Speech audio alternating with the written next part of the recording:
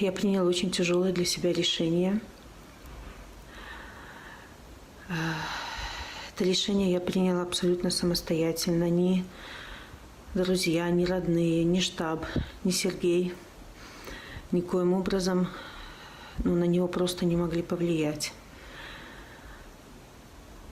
И я знаю, что многие меня поймут, многие меня осудят, а многие и возненавидят. Но, знаете, не дай Бог оказаться перед таким выбором, перед которым оказалась я. Поэтому, люди, берегите себя, пожалуйста. Ни одна жизнь не стоит того, что сейчас происходит.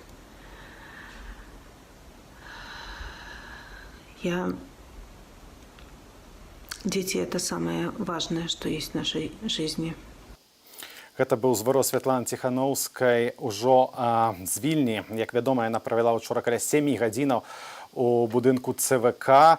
І ўжо пасля гэтага зварота і ўжо пасля гэтага зварота з'явілася іншае відэа, дзе кандыдатка на прэзідэнцтва чытае з карткі. Власна, давайте просто паслухаем без каментара гэта.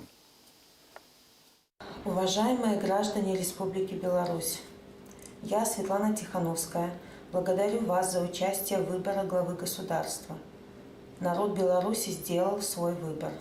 С благодарностью и теплотой я обращаюсь ко всем гражданам, которые поддерживали меня все это время.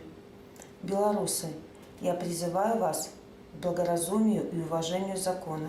Я не хочу крови и насилия. Я прошу вас не противостоять милиции, не выходить на площади, чтобы не подвергать своей жизни опасности. Берегите себя и своих близких. Спадарства, мы закликаем таксама дасылаць нам смс-паведамленні. Вельмі хутка тэхнічна пакуль не можам паказаць на экране наш нумар тэлефона. Напэўна, хтосьці яго захаваў у сябе. Аднак вельмі хутка мы паўтарым вам гэтыя лічбы. Пакуль хацеў бы зачытаць смс-паведамленні, якія прыходзілі цягам сённяшняга дня. І ёсць у нас смс-паведамленне пра горад Рогачов.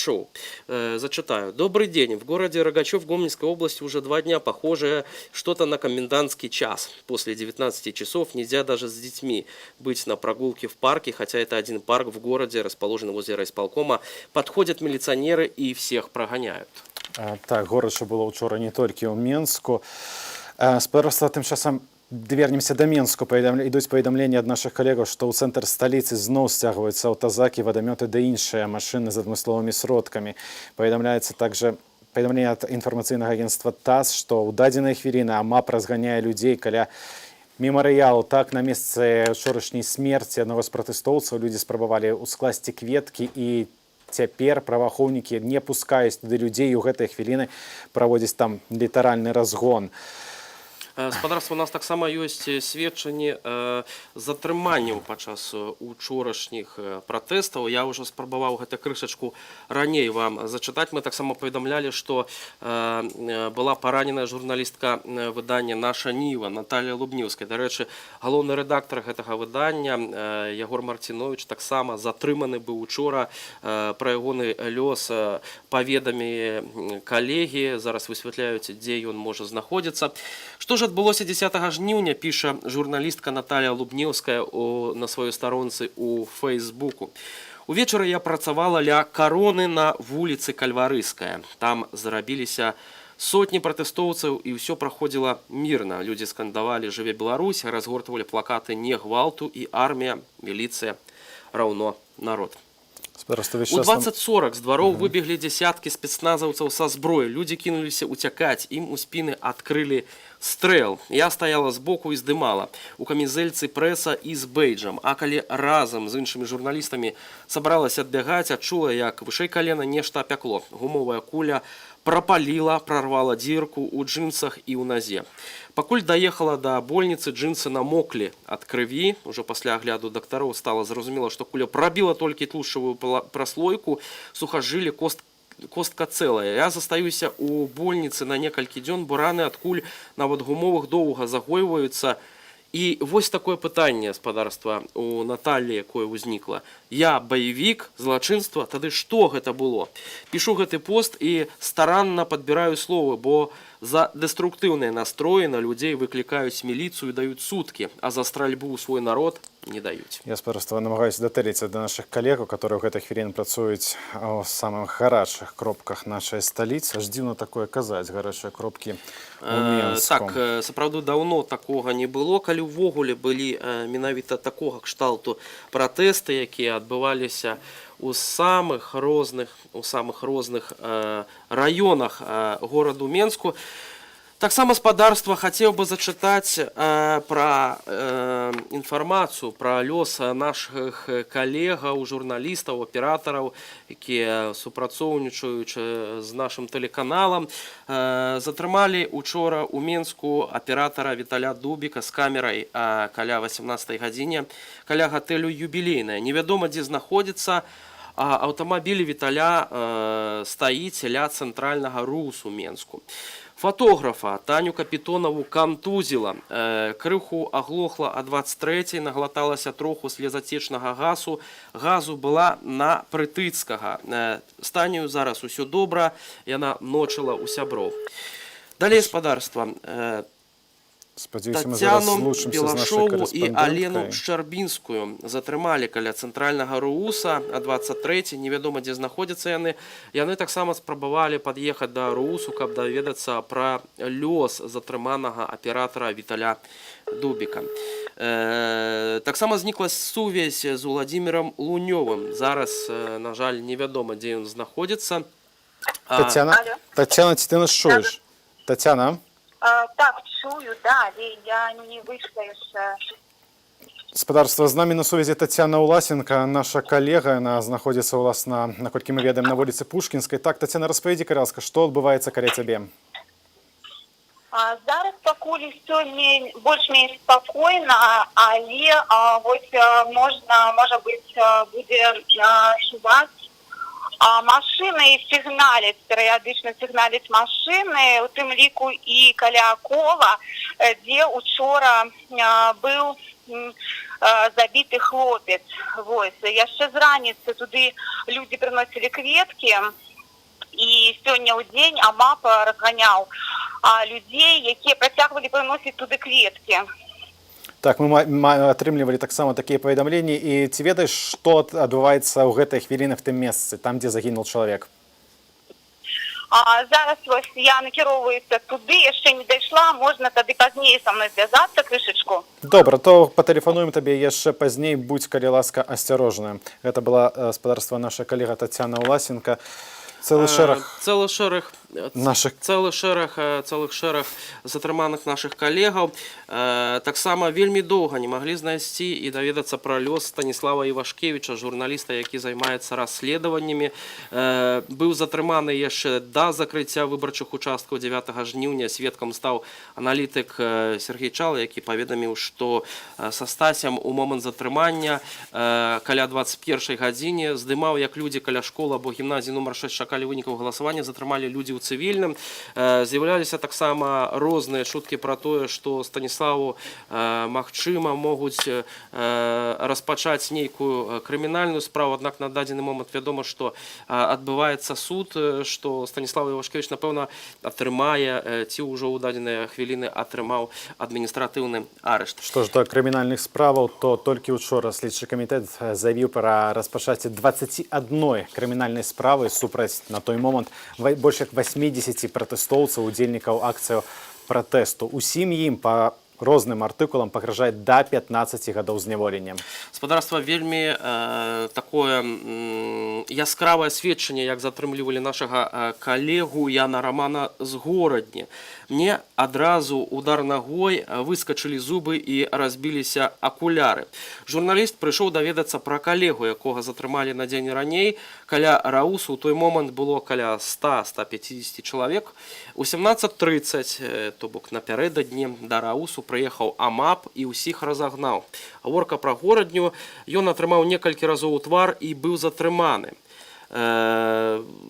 як бачыце, спадарства, вось на гэтых здымках пашкоджаны нагі, выбітыя у журналіста 4 зуба.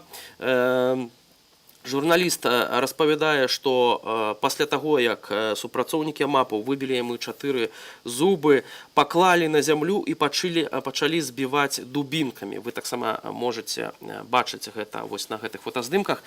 Потым мяне закінулі у Каралёў, завезлі ў РАУС, выкінулі там, я яшчэ хуткую дапамогу выклікаў, быў падвышаны ціск. У міліцыі я сказаў, што журналіст, але там ніяк не адрэагавалі на сітуацыю.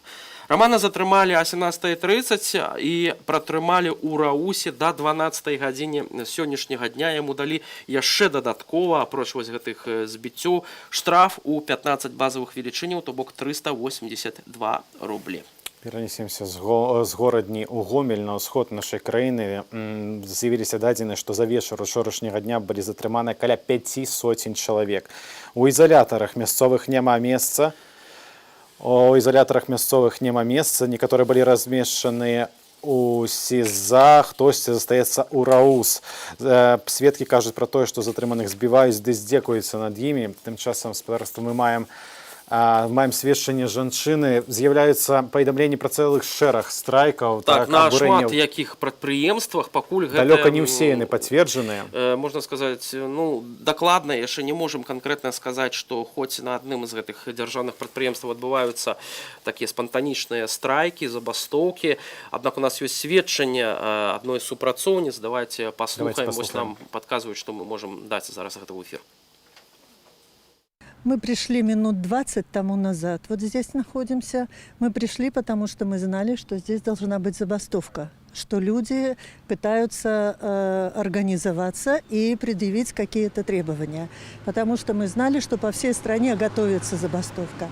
Рабочие хотят всех поддержать людей, которые вышли вот эти 2 дня на улицу. Мы пришли сюда, здесь, конечно, мы не видели.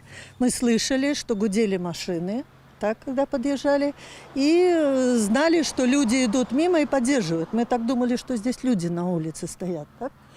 Мы выходим, едем в машине, так, и проезжаем мимо вот этой вот проходной. Что-то людей не видно. И тут выводят 3 здоровых мужиков, выводят парня, закрутили ему руки, вывели, об машину дали головой, закрутили ему руки и втроем затолкали в машину. Мы пипикали, мы кричали. Все машины тоже пипикали. Они обратили внимание, они его быстро засунули. Они вывели через проходную, там была дверь закрыта. Они специально стоят на этой проходной, потому что там центральная проходная, они этого боятся. Там люди, там транспорт, там бы люди отбили и подбежали. Следующая проходная, там остановка автобуса. Спадарства, гэта былі сведчанні з-пад прахадной менскага заводу электратэхнікі.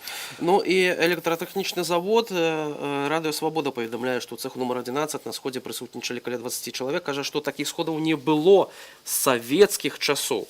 З заводскай сталовай некаторыя людзі сталі выходзіць праз галоўную прахадную. Вось мы чулі сведчанне гэтай жанчыны, пасля чаго калона рушыла ў бок плошчы Перамогі. Онлайн Бай перадае, што працаўнікі заводу маюць патрабаванні, галоўных патрабаванні спыніць гвалт супраць мірных грамадзянаў і правакацыі для апраўдання дзеянняў сілавікоў, вызваліць дэманстрантаў і вярнуць доступ да інтэрнэту. Што ж да апраўдання дзеянняў сілавікоў, спадарства, дасяжны ў Беларусі таксама яшчэ адзін тэлеканал. Беларусь-1, калі коротка распавяду, што яны казалі пра ўчорашнія пратэсты. Паўтаралася інфармацыя там агучаная раней, што гэта ўсё правакатары, наркаманы і гэтак далей, але сёння казалі таксама пра тое, што гэта расейцы, которые сярод затрыманых, нібыта там грамадзяне Расіі, якія прыехалі ў Беларусь на адпачынак. Таксама вядоўца паабяцала разаблачыць фейкі о том, пра тое, што на страйк выйшлі нібыта прадпрыемствы. І, уласна, пра прадпрыемствы паведамляюць нашыя калегі, што Жабінскі цукровы завод практычна цалкам прыпыніў сваю працу. І корэспандэнту нашаму паведамляюць, што рабочыя сапраўды далучыліся да забастоўкі. Пра страйкі мы яшчэ вернемся. Зараз вось мне падказваюць, што ў нас ёсць відэо, як людзі ішлі да станцыі метро Пушкінская, каб там пакінуць кветкі на знак салідарнасці і памяці таго загінулага дэманстранта, пра якога ўжо ведае ўвесь свет. Як бачыце, людзі прыходзяць, пакідаюць гваздзікі, пакідаюць іншыя кветкі на менавіта дрот каля станцыі метро Пушкінскай. В знак салідарнасці шматлікія кіроўцы сігналяць. Гэта было ў першай палове дня. Пасля, як мы паведамлялі, як стала вядома, там з'явіліся праваахоўнікі і пачалі выцісняць Ну, цяжка іх людзей. назваць праваахоўнікамі, хутчэй это такія сілавікі. Давай трымацца, давай устрымлівацца ад эмоцыяў, хоць это все-таки вельмі цяжка. Так, сілавікі. Это самае нейтральнае, што можна сказаць пра гэтых асобаў. Пачалі выцісняць людзей з гэтага месца. Таксама гаспадарства на Рызе паведамляе чай з малітавым вареннем. Телеграм-канал, што проста нібыта ўздзек, там, дзе ўчора быў цэнтр пратэста, была пастаўлена машына з надпісам «100% за бацьку». Гаспадарства, вы дасылаеце нам таксама свои смс-поведомления. Добрый день, ребята, спасибо, что вы есть. Ваша работа помогает нам держаться здесь, в Польше. Поведомление с Польши. Раз мы в эти дни не можем быть на родине, помочь своим присутствием, хоть и за границей, хотим оказать поддержку пострадавшим для их лечения и реабилитации.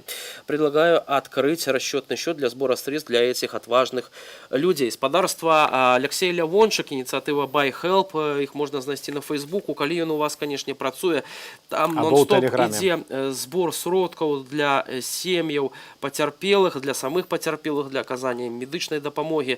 Зараз ведаю, што ўжо сабраная вялізная сума, якая, напэўна, перакрочыла амаль 500 тысяч долараў США. Вось. Калі хто можа, асабліва тыя беларусы, нераўнадушныя грамадзяне, якія знаходзяцца за межай Беларусі, дзе працуе Facebook, працуе Telegram, вы можете знайсці ініцыятыву Buy Help. Алексей Лявончык, я нагадваю, адзін з каардынатараў гэтай ініцыятывы, і звязацца з ім можна наўпрост і пералічыць гэтыя сродкі альбо нейкім чынам атрымаць дапамогу. Таксама можна звярнуцца, патлумачыць сваю сітуацыю. Ці вас звольнілі за тое, што вы не сталі выконваць злачынныя загады? Ці вас звольнілі па іншай якой заўгодна прычыне, звязанай з тым, што адбываецца сёння ў нашай краіне? Вы можете разлічваць на дапамогу. Гаспадарства, атрымліваем інфармацыю. Калегі то Студбай пішуць, што проста ў гэтыя хвіліны, вы цяпер бачыце кадры з учорашняга дня, проста ў гэтыя хвіліны на Акрэсціна судзяць прыкладна 100 асобаў. Цяпер, прынамсі, такая лічба протаколаў была складзеная там. У адносінах да адной асобы складзена адразу 2 пратаколы, як паведамляе Тутбай, з мэтаю аператыўнага і бяспечнага разгляду справаў арганізаванае выязное судовае паседжанне, тлумачаць у судзе. Гаспадарства, вы працягваеце дасылаць нам свае смс-паведамлення. Інтэрнэт працуе вельмі ў Беларусі слаба альбо не працуе цалкам. Дзесьці ад 16 гадзіне онлайнер перастаў адчыняцца. Нагадваю, смс-паведамлення можна дасылаць на нумар. Наш нумар плюс 48 519 040 024. Яшчэ раз паўтару. Плюс 48 519 040 024. Гэтак выглядала то, што бачыцца на экранах учорашняе супрацьстаянне пратэстоўцаў з АМАПам. Тым часам нагадаю, што загінула адна асоба. Паводле версіі МУС, гэты пратэстовец меўся кінуць у праваахоўнікаў нейкую выбуховую прыладу, которая нібыта разарвалася ў яго ў руках, аднак паведамлялі таксама нашы калегі да іншыя сведкі, што яго проста расстралялі гумовымі кулямі. І вось, уласна, размоўца парталу Тутбай падкрэслівае, што бачыў смерць гэтай асобы, мы не ведаем, якое яго імя, але не бачыў, што у яго ў руках штосьці было. Ён проста асеў і ўпаў на зямлю. Гаспадарства, у нас ёсць яшчэ одно паведамленне. Нашаму журналісту Змітру Казакевічу з Віцебску далі 10 сотняў арышту. Толькі што адбыўся суд. Судзілі нашага журналіста, а непасрэдна ў ізалятары часовага ўтрымання. Ну, вось такія вынікі. Я яшчэ хацеў таксама спадарства нагадаць пра нашых журналістаў. У берасці учора мы таксама спрабавалі звязацца з нашымі карэспандэнтамі Міланай Харитоновай і Алесем Леўчуком. У іх дома малая непаўнагадовая дачка засталася адная без бацькоў. Толькі а 4-й раніцы спадарства выпусцілі нашых журналістаў з пастарунку без складання пратаколаў. У Міланы Харитоновай, аператаркі, нават падскочыў ціск. Таксама затрыманы дакументаліст Максім Швед, пакуль высвятляецца ягоны лёс. Была інфармацыя, што ён знаходзіцца ў ізалятары на Акрэсціна. Аднак там сваякам паведамілі, што Максіма ў іх няма. Застаемся на захадзе краіны. У горадні паведамляюць нам, што ў горадні дактары арганізавалі ініцыятыву па медычнай ды псіхалагічнай дапамозе пацярпелым. Цяпер яны збіраюцца ў цэнтры практычна горада, ў парку Жылібера. Заклікаюць далучацца ўсіх медыкаў, якія будуць дасяжныя ў белых халатах. І ў дадатак да горадні хацеў бы спадарства яшчэ зачытаць адно смс-паведамленне. Горадня сяброўка напісала, што каля гандлёвага цэнтру Трыніці уначы стралялі. Ці можа нехта пацвердзіць нейкую інфармацыю пра цярпелых? Спадарства, спрабуем, канешне, звязацца і з горадня, і з нашымі калегамі з гэтага абласнога цэнтру, каб даведацца нейкія падрабязнасці.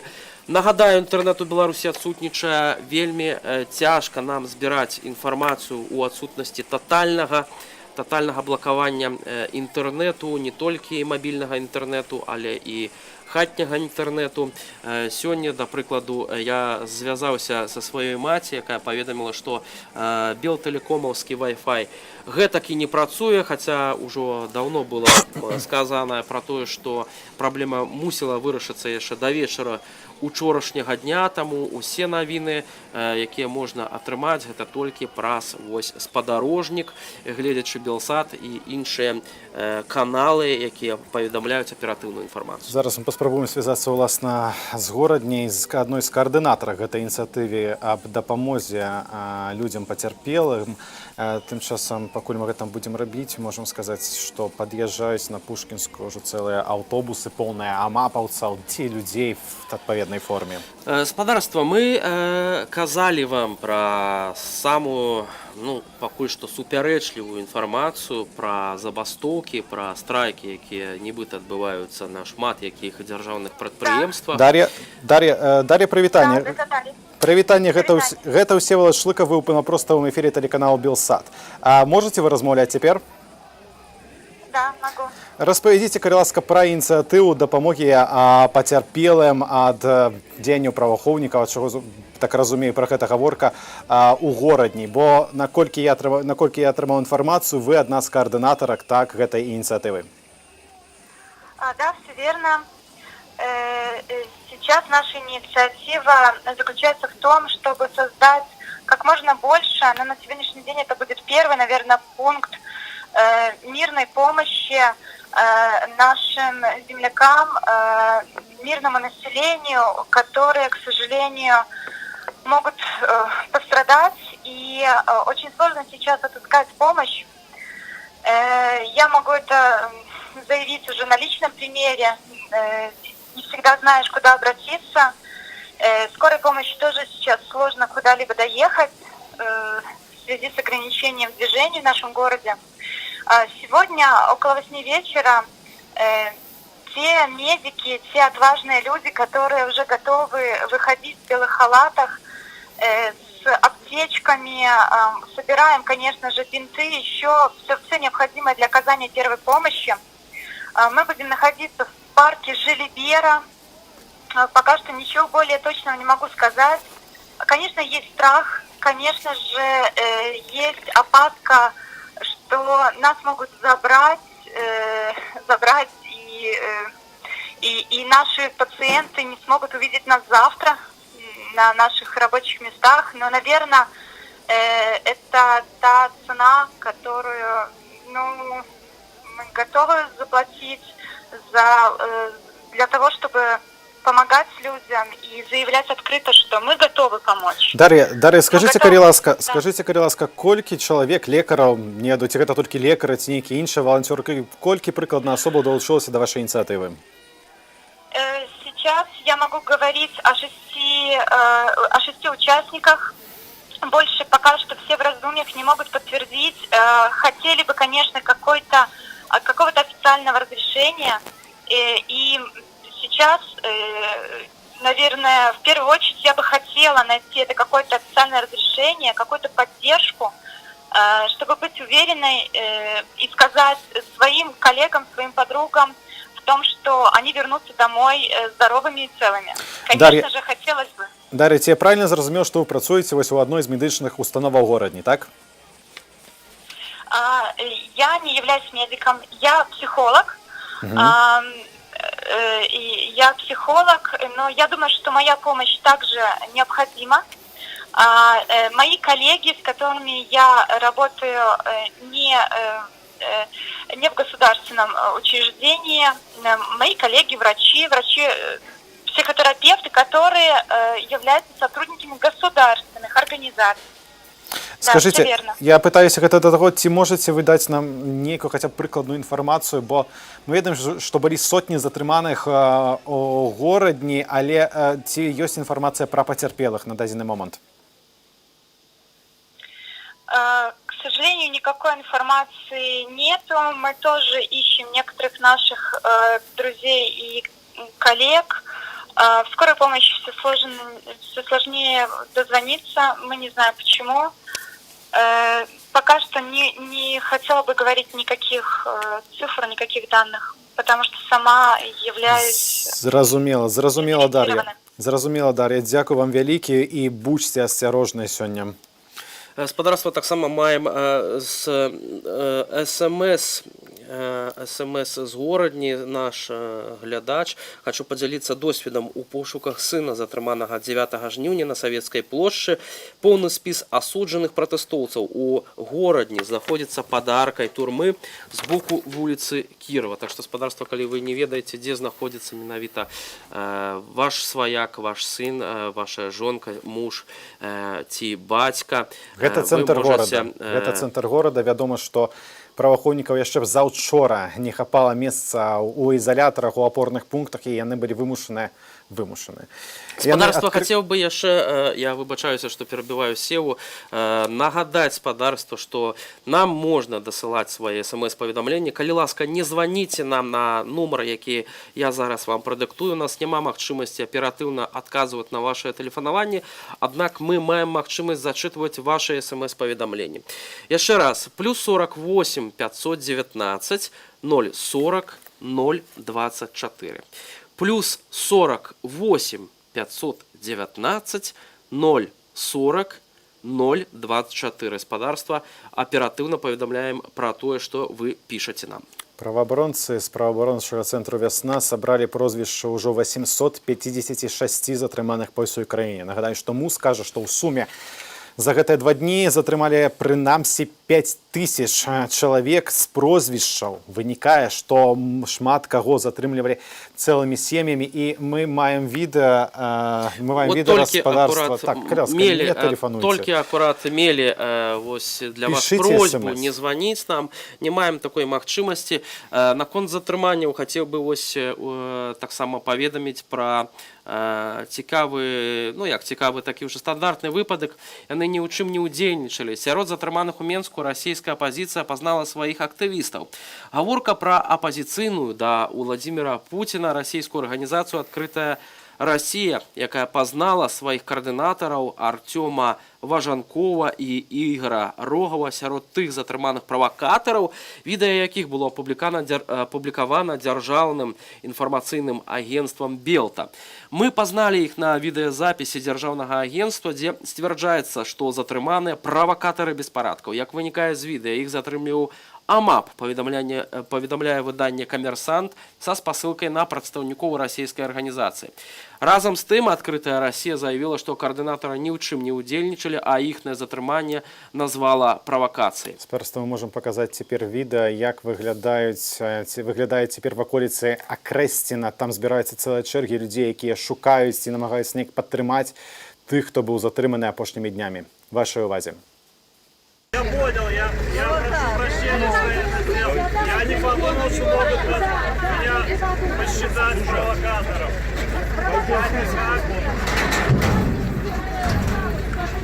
Я прошу прощения, я не успел.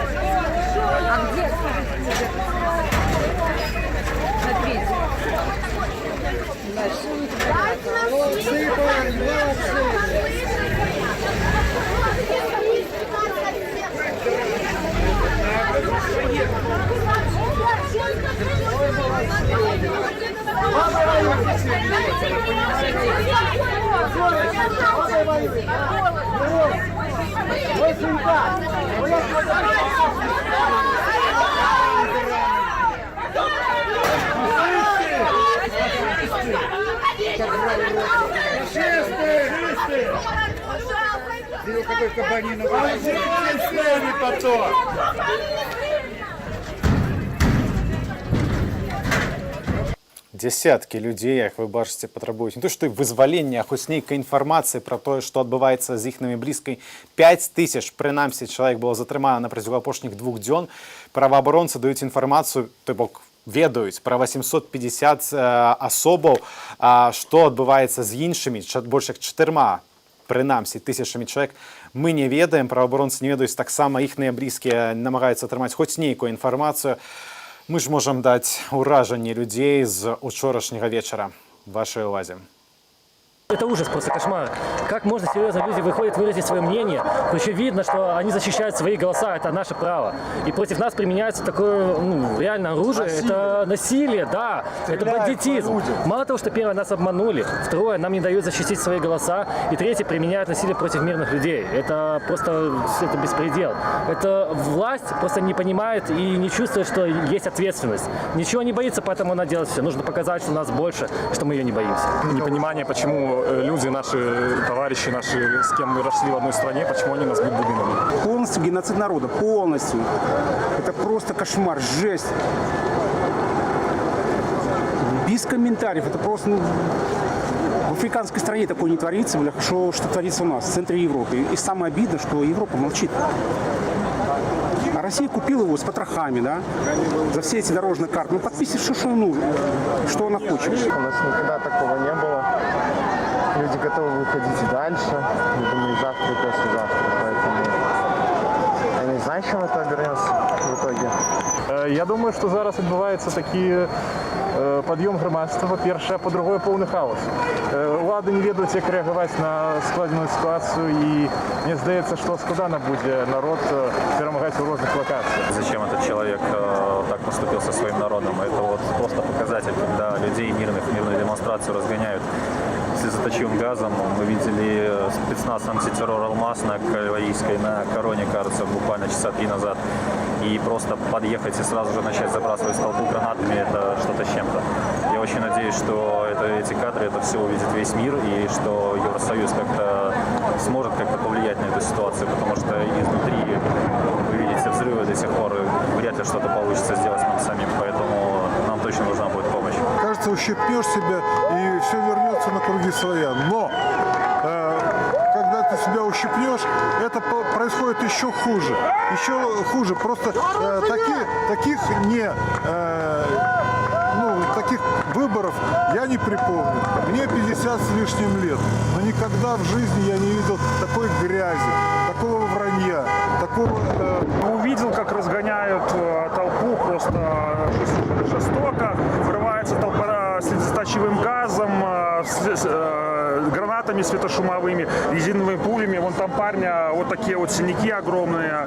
Никто никого не жалеет, причем толпа мирная. Никто ничего не поджигал, не ломал, не крушил. Люди выражают свой протест. Это не 9%, которые заявлены, которые мы за Тихановскую, или просто у него 80%. Количество собранных людей по всему городу однозначно не 20%, это большое количество людей. И люди просто не согласны, нам не нравится, что происходит. И мы выражаем мирно свой протест. Нам в этом отказано. Поэтому всем этим не нравится. Нас за это расстреливают, травят газом и расстреливают пулями и гранатами. Я стоял там, недалеко от кольца, на машине. Начали кидать светошумовые гранаты, слезоточивый газ, глаза до сих пор щиплет. Несколько человек запаковали и увезли. Все. Вот просто обстреляли, ни за что нам. Закидали гранатами человека, а потом просто расстреляли в упор. Лежащий. Гэта спадарства былі сведчанні з учорашняга дня. Тым часам наша калега Тацяна Уласенко з намі на сувязі. Яна знаходіцца ўласна цяпер на Пушкінскай у Менску. Тацяна, ці ты нас чуеш? Вітаю ще раз, колеги. Вот так пару хвилин тому я была непосредственно для самого кола на станции метро Пушкинская. В зв'язку з тим, що справді тут почалася така велика моцна солідарність, безконце гудки кіровців, бо люди несли сюди кветки, тисячі кветок принесли. И, конечно, все это ураживая. Однако, вот литерально пару хвилин тому так само подъехали по несколько машин по Припятского, такие войсковые крытые машины за маповцами. А маповцы выстроились шерегами и уже вот по выходах с метро по Припятского зачищают ходники. У гэтай хвіліны, так? Махали дубинками, не разбирающиеся люди, это минаки, зеваки, те, кто просто вот махали дубинками. Люди крыху отступили по Пушкина далей от метро, але зараз АМАП дислокуется породные боки выходу з метро Пушкинская.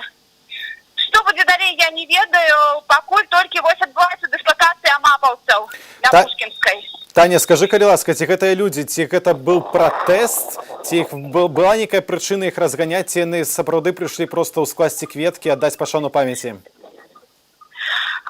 Я думаю, что ничего такого тут не отбывалось, никаких прецедентов, для чего можно было выкликать АМАП, подъезжать, нечто разгонять, бо люди просто теперь вертаются до хаты з працы. І шмат людей стояло на припинках і стоїть зараз ось ще по Пушкіна. Дякую, Тетяна. Ось на вопрос по некалькі машин з різних боків по Припятского. Ось за все вийшло АМАПовців, ось некалькі шерегів, літерально там, де будинок з крамой «Богатир». Скажи, калі ласка, ці яны прынамсі заклікалі людзей разысціся перад тым, як пачалі атакаваць палкамі? Яшчэ раз, калі ласка. Скажы, калі ласка, ці праваахоўнікі заклікалі прынамсі разысціся людзей перад тым, як атакавалі іх?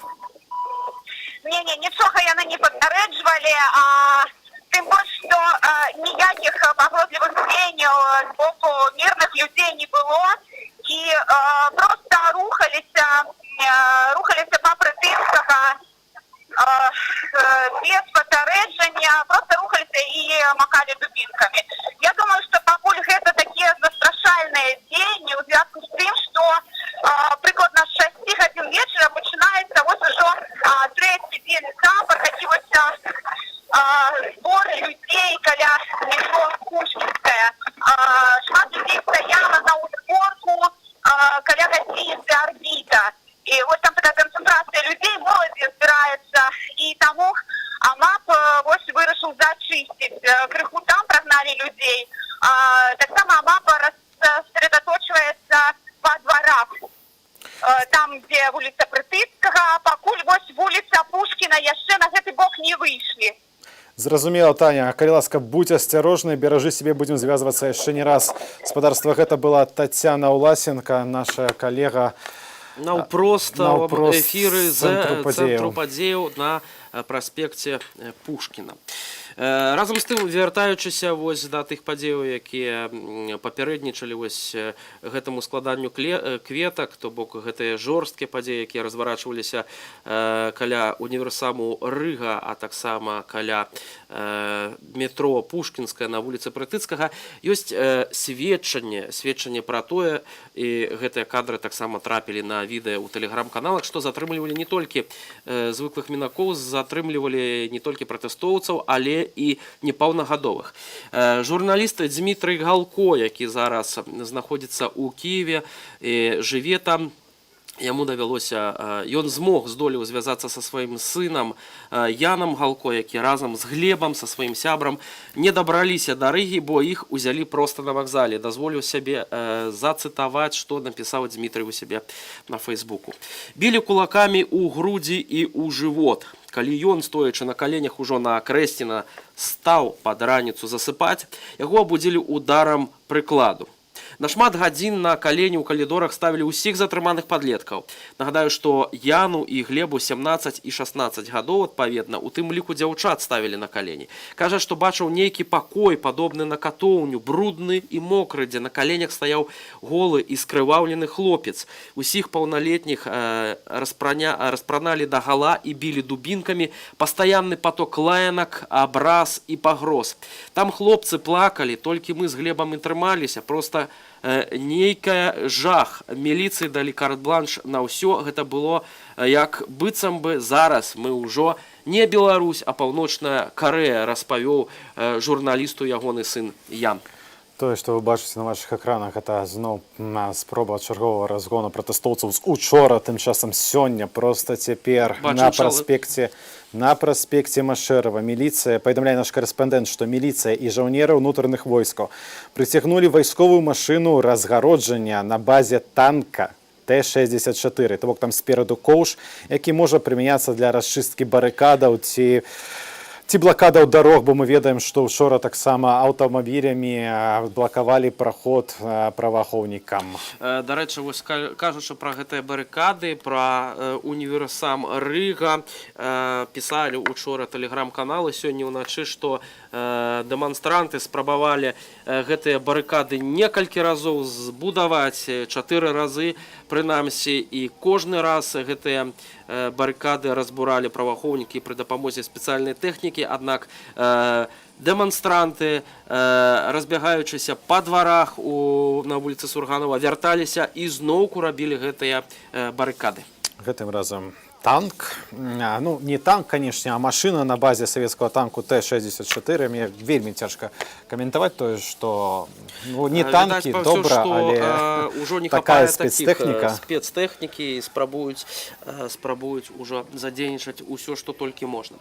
Разам з тым, спадарства, мы ўжо вам паведамлялі пра тое, што даходзяць супраць такія леглыя чуткі адносна таго, ці ёсць нейкія страйкі на беларускіх прадпрыемствах. У нас ёсць СМС-паведамлення з Рэчыцкага району. КСУП Демиховская присоединились к забастовке, техника не выезжала, живе Беларусь, піша наш глядач. І спадарства... Александр, ці чуеш нас? Прабач, Віталь, што я перабіў цябе. Александр, гэта Всеволод з Віталём, ты на простым эфіры тэлеканала Белсат, гэта наш калега Александр Папко з Менску. Я так разумею, ты цяпер каля Малінаўкі, праўда?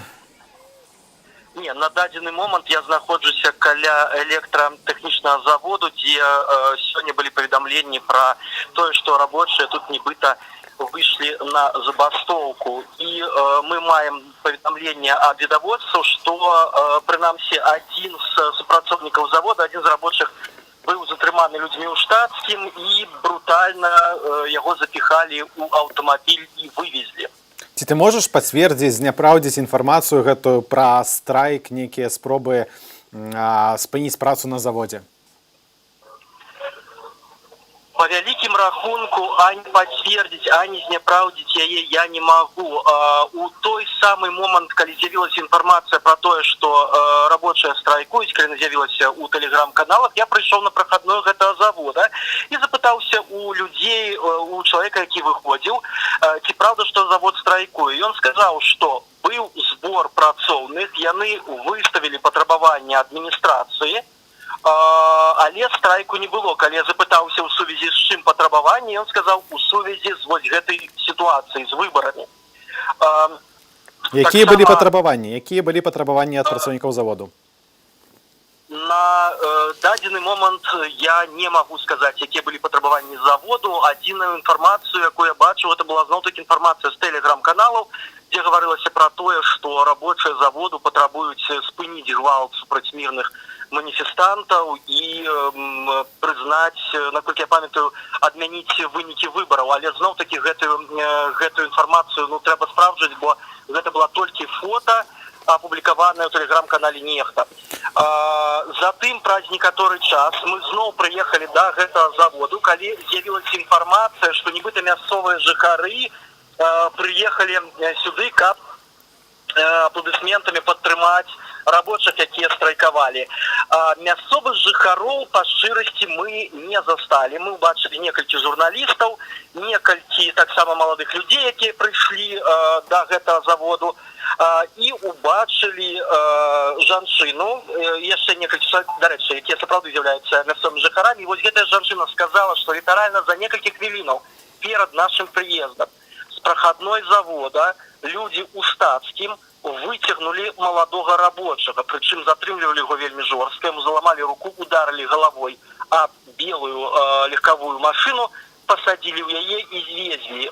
І на думку гэтай жанчыны, гэта быў хутчэй за ўсё нехта з рабочых, вось нехта з актывістаў, які выставіў патрабаванне адміністрацыі, і такім чынам падаўляюць кіраўніцтва завода і міліцыя падаўляе пратэсты на электратэхнічным заводзе. Таксама мы праехаліся ўздоўж заводаў, якія знаходзяцца побач з электратэхнічным заводам, гэта маргарынавы завод, а таксама МТЗ. Была інфармацыя пра тое, што нібыта рабочыя маргарынавага завода усе разам пакінулі сваё месца працы. Пацверджання гэтаму мы не знайшлі. Мы не знайшлі рабочых, якія бы рухаліся па вуліцы ўздоўж ад свайго заводу. Таксама мы завіталі на МТЗ, дзе рабочыя сказалі, што страйкаваць яны не збіраюцца і пра страйк яны не чулі. Але гэта было сёння ў абед. Магчыма, да вечара сітуацыя магла нейкім чынам змяніцца. Вось цяпер мы прыехалі сюды на канец рабочага дня. Быць можа, убачым кагосьці з працоўных, але на дадзены момант завод выглядае абсалютна пустым. Унутры на тэрыторыі рабочых няма. Па дарозе, калі мы ехалі сюды, на праспекце Машэрава мы ўбачылі, як жаўнеры ўнутраных войскаў, дакладней так, як жаўнеры Міністэрства абароны на трэйлеры МАЗ пад канвоем міліцыі вязуць у адзін з двароў баявую машыну разгароджвання на базе танка Т-64. Гэта армейскія машыны, якія прымяняюцца, напрыклад, інжынернымі вайскамі дзеля таго, каб расчышчаць руіны, завалы, альбо, наадварот, ствараць інжынерныя перашкоды. І вароты у гэты двор на праспекце Машэрава адчынялі жаўнеры унутраных войскаў у камуфляжнай форме мульцікам светлай з дубінкамі на паясах. Зразумела. Дзякуй вялікі. Александр, будзь асцярожны сёння. З намі быў Александр Папко з цэнтру Менску, пацвердзіў гэту інфармацыю пра выкарыстанне, падрыхтоўку да выкарыстання гэтай машыны інжынернай на базе танку Т-64. Александр Папко, таксама, як вы пачулі, спадарства спраўджваў інфармацыю адносна забастовак на дзяржаўных прадпрыемствах. Мы, спадарства, пераносімся на хвілінку ў Жлобін. Там прафсаюз Жлобінскага беларускага металургічнага заводу звярнуўся да праўладнай федэрацыі прафсаюзаў. На заводзе пакуль не страйкуюць, але маем у распараджэнні дакумент, які трапіў у інтэрнэт, і гэты документ сапраўдны, гэта ўжо пацвердзілі журналістам радыё Свабода. У лісце старшыня прафсаюзнага камітэту БМЗ Александра Каляда просіць Михаіла Орду, старшыню Федэрацыі прафсаюзаў Беларусі, а таксама кіраўніка штаба кандыдата ў прэзідэнты Александра Лукашэнку выразіць думку чальцоў прафсаюзу, якія за справядлівыя выбары і сумленны падлік галасоў. Таксама орду просяць паспрыяць у накіраванні ў горад прадстаўнікоў пракуратуры для праўнай ацэнкі дзейнасці асобных выбарчых камісіяў. Я, спадарства, зачитаю у оригинале.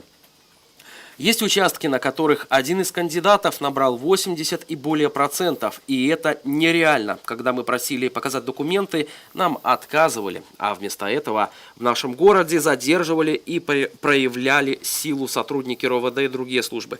Мы мирные граждане, у многих из нас есть семьи и дети. Профсоюз всегда соблюдал нейтралитет в проведении выборов, так как каждый член профсоюза может иметь свои взгляды и политическую жизнь страны и общества. Мы не понимаем, как председатель профсоюза в Беларуси выражает поддержку одному из кандидатов. Это нас возмущает. Лично вы сами говорили, что это ваше личное мнение. У каждого члена профсоюза есть свое мнение.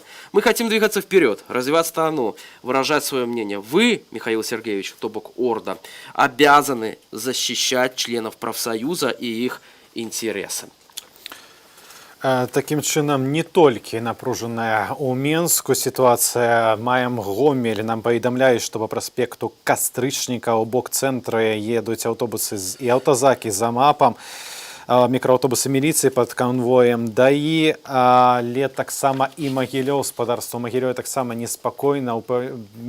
Вядома, што сотні асобаў былі затрыманыя і ў гэтым горадзе. На вашых экранах фотаздымкі людзей, которые чакаюць хоць нейкай інфармацыі ці спрабуюць перадаць перадачу затрыманым у Магілёве. Нагадаю, што прынамсі 5000 чалавек на працягу 2 дзён было затрымана па ўсёй краіне. Праваабаронцы ведаюць інфармацыю, ведаюць дадзеныя, так, імёны, прозвішчы толькі 850 з іх. І прычым па прозвішчах выглядае на тое, што людзей затрымлівалі цэлымі сем'ямі. Разам з тым, інфармацыю аб гэтых затрыманнях, аб судах улады спрабуюць засакрэціць. Да прыкладу, затрыманаму ў Гомлі прысуджаюць па 10-15 дзён арышту, на суды не пускаюць інфармацыю сваякам, не даюць.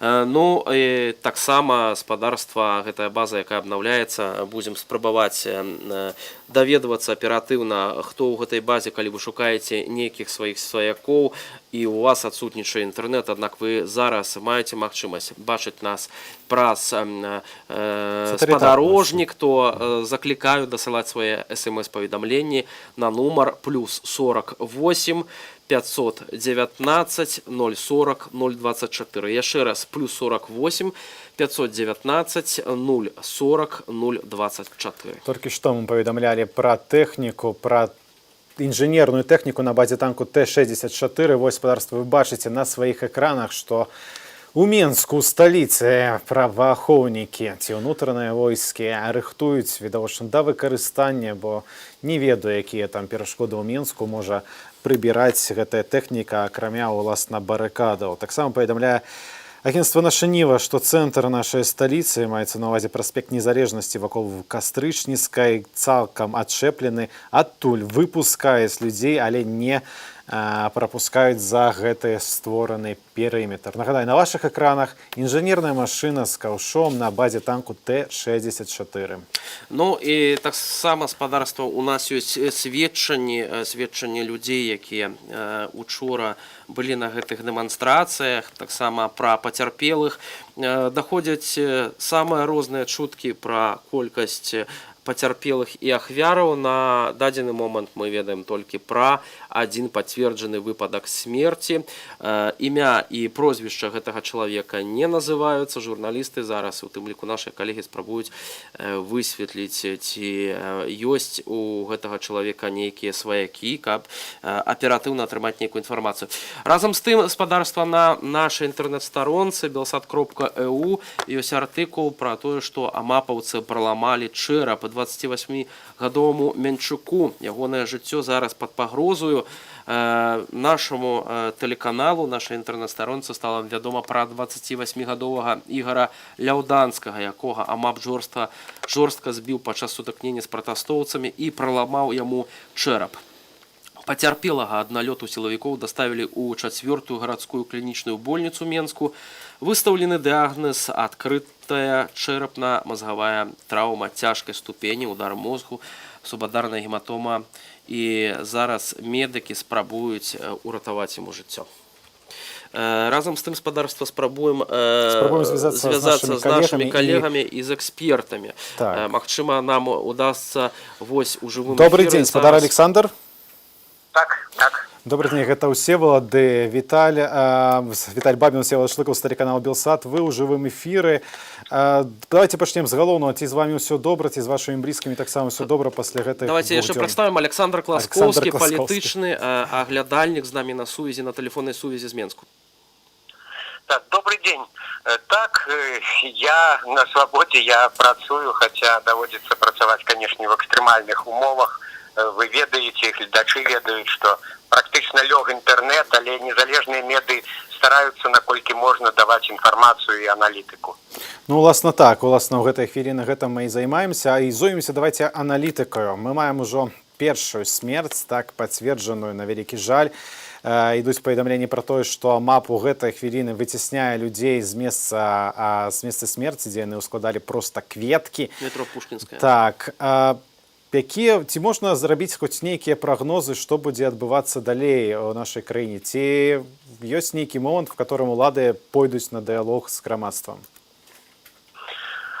Ну, увогуле, безумоўна, альтэрнатывы дыялогу няма, таму што вось гэтая спіраль гвалту, гэта тупіковы шлях. І мы бачым, што і пратэсты ж на пачатку гэтыя выхады на вуліцу былі выключна мірнымі, на мой погляд, уладзе не было патрэбы вось такія брутальныя ўжываць сродкі, тое, што раней не ўжывалася, і гэтыя гумовыя пулі, і вадамёты, і слезатечны газ, і гэтак далей. А ўжо гвалт, ён правакуе і гвалту адказ. Гэта, канешне, тупіковы шлях. Аднак, на жаль, настрой ва ўладаў, мне здаецца, такі, каб усё ж такі здушыць гэтыя пратэсты сілавым чынам. Не гатова псіхалагічна кіраўніцтва краіны да дыялогу. Яно не гатова нават прызнаваць народ суб'ектам палітыкі. Хаця, мне здаецца, вось гэтая мінулая кампанія, гэтыя дні паказваюць, што Беларусь стала, вось беларусы сталі палітычнай нацыяй менавіта. Гэта ўжо не тыя постсавецкія людзі, гэта ўжо грамадзяне вольнай краіны, якія хочуць абіраць сваю ўладу. Але ўлада не хоча абірацца, яна хоча утрымліваць статус-кво любой цаной. Ну, натуральна, так куды выгадней, але вось пасля першых выступленняў мы чулі абразы, інакш не назваць, з боку Александра Лукашэнкі, што пратэстоўцы гэта оўцы, што не ведаюць, што робяць, што гэта все правакатары, Чэхія, Польшча. Ці вы бачыце, што улады хоць на нейкім узроўні гатовыя да дыялогу? Ці можна разлічваць, што пасля 26 гадоў утрымання аўтарытарнай улады Александр Лукашенко пойдзе на такі крок? Ну, гэтыя абразы, наколькі я зразумеў, найперш адрасаваліся штабу Ціхановскай. І, як вядома, цяпер сама Святлана Ціхановская ўжо у Літве. Гэта асобны драматычны сюжэт. Відавочна, што на яе моцна націснулі, і ўладам ёсць чым ціснуць, таму што яе муж фактычна знаходзіцца у якасці палітычнага закладніка, але развіццё падзей у Беларусі сёння ўжо, мне здаецца, ідзе незалежна ад Ціхановскай, ад яе штабу, яны мала уплываюць. Мы бачым такую самаарганізацыю людзей, гэтыя пратэсты дэцэнтралізаваныя, але разам з тым відавочна, што падстаў такіх для нейкай, умоўна кажучы, аксамітавай рэвалюцыі ў Беларусі ўсё ж няма, таму што для такога павароту падзей павінна быць яшчэ і нейкі раскол павінен быць у эліце, ваганні сярод сілавікоў, а беларускі рэжым кансалідаваны, сілавікі спраўна выконваюць усе загады, дзейнічаюць жорстка, дзейнічаюць без ваганняў. Таму, натуральна, гэтыя пратэсты, яны асуджаны ўсё ж такі на паразу, і ў гэтым плане вось тут і цяпер улада вырашыць свае задачы. Але у Александра Лукашэнкі няма адказу на галоўнае пытанне, як краіне развівацца. Ён не хоча прызнаваць таго, што... Хутчэй як краіне жыць, но калі вы кажаце, што пратэсты немає іншого вийсця, як паразы, так, немає іншого лёсу ў гэтых пратэстаў, то як мы, як беларусы будуць жыць у такой краіне пасля паразы? І як бы такая параза ўвогуле выглядала? Колькі чалавек трэба забіць, каб пратэсты суціхлі? Ну, я не кажу о некой тотальной паразе, я кажу, что вось менавіта такі фармат, ён, канешне, ну, не мае нейкай перспектывы, тому что нельга перамагчы вось гэты магутны сілавы кулак на вуліцах, і не трэба дарэмна проліваць кроў. А вось тое, што нікуды не падзенецца гэты глыбокі канфлікт, і тое, што улады апынуліся перад беспрэцэдэнтным выклікам, гэта сапраўды так, і тут два шляхі. Канешне, найлепшым шляхам была б нейкая плаўная трансфармацыя рэжыму. Вось тое, да чаго заклікае сёння штаб Тихановскай, там мірная перадача ўлады народу. Натуральна, Лукашенко нікому не збіраецца аддаваць уладу. Але найлепей было б для яго, для ягонага атачэння, для ўсёй вертыкалі, ну, пайсці на нейкія варыянты плаўнай трансфармацыі, на рэформы у эканамічным і палітычным плане. Але гэта таксама вельмі праблематычна, таму што боится кіраўнік рэжыму, што ўсё абрынецца, што абрынецца ягоная улада. Я не бачу нейкага добрага выйсця з гэтай сітуацыі, таму што і людзі, якія хочуць перамен, не супакоюцца. Таму я проста прадбачу, ну, магчыма, пасля нейкага перыяду такой фрустрацыі, ўсё ж такі новыя хвалі пратэставага руху, і тут або ўлада будзе вымушана мяняцца, або, ну, гэта будзе весці да самых нейкіх непрадказальных наступстваў. Вы кажаце, што беларускі рэжым скансалідаваны, і гэта сапраўды так, асабліва калі казаць пра сілавую ягоную частку, але хто, дакладней, вось калі у кагосьці ва ўладзе, у гэтай вертыкалі з'явіцца воля размаўляць з пратэстоўцамі, то, уласна, з кім ім размаўляць? Калі Святлана Тихановская ў Вільні, і з кім размаўляць? З аб'яднанымі штабамі, з апазіцыяй, з кім? Ну, я уяўляю гэты дыалог не ў такім вось нейкім прымітыўным выглядзе, што там нехта з адміністрацыі Лукашэнкі прыязджае, напрыклад, у штаб Тихановскай ці яшчэ кудысьці. Сапраўды пратэсты дэцэнтралізаваныя, гэты штаб на іх не ўплывае, няма лідараў. Гаворка пра тое, што, па-першае, мусіць быць абвешчана нейкая праграма пераўтварэнняў. Па-другое, проста спыніць гэтую брутальнасць, адвесці тых жа сілавікоў гэтыя падраздзяленні, каб яны не разганялі, не ганяліся за людзьмі на вуліцах, не пераследавалі там нейкіх асобных прахожых, веласіпедыстаў, гэта ўжо даходзіць да маразму. Так, яны мусяць ахоўваць нейкія там будынкі стратэгічныя, але мне здаецца, што ніхто на іх і не збіраецца нападаць. То бок прадэманстраваць добрую волю і гатоўнасць да перамен. Вось гэта было так, калі агульна фармуляваць, найлепшым крокам з боку ўлады, а не гэта вось металёвая рыторыка, што гэта купка адмарозкаў, якіх мы задушым. Ну, пакуль мы маем менавіта гэта, зноў жа нагадаем, што не літаральна ў гэтай хвіліны людзей атагналі ад месца на пушкінскай смерці аднаго з пратэстоўцаў, абсалютна несправакаваная агрэсія. Калі ўжо мы размаўляем з палітычным аглядальнікам, хацелася бы запытацца, Александра Егоровича паіншавалі все яго найлепшыя сябры, которые таксама кіруюць з краінаў таксама не з дэмакратычнымі рэжымамі, але перадусім цікавіць Расія. Нібыта ж у нас утрымліваецца ў турмах 33 расійскія грамадзяніна з прыватнай ваеннай кампаніі «Вагнер». І ці не было нечаканым тым, што, нягледзячы на такое затрыманне, прыйшло віншаванне і фактычна прызнанне этой 80% перамогі? Ну, бачыце, тут з аднаго боку сапраўды гэта парадаксальная сітуацыя. Здавалася б, тут Кремль павінен быў скрыгатаць зубамі і гэтак далей, але насамрэч з гэтымі вагнераўцамі ці нібыта вагнераўцамі быў разыграны спектакль. Я не кажу пра тое, што там уже Кремль і Мінск дамовіліся, але Кремль глядзеў у пэўнай ступені паблажліва, разумеючы, што Лукашэнку патрэбен гэты перадвыбарны спектакль, каб паказаць, што тут вось знешняя пагроза, каб паказаць, што толькі ён можа утрымаць сітуацыю. А цяпер, калі ўжо вось гэты пік кампаніі прайшоў, то і сам Лукашенко ўжо даў зразумець, што ён гатовы аддаць Пуціну гэтых баевікоў.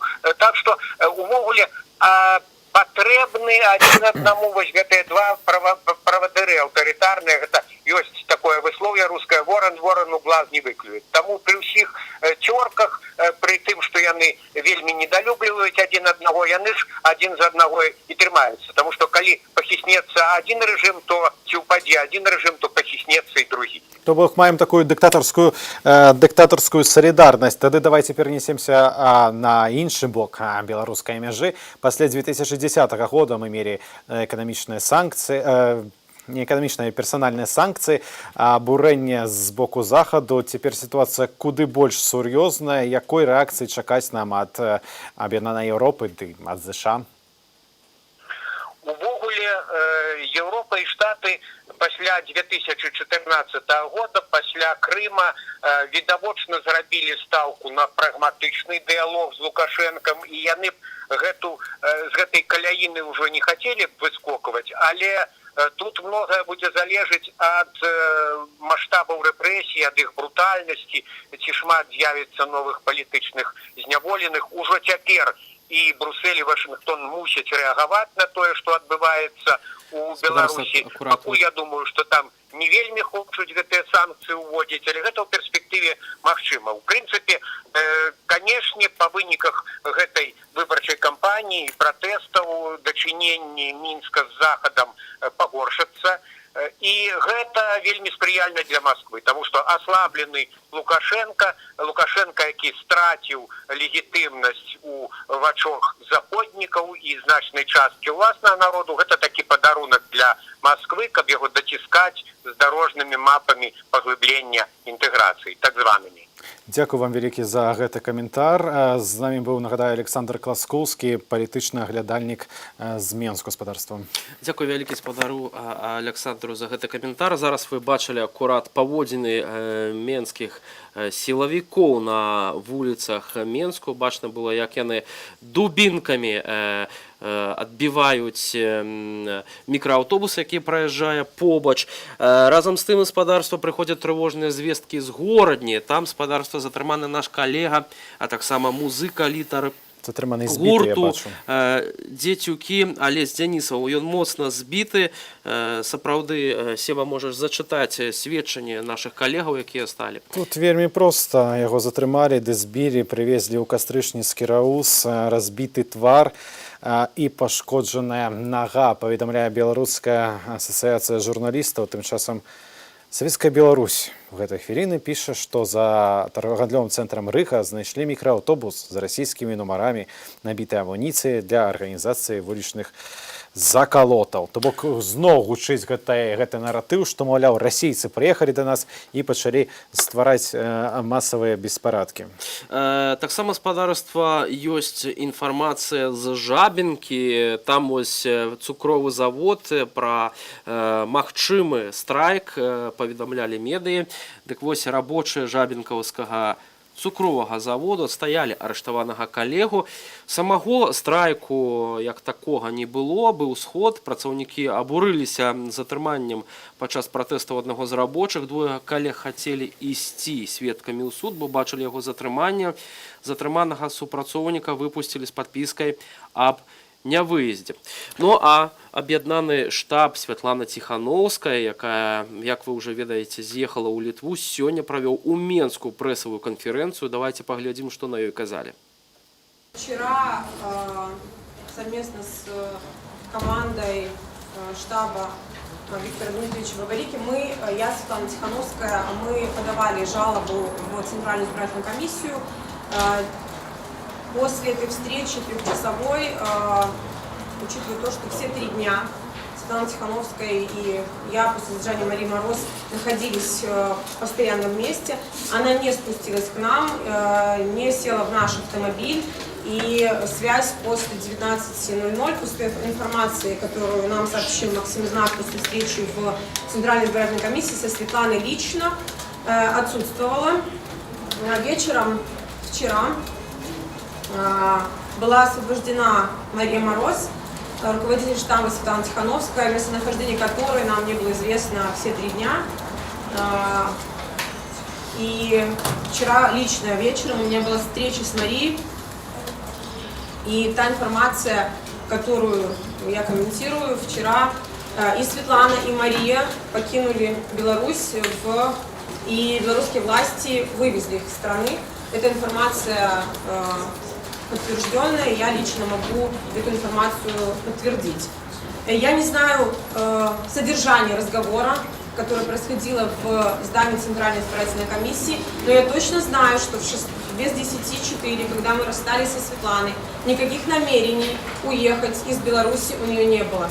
Все предыдущие дни ни разу Светлана таких намерений не озвучивала, что дает мне основание сделать вывод о том, что это решение было принято ей именно в этот момент и, возможно, под давлением белорусских властей. Единственное и важное сегодня, что Светлана Тихановская является победителем на выборах в Беларуси, и это документально подтверждается теми протоколами и подсчетами голосов, которые честно произвели огромное количество комиссий. Ее поддержка на этих участках составила от 60 до 70, а то и более процентов. В Новой Боровой это 90%. Поэтому и Светлана, и команда, и большинство белорусов верят в ее победу. И, конечно же, большинство белорусов после этих выборов, после того, как были опубликованы эти протоколы, не верит в победу Александра Лукашенко на этих выборах. И то, что Светлана уехала, оно не отменяет нашей победы, оно не отменяет от поражения власти на этих выборах. Белорусы никогда не примут Лукашенко президентом, и власти должны это признать и начать диалог. Потому что если нет диалога, то единственный способ у людей это протесты, которые сейчас, как вы видите, и происходят. И сейчас в эскалации того конфликта, который происходит, исключительно виноваты власти Беларуси. Потому что между войной с собственным народом и диалогом со своим народом нужно выбрать диалог. И я призываю власти остановиться и пойти на этот диалог. Светлана и команда всегда говорили о мирных, легальных способах защиты своего выбора. И у нас сейчас есть 2 задачи. Это защитить наш выбор и остановить кровопролитие. Ситуация на самом деле сегодня очень критическая. Вы видите, по 2 дням люди сегодня выходят на улицы, готовы защищать свой выбор. И как бы нам всем не было тяжело, мы должны отказаться от насилия. И мы должны защищать нашу победу легальными, ненасильственными способами. Потому что человеческая жизнь – это самое ценное, что есть у нас. И что не ценят белорусские власти. Спадарства, хацеў бы паведаміць навіны з апошняй хвіліны наконт затрыманняў нашых калегаў і наконт судоў над імі. Марта Клімова, назіральніца, якая супрацоўнічае з намі, атрымала сёння 15 сотняў арышту. Разам з тым Станіслав Івашкевіч, аўтар праграмы «Давайте разбирацца» на Белсаце, у ІЧУ знаходзіўся ўвесь гэты час. Ён атрымаў 30 базавых велічыняў штраф. Сёння яго выпускаюць. Па словах адваката, нашага журналіста моцна збівалі. У камеры было 13 чалавек, фактычна не кармілі, бохан хлеба давалі на ўсіх. Вось такая інфармацыя. Таксама з апошняй хвіліны не пацверджаная. Прынамсі, нашы калегі паведамляюць па тэлефоне нашым калегам з інтэрнэт-рэдакцыі, што ў Менску практычна адключаны мабільны інтэрнэт. Так разумею, гаворка перадусім пра цэнтр. Пішыце нам. І І мабільная тэлефонная сувязь, паведамлю, дакладняюць мяне, таксама працуе вельмі дрэнна. Тым не менее, мы будзем намагацца зараз звязацца з нашымі калегамі, магчыма, власна, са Стасем нават. Спадарства, зараз яшчэ раз давайте паглядзім відэо паводзіны АМАПу на менскіх вуліцах, вашай увазе. Відэо, якое папрошу паказаць.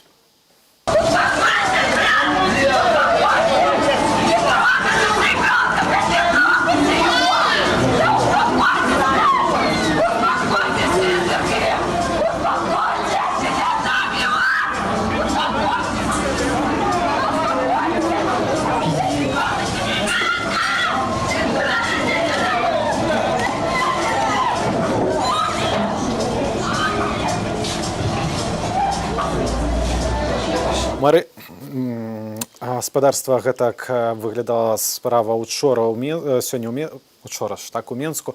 З намі на сувязі наша калега Марыя Арцыбашева. Марыя, ці чуеш нас? Так, чую. Распавядзі, калі ласка, што адбываецца каля цябе ў гэтыя хвіліны? Ты ў жывым эфіры, Марыя. Так, я зразумела. Добрый день, коллеги поважанные. Что отбывается? Зараз черговый раз уже вырубили мобильный интернет, люди уже перестали иметь возможность хотя бы про VPN связаться один за дым. З Уручча постоянно едет некая техника военная, войсковая. Постоянно некие бусики. Повсюдно людей спробують блокувати некими невеличкими группами. Разгоны идут на станции метро Пушкинская, так само на Каменногорцы. До гэтага днем яшчэ зачистили гэтую всю пляцоўку ад лаў, ад сметніц, для того, каб люди не могли будаваць барыкады. Але люди ўжо размаўляюць про тое, што трэба нешта цягнуць з іншых вуліцаў, таксама закупаюцца нейкімі шурупамі і гэтак далей. Такія зараз размовы.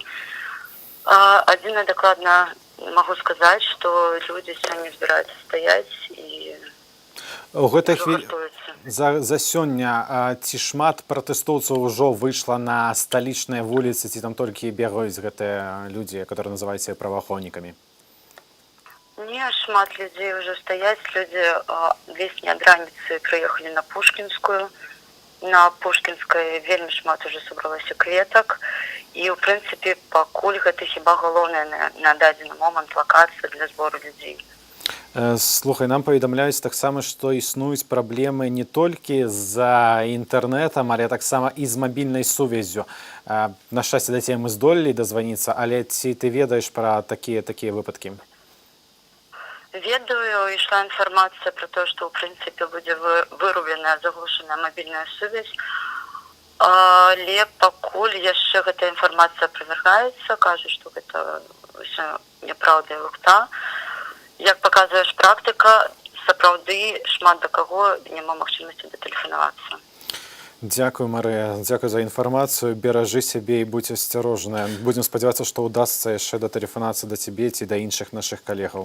Разам з тым, спадарства паведамляюць, што інтэрнэт мабільны знікае цалкам не толькі ў сталіцы, у іншых беларускіх гарадах, Берасці, Жлобін. Чытачы нехты паведамляюць, што ва ўсіх абласных цэнтрах цалкам прапаў мабільны інтэрнэт. Я, спадарства, хацеў бы яшчэ зачытаць сведчанні тых... Я толькі коротка цябе перарву. Паведамляла Савецкая Беларусь пра гэты бус з расійскімі нумарамі, который нібыта быў набіты всякай там шурупамі і гэтак далей. Дык вось, спадарства ўжо яго знайшлі і ідэнтыфікавалі. Гэты бус, як паведамляе тэлеграм-канал «Чай з малінавым вареннем», стаіць на тым месцы, блізка там к таго месца ў Менску, з кастрычніка, прынамсі, 2015 году, але цяпер на ім там штосьці намалявалі і відаць, але нумары не змянілі. І відаць, паспелі нагрузіць там некімі шурупамі, намётамі, нібыта ён рыхтаваўся да массовых беспорядков. Неаднаразова ўжо мы сустракаліся з падобнымі сцэнарамі, якія раскручваюць дзяржаўныя тэлеканалы і спрабуюць упіхнуць гледачам яўную лухту, часамі абсалютна супрацьлеглую інфармацыю, якая фактычна не мае ніякага сэнсу, не мае ніякага лагічнага тлумачэння. А калі тлумачэнні з'яўляюцца, то у іх мала верыцца. Спадарства, хацелася б, конечно, зачытаць вельмі эмацыйнае. Тут у нас ёсць паведамленне са Жлобіну, спадарства з майго роднага Жлобіну. Апошні паведамленне буду чытаць, спадарства, у арыгінале, што адбываецца ў гэтым у гэтым раённым цэнтры, пра які мы ўжо сёння ўзгадывалі у сувязі з лістом дзяржаўных прафсаюзаў, прафсаюзнай ячэйкі беларускага металургічнага заводу да старшыні Федэрацыі прафсаюзаў Михаилы Орды. До 4 утра народ не расходился, милиция выматывали, бегая группами. Были задержания, загоняли во дворы, сбивали, использовали шумовые гранаты. По всей видимости, в задержаниях участвовали силовики из Гомеля, Мозыря и Речицы, которых привезли на 2 МАЗах. Также местная милиция, местные силовики, автомобилисты активно участвовали в протесте, так же, как и в Минске. Хочу обратить внимание на такой инцидент, который произошел в районе бульвара Металлургов и улицы Барташова. Милиция, пытаясь остановить автомобилиста, и сотрудник Жлобинского ГАИ применил табельное оружие, пистолет. Ну, спадарства, наўрад ці мы можем зараз подтвердить такую информацию. Конечно же, это вельмі серьезное сведчанне. Есть свидетели этого происшествия, как поведомляют нам. Сегодня с раннего утра под стенами РОВД дежурят родственники задержанных и пытаются узнать хоть какую-то информацию. Так само, спадарством, мы поведомляли вам про подобную ситуацию каля цыпу на Крестина у Менску, а так само каля Могилевского изолятору.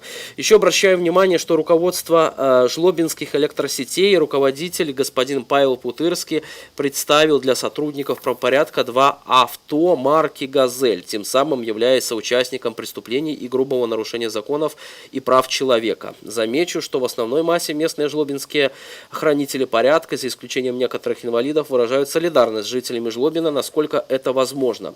Некоторые готовы уволиться из рядов милиции. Спасибо вам, мы понимаем, что каждому из вас сейчас очень тяжело. Низкий поклон каждому, кто поступает по совести. Спадарства, вось ёсць такое паведамленне, такія факты, якія, пакуль што вызываюць нейкую, пакуль што непацверджанасць з боку журналістаў. Памятаем выпадак у Маладзечна, дзе пасля штурханіны адразу лёгкай штурханіны супрацоўнік праваахоўных органаў выцягнуў пісталет.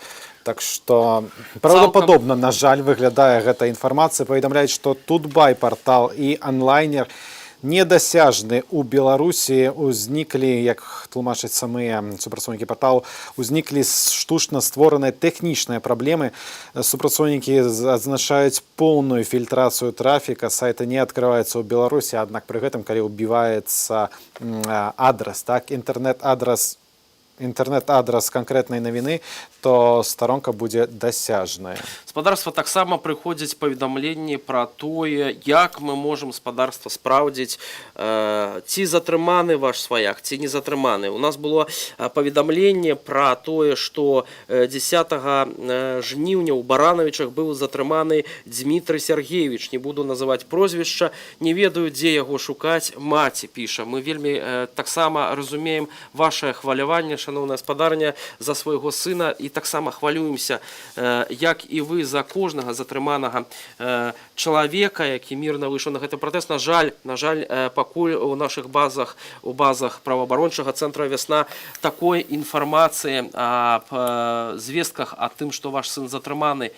няма. Аднак я хочу перад гэтым паведаміць, у Магілёве зніклі нашыя калегі Аліна Скрабанова і Александр Сідароўскі. Яны паспелі даслаць нам паведамленне СОС. Яны працуюць увесь гэты час падчас пратэстаў. Учора літаральна з Алінай мы размаўлялі, памятаеш, ёй забаранялі рабіць фотаздымкі, аднак яна зняла машыну, которая хутчэй за ўсё блакавала цалкам сувязь у цэнтры гораду. Хутчэй за ўсё нашы калегі, на жаль, будуць затрыманыя. Мы толькі можам спадзявацца, што як мага раней яны будуць вызваленыя.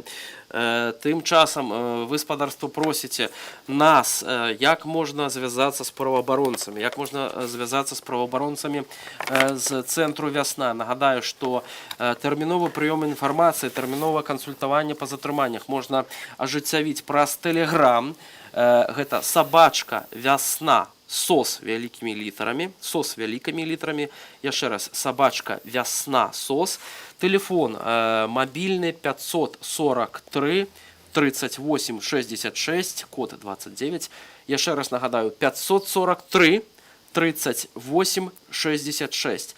Таксама гэты нумар спадарства дасяжны на Вайберы. Таксама туды можна спрабаваць званіць, калі GSM-сувязь не працуе. Ну і, напэўна ж, і месседжеры ўсе не працуюць. Так, на жаль, я спрабую пакуль датэрыць нашым калегам у рэгіёнах. Ёсць мабільны тэлефон гарачай лініі «Вясна».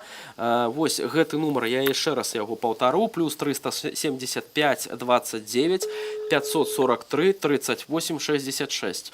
Ёсць таксама спадарства гарадскія нумары праваабаронцаў. Гэта менскі нумар 377 55 40, 377 55 40, а таксама 394 63 11. 394 63 11. З намі на сувязі наш калега Алесь Ляўчук. Алесь, прывітанне, гэта Всеволод і Віталя. Ты ў прямым эфіры Белсату. Ці чуеш нас добра? Я чую. Ну, мы ж домовлялись по 117. Добра, Алесь, то мы тебе Добра, Алесь, то мы тебе патэлефануем пазней. Не вельмі падобны гэта быў, дарэчы, дзіўны, дарэчы, так. Голас. Вельмі стомлены гучаў. Вельмі стомлены голас спадарства. Разам з тым хацеў бы яшчэ вось зачытаць сведчанні тых затрыманых людзей. У нас ёсць інфармацыя, што ў менскіх шпіталях праводзяць вельмі шмат ампутацыяў, дзесяткі людзей знаходзяцца ў крытычным стане. Гэтую інфармацыю падаюць карыстальнікі сацыяльных сетак. Таксама спадарства да гэтага паведамлялася пра нібыта 5 і ці нават 7 загінулых падчас учорашніх гэтых вулічных пратэстаў. Аднак нашы журналісты здолелі дазваніцца да шпіталя хуткай дапамогі, і там намеснік галоўнага лекара зняпраўдзіў гэтую інфармацыю. Таксама спадарства заклікаю па магчымасці дасылаць важную інфармацыю, все, што вы б хацелі нам паведаміць па мобільным інтэрнэце, праз мабільную сувязь сваімі смс-паведамленнямі. Нагадаю, нумар плюс 48 519 040 024. Яшчэ раз. Плюс 48 519 040 024. Калегі паведамляюць, што ў Менску закрыты ўваход на цэлым шэрагу станцыяў метро: Кастрычніцкая, Фрунзенская, Маладзёжная, Неміга. А усіх жа, хто быў на станцыі, ўжо паспеў зайсці на станцыі Кастрычніцкая, настойліва іх прасілі пакінуць вестыбюль. Ну, у нас тут таксама ёсць іншае сведчанне пра тое, што нас глядзяць і адначасова з тым дзякуюць за нашу працу. Гомель распаўсюджваюць, пишут: распространяем ваш канал по знакомым, чтобы все знали правду. Спасибо вам всем за вашу работу. Ну а мы вам дзякуем за тое, што застаецеся з намі.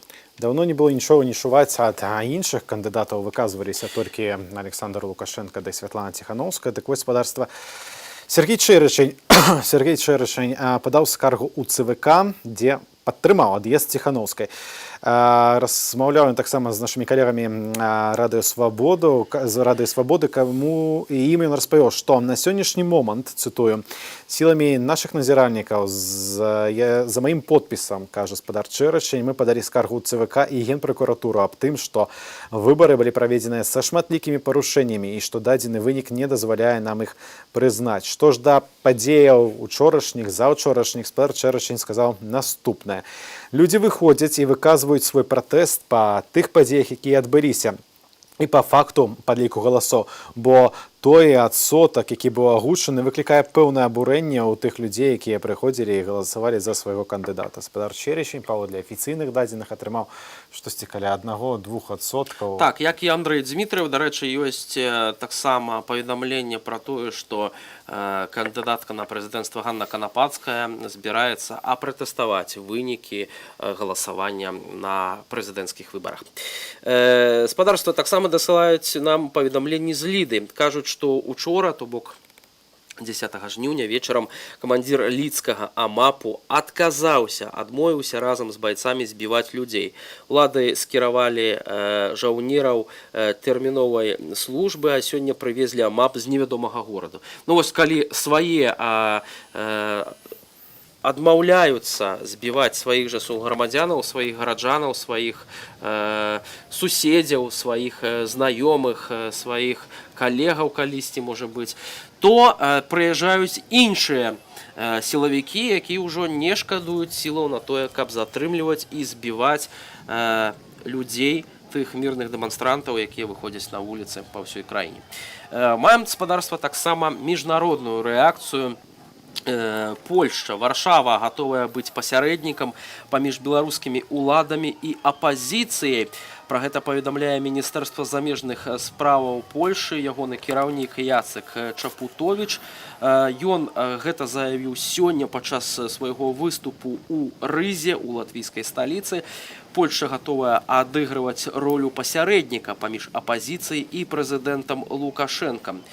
Яшчэ ёсць месца для дыялогу, прыводзіць яго словы агенцтва «Франц Прэс». Адказваючы на пытанне пра магчымы наплыў уцекачоў праз падзеі пасля прэзідэнцкіх выбараў Беларусі, кіраўнік знешнепалітычнага ведомства сказаў, што Польшча не разлічвае на такое кепскае развіццё сітуацыі. Гэта быў бы вельмі дрэнны шлях, падкрэсліў Яцек Чапутовіч, словы якога праводзіць польскае агенцтва «Друк». Дыпламата гэтага мусіць пераваць наша калега Тацяна Ўласенка. Тацяна, прывітанне яшчэ раз. Гэта Всеволод Девіталь, прямым эфіры Белсата ты знаходзішся. Вітаю, Всеволод. Вітаю. Распавядзі, што з табой адбываецца, дзе ты цяпер знаходзішся. Дай нам трохі апошняй інфармацыі. Са мной зараз усё добра. Я знаходжуся недалёка ад станцыі метро Пушкінская, ад кола. Нічога пакуль моцна не змянілася. Сілы размяркоўваюцца па розныя выхады з метро. І калі спачатку мы назіралі АМАП у чорным, то цяпер я найбольш бачу людзей у зялёнай форме, з зялёнымі шэўронамі, яны без шчыткоў, але з дубінкамі. Па шчырасці, мне незразумелыя дзеянні гэтых людзей, мне падказваюць, што гэта хутчэй за ўсё салдаты-срочнікі з Мар'інай Горцы. Распавядзі пра іх дзеянні. Яны наўпрост выходзяць на прыпынкі з усіх бакоў станцыі метро Пушкінская і ходзяць сярод людзей хаатычна, кагосьці хістаюць, штурхаюць, камусьці кажуць прайдзіце сюды, указваюць, куды каму ісці, дзе каму стаяць, але пакуль збольшага не чапаюцца. Намці, я стаю па вуліцы Прыспецкага, і тут пакуль все спакойна. Справа ў тым, што людзі яшчэ не паспелі дабрацца да хаты з працы. Частка людзей, я думаю, яшчэ і вяртаецца з працы. І наколькі мне вядома, ўжо зачынілася станцыя метро Пушкінская. З тых людзей, якія паспелі выйсці з метро, яны стаяць на прыпынку, а сярод іх проста ходзяць гэтыя жаўнеры ў зялёнай форме і проста семейные пары, батьки с детьми. Вот при мне плакали детки, их успокоивали батьки, маўляў, не хвалюйтеся, гэта ж наша армія, яны якраз нас оберагаюць. Вот. А вот у бок по Пушкина уверх, вот там, где збудаваны новая крама «Виталюр», вот там было больше горача, там на 2 прыпынкі адсунули людей, там уже, здаецца, быў амап у чорным, и так само жаўнеры ў зялёным. Вот людей адсунули туды з Аўроры. Справа ў тым, што было некалькі вот таких атак спецслужбаў, и люди все равно неяк збираюцца и рассароджваюцца для орбиты. Ну, зараз их там не шмат. И вот мне здаецца, что вот такие дзеянні жаўнераў, ну, такие больше запалохваючыя, и ихная функция, ну, просто как забяспечыць, каб люди рассяродзіліся по домах, з'ехалі на аўтобусах з прыпынкаў, каб людей было менш. Мне здаецца, гэта толькі першы такі крок да таго, так, што магчыма, гэта толькі пачатак таго, што мы пабачым сёння. Скажы, як рэагуюць людзі на гэтыя спробы разгону? Ці мы можам казаць пра супрацьстаянне, пра ўвогуле пратэсты, якія заўгодна на дадзеную хвіліну? Что цікаво, люди не выказывают никакого жаху, не показывают. Люди ведут себя абсолютно спокойно. Яны разумеют, что яны ничего противозаконного не робят. Сапраўды люди едут до хаты, люди, які тут ходят, яны просто живут тут. Вот. И тому я не бачу, как некие такие, как чамусь здзіўлялись. Так, это уже, на жаль, нікога не здзіўляе. Урэшце-рэшт, гэта уже працягваецца трэці вечар, и я думаю, что людей такие дзеянні не палохаюць. Зразумела, дзякуй вялікі, Тацяна. Галоўнае, беражы сябе, памятай, што ніякая інфармацыя не вартая твайго здароўя. Дзякуй вялікі. Гэта была Тацяна Уласенко. Гэта была Тацяна Уласенко, так, наша калега з Менску. Ну, а вы, спадарства, зараз бачыце фотаздымак на ваших экранах, мониторах. Гэта акурат каля станцыі метро Пушкінская, каля Макдональдсу. Ось акурат тыя вайскоўцы, пра якіх казала наша журналістка Тацяна Уласенко.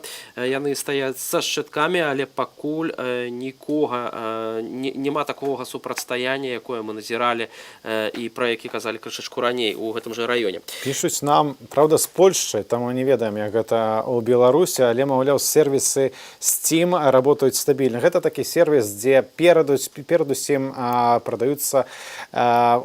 прадаюцца гаспадарства на ваших экранах цяпер Гомель. Што адбываецца на ўсходзе нашай краіны, мы бачым цэлыя шэрагі машин, так разумею, военных машин, вось аўтазакі паехалі. Разам з хуткамі, з карэтамі хуткай дапамогі адначасова, міліцыя. Учора, дарэчы, былі ўжо фотаздымкі, былі ўчора паведамленні, што ў Менску праваахоўнікі, так іх все яшчэ называю, выкарыстоўвалі машины хуткай дапамогі. Яны літаральна ў іх сядзелі, бо машины хуткай дапамогі пратэстоўцы прапускалі. За барыкады, да прыкладу, так, калі пад'язджала вайсковая нейкая тэхніка да гэтых барыкадаў, і яна не магла праехаць, то амапаўцы, вось па некаторым сведчанням, хаваючыся ў гэтых карэтах хуткай дапамогі, іх прапускалі, яны выходзілі у цэнтры падзеяў. Вернемся за гэта паведамленне. Нам пісалі, што нібыта сервісы Steam, гэтай платформы, перадусім, дзе прадаюцца гульні, некаторыя іншыя камп'ютарныя праграмы працуюць і дасяжныя. Не ведаю, гэта магчыма, калі гэта так, то там сапраўды ёсць магчымасць дадаць сяброў і весці нейкі дыялог. Ёсць таксама мабільнае прыкладанне ад Steam. Нам перадаюць прывітанне са Львова. Хвалюемся за вас, вы, беларусы, малацы, пішуць нам, а мы, спадарства, скіруемся ў Рыгу, у латвійскую сталіцу. Мы ўжо з вами сёння казалі пра тое, што падчас сустрэчы міністраў замежных спраў Эстоніі, Фінляндыі і Польшы, кіраўнік міністэрства замежных справаў Польшы Яцек Чапутович сказаў, што гатовы выступіць пасярэднікамі, Польша гатова выступіць пасярэднікам у гэтым дыялогі паміж апазіцыяй, пратэстоўцамі і уладай. Дык вось, сёння яны збіраліся для таго, каб адзначыць стагоддзе мірнай дамовы паміж Латвіяй і Расіяй, але падзеі ў Беларусі выйшлі на першы план у калегаў знешнепалітычных ведомстваў. Міністры-дыпламаты падтрымалі неабходнасць агульнаеўрапейскіх дзеянняў, агульнай нейкай рэакцыі да тых падзеяў, якія адбываюцца ў Беларусі. Яны патрабуюць спыніць жорсткасць і гвалт на вуліцах беларускіх гарадоў. Пры гэтым незалежнасць нашай дзяржавы з'яўляецца абсалютна неабходным для рэгіянальнай еўрапейскай стабільнасці, але афіцыйна абвешчаныя вынікі гэтых выбараў прызнаць нельга. Давайте паслухаем гэтыя словы ўжо зараз. Ёсць тэрміновыя задачы. Спыніць гвалт, проста супакоіць сітуацыю. Дзеля гэтага мы мусім націснуць на ўладу Менску. Сярэднетэрміновая мэта – проста вызваліць палітычных вязняў і аднавіць захаванне правоў чалавека ў Беларусі. Таксама мы можам назваць далёкую мэту – дыялог. Мы хацелі б заклікаць уладу ў Менску да дыялогу з прадстаўнікамі грамадства.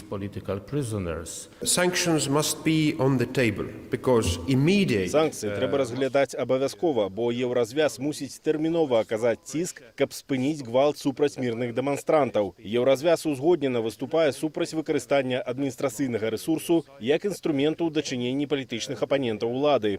Таксама мы выкарыстоўваем ініцыятыву «Усходняе партнёрства», каб падтрымаць грамадзянскую супольнасць Беларусі. Але гэта той выпадак, калі беларускі народ сам вызначае сваю будучыню.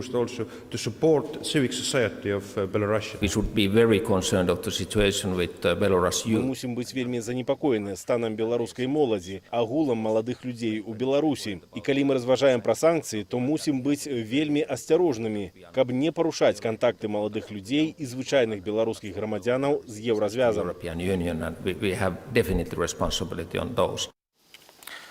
Такія рэакцыі захаду. Тым часам старшыня мітрапаліт Менскі Тадэуш Кандрусевіч выступіў са зваротам у сувязі з сітуацыяй у нашай краіне. Ён пракаментаваў гэта даволі коротка. Перадусім заклікаў скласці зброю, тут перадусім натуральна звяртаючыся да сілавікоў, і сказаў наступнае, цытую: «Няхай вашыя рукі, створаныя для мірнай працы і братэрскага прывітання, не падымаюць ні зброя, ні камення.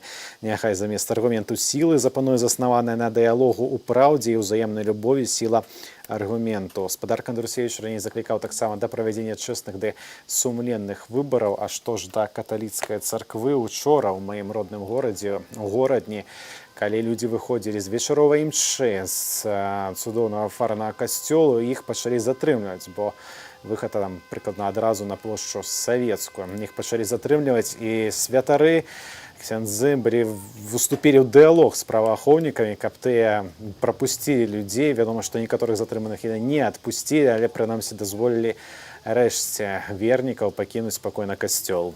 А спадарства, таксама вяртаючыся на вуліцы ўжо Менску, пішуць таксама, што часткова паганяўшы людзей на Пушкінскай, там, дзе вось зараз спадарства з намі звязвалася наша карэспандэнтка Тацяна Власенка, АМАП ўсё ж такі з'ехаў пад апладысменты і сігналы кіроўцаў. Вось ёсць, прынамсі, такая інфармацыя. А у нас ёсць паведамленне, смс-паведамленне з Беларусі. Учора мазырскі супраціў, які складаўся з некалькіх сотняў маладзёнаў, пацярпеў паразу. Паўстанцы былі разбітыя на некалькі дробных групаў, якія не змаглі выстаяць і вырашылі адступіць. І подпус Сафрон. Таксама Горадня. Вось мы казалі пра Ліду, што там АМАПы... Я тебе мушу перервать. Віталь, з нами на сувязі наша колега з Гомля Лариса Шчаракова. Лариса, привітання. Ти у прямому ефірі Белсату. Усеволод і Віталь у студії. Розповіді, будь ласка, де ти, що з тобою відбувається, яка ситуація тепер у Гомлі? Слухайте, ми самі атрымалі. Я была там, дзе адбываліся ў нас нейкія падзеі, такія там сутычкі былі за МАПам, такие некие протестные акции были, и я была 10-го, так само, это все было в районе 2 улиц, таких основных, улица Ленина и Советская улица, там, еще интернациональная, ну, меня не затрымливали. А что сегодня отбывается у Гомлі? Даруй? Что сегодня отбывается у Гомлі? Слухай, ну, у нас, насамрэч, вся активность, яна з'являецца ўвечары толькі. Поэтому я могу только распавесці, што было ўчора ўвечары. Зразумела, просто мы бачылі тут шэрагі аўтакалоны цэлыя, которые ехалі. Скажы толькі, калі ласка, калі ты яшчэ не выйшла, так, працаваць, так сказаць, у сам вір падзеяў, як выглядае сітуацыя з інтэрнэтам у Гомлі, бо ў Менску практычна нічога не працуе?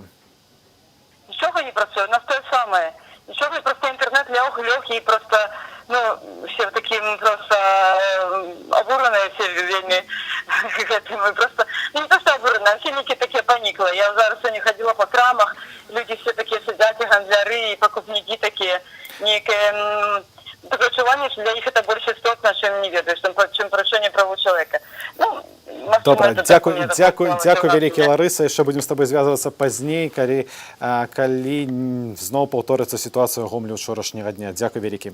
Дзякуй вялікі. Ларыса Шчыракова была з намі на сувязі з Гомлю. Як бачым, праблемы з інтэрнэту захоўваюцца і не толькі ў сталіцы, па многіх гарадах, у тым ліку абласных. А ў нас ёсць паведамленне з Кракава. Дзякуй вам за эфіры. Беларусы Кракава плануюць на заўтра акцыю салідарнасці «Жыве Беларусь». Таксама ведаю, што сёння і ў Варшаве адбываецца акцыя салідарнасці. А мы бачым зараз з вами на гэтых гаспадарствах кадрах вось тыя падзеі, якія разгортваліся гэтай ноччу у сталіцы Беларусі, пратэстоўцы, якія ўжо ходзяць па праспекце, які цалкам перакрыты, наколькі я разумею, гэта пляцоўка каля вуліцы Пушкіна, это станцыя метро Спартыўная і метро Пушкінская, акурат там вуліца Прытыцкага, і гэта акурат адна з самых гарачых кропак, праспект Пушкіна, дзе адбываліся гарачыя падзеі. Нагадаю, што яны разгортваліся ў асноўным на вуліцы Сурганова каля універсаму Рыга, а таксама на праспекце Пушкіна каля метро, станцыі метро Пушкінская і станцыя метро Спартыўная. Пазаўчора у наш выбарчы вечар, Віталь, мы з табой размаўлялі са спецдакладчыкам па Беларусі, Анна Ісмарэн. Яна была вельмі асцярожная і, я думаю, так трохі абураная нашымі пытаннямі, бо мы заклікалі выказаць нейкую пазіцыю, а яна, як чалавек, который выказваецца толькі па фактах, пасля таго, як з'яўляецца нейкія справаздачы, яна магла сказаць толькі сваю асабістую. І вось сёння яна куды больш спецдакладчыка па Беларусі, куды больш востра выказваецца. Я зацытую яе. Лукашенко прайграў, ён павінен сысці. Заходніх назіральнікаў на выбарах у Беларусі не было, але гэта не азначае, што і цікавасці на захадзе да гэтай выбарчай кампаніі не было. І тое, як выбары скончыліся, азначае, што ні пра якую легітымнасць Александра Лукашэнкі, як кіраўніка Беларусі, гаворкі ісці не можа, перакананая спецдакладчык Арганізацыі Аб'яднаных Нацыяў па Беларусі. Ну, мы ж бачым таксама і на рэакцыю захада, таму што мы вось назіралі, што апошнімі тыднямі досыць мала было у польскіх, у заходніх медыях інфармацыі пра Беларусь, пра выбарчую кампанію. Ну, прынамсі, у Польшы таксама былі прэзідэнцкія выбары, і польскія медыі пераважную увагу аддавалі падзеям у сваёй краіне. І зараз, калі мы кажам пра рэакцыю еўразвязу, то мы, канешне, у першую чаргу кажам пра рэакцыю нашых суседзяў з еўрапейскага звязу, гэта Літва і Польша. Ёсць таксама спадарства інфармацыя. Прэзідэнт Літвы заклікаў склікаць надзвычайны сход Еўрапейскага савету, таму што сітуацыя каля межаў еўразвязу, і заклікаў кіраўніка Еўрапейскага савету і Еўрапейскай камісіі склікаць надзвычайны сход Еўрапейскага савету. Бо акурат зараз Святлана Ціхановская знаходзіцца ў Літве. Мы заўсёды дамо прытулак змагарам за свабоду. Ёсць такое. А вось маем паведамленне заяву выступленнем цяжка неяк это назваць спэрства чальцы Савета Рэспублікі да дэпутата Палаты прадстаўнікоў нашай краіны заўважылі, што ў нашай краіне штосьці адбываецца і выступілі з заявы, у якой, цытата, катэгарычна асуджаюць спробы нешматлікіх ангажаваных групаў раскалоць грамадства ды дэстабілізаваць абстаноўку ў краіне. Гэта я зараз працытаў, так разумею, супольны зварот чальцу Совета Республики, депутатов мантра, слепые депутаты белорусского парламенту. Абудзіцеся, адчыніце вочы, выйдзеце на вуліцы і пабачце, што адбываецца і як народ ставіцца да гэтай улады і чаго ён патрабуе. Патрабуе ўсяго лишь проста правесці сумленныя выбары. Нагадаю, што у кожнага дэпутата ёсць свая прыёмная, которая в тэорыі мусіць быць адкрытай у пэўныя дні, можна все гэта спраўдзіць на старонцы Палаты прадстаўнікоў, і калі выбарнікі, которые выбіралі або каму быў прызначаны, як часам кажуць, канкрэтны дэпутат, то можна да яго прыйсці, да яго і запытацца, што ж яны думаюць пра гэтую сітуацыю ў краіне. Ну, спадарства, таксама ёсць сумесная заява прадстаўнікоў дэмакратычных партыяў і арганізацыяў. Тут пад гэтым зваротам да Александра Лукашэнкі і да ўладаў Беларусі падпісаліся шэраг вядомых палітыкаў беларускіх. Александр Лукашенко не прэзідэнт.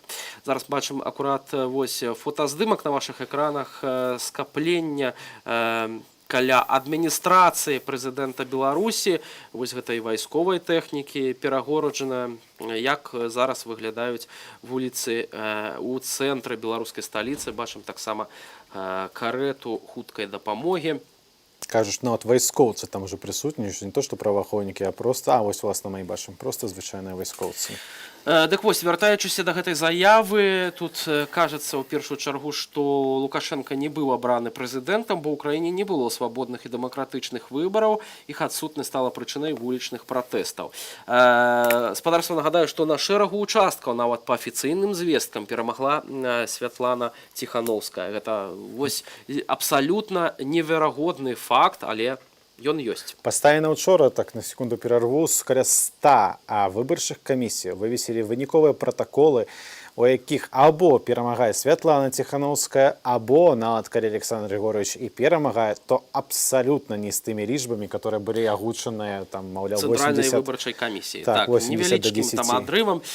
Пад гэтым зваротам спадарства падпісаліся Александр Ярашук, а таксама сацыял-дэмакрат Ігор Барысаў, старшыня партыі Беларускай сацыяльна-дэмакратычнай партыі, Рух за свабоду Юрый Губарэвіч, таксама Владимир Новосяд, лідар АГП Мікалай Казлоў, партыя БНФ і ягоны старшыня Рыгор Кастусёў і аргкамітэт беларускай хрысціянскай дэмакратыі Віталь Рымашэўскі. Спадарства, па крысе будзем таксама вам паведамляць тое, што адбываецца каля станцыі метро Пушкінская і на іншых частках нашай сталіцы, у іншых гарадах. Вось зараз тут паведамляю, што каля станцыі метро Пушкінская у бок Прытыцкага стаяць сілавікі ў поўнай амуніцыі. На прыпынку прыпаркаваны аўтамабілі з вайскоўцамі, руху людзей ніхто не перашкаджае, транспарт рухаецца і машыны гудзяць. Спадарства, наш час пакрысе сканчваецца. Перад тым, як мы яшчэ з вами развітаемся, наш корэспандэнт у Менску Александр Папко. Мы яшчэ вернемся, натуральна. Наш час, наш з Віталём, але нашае месца прыйдуць іншыя вядоўцы літаральна праз некалькі хвілінаў. Таму заставайцеся, канешне. Заставайцеся, канешне, з Белсатам. Тым часам наш корэспандэнт у Менску Александр Папко паразмаўляў з прадстаўніцай аб'яднанага штабу Марыяй Калеснікавай. Давайте вашай увазе паслухаем вашай увазе гэтая размова. Спадарня Марыя, такая чарговая шакуючая навіна. Спадарня Святлана Тихановская зараз знаходзіцца ў Літве. Скажыце, калі ласка, ваше меркаванне, чаму яна нечакана з'ехала за мяжу і ці папярэджвала на вас пра гэта? Нет, она меня не предупреждала, так же, как и никого другого. Вся информация, которую мы получили, это о том, что она провела 3 часа в кабинете у госпожи Ермошиной, но только без госпожи Ермошиной. Она в это время прохаживалась по коридору. 3 часа Светлана провела в кабинете с 2 представителями силовых структур. После этого она внезапно уехала. выйдя другим выходом из Центральной избирательной комиссии, а не не на том выходе, где мы ее ждали. После этого появилось 2 видео. Одно наверняка записанное самой Светланой, второе записанное в кабинете госпожи Ермошиной. Мы считаем, что это, естественно, это очевидно, да, что оказывалось все эти 3 часа какое-то давление на Светлану, и она была вынуждена уехать. Лично от себя я скажу, что я поддерживаю и уважаю выбор Светланы, потому что я не могу себе представить, под каким ужасным давлением она находилась. И на самом деле она очень много сделала для Беларуси, и Светлана наш герой. Скажите, калі ласка, якія крокі далей будзе рабіць штаб? Штаб як структура захаваецца, ператворыцца ў нешта іншае, і чым вы зоймецеся? Сейчас у нас 2 основных направления, которые мы работаем. Мы как 3 месяца и работали, и даже после того, как Виктора и Эдуарда задержали в СИЗО КГБ, мы продолжили свою работу, и, как вы видите, очень эффективно. Мы точно так же продолжаем свою работу. У нас есть 2 цели. Это новые честные выборы, и это свободу всем политическим и экономическим заключенным. Мы в этих направлениях будем действовать. Конкретно это цель главная, да, нашей работы. Цель, которая сейчас у нас есть, их тоже 2 направления работы. Это фиксация нарушений, которые прошли на выборах, это подсчет голосов, это сбор вот этих протоколов, то есть то, чем сейчас занимаются очень большое количество волонтеров и людей, которые непосредственно были наблюдателями. Второе наше направление – это помощь всем тем людям, которые сейчас страдают от того, что или пострадали от того, что сейчас происходит в обществе, от членов избирательных и участковых комиссий, над которыми оказывается очевидно какое-то давление, и в том числе помощь людям, которые пострадали при вот этих столкновениях с властями, при задержаниях. Мы знаем, что там уже несколько тысяч задержанных, и мы всеми способами сейчас будем помогать белорусским гражданам. Скажите, якая ваша пазіцыя у адносінах да пратэстаў, якія зараз праходзяць па ўсёй краіне? Что бы вы сказали протестовцам? Я поддерживаю белорусов в своем праве мирно выражать протест и не соглашаться, когда плюют в лицо. Да? Еще до официального подсчета голосов, когда объявляют, что 80% набирает действующий президент, большинство белорусов, очевидно, с этим не согласно. Власть должна найти в себе силы услышать своих собственных белорусов, услышать, что белорусы в этот раз не согласны, и в этот раз их большинство. Власть должна взять на себя ответственность за безопасность своих граждан, не допускать никаких провокаций и во всем обеспечивать мир и порядок. І апошняе пытанне такое хутчэй дэтальнае. У паведамленнях для прэсы заяўлялася, што Светлана Ціхановская пакінула тэрыторыю Беларусі пры дапамозе ўладаў. Што гэта значыць? Вось гэтая дапамога, якім чынам яе вывезлі, не ведаю, дыпламатычным аўтамабілем, што гэта магло бы означать? Вы знаете, у меня нет никакой информации на этот счет. Я точно знаю, что она в Литве, у нас у всех есть эта информация в безопасности. Я знаю, что она покидала Центральную избирательную комиссию не через тот вход, через который мы с ней вместе зашли. Каким образом это было сделано, кто ее вывозил, я не имею никакого понятия. Добрый вечер, пановне спадарства. Замяніліся з калегамі, так, нашымі. І для вас наступныя 2 гадзіны будуць працаваць Аліна Коўшык і Ігор Кулей. Будзем вас інфармаваць пра ўсё тое, што адбываецца зараз у Беларусі, таксама як перад гэтым гэта рабілі нашыя калегі. Таксама вы бачыце, вось тут стаіць нумар тэлефону, на які вы можете дасылаць нам смс-паведамленні. Калі ласка, толькі смс, не званіце, не спрабуйце званіць на гэты нумар, таму што гэта немагчыма і мы не можам таксама вам адказаць. Таксама на гэты нумар вы можете прысылаць прозвішчы сваіх сваякоў. У Беларусі не працуе інтэрнэт трэція дні. І мы у базе вясны праваабарончага цэнтру будзем спраўджваць, ці вашыя сваякі, напрыклад, не знаходзяцца ў гэты момант у гэтай базе, і там ёсць звесткі пра тое, дзе яны знаходзяцца, ці іх судзілі, і вы зможаце ў нашым жывым эфіры гэта ўсё пачуць, пабачыць, можа даведацца пра лёс сваіх блізкіх. Шановное спадарства, а цяпер прыгадаем, што адбывалася ўначы на вуліцах беларускіх гарадоў.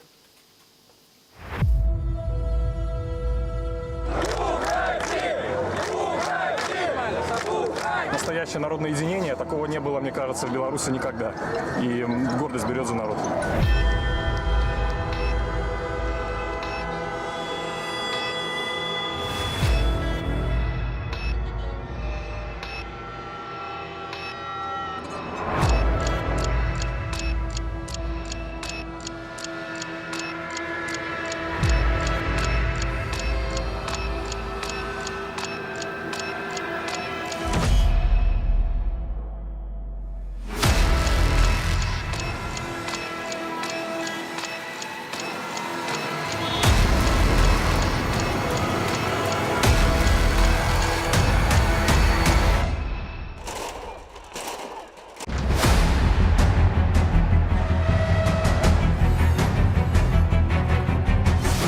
Мирно свой протест. Нам в этом отказано. Поэтому все им этим не нравится. Нас за это расстреливают, травят газом и расстреливают пулями и гранатами.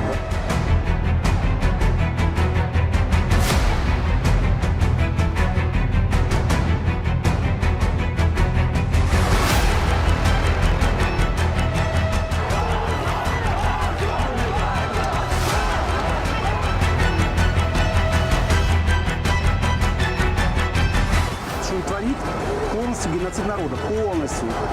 Это просто кошмар, жесть.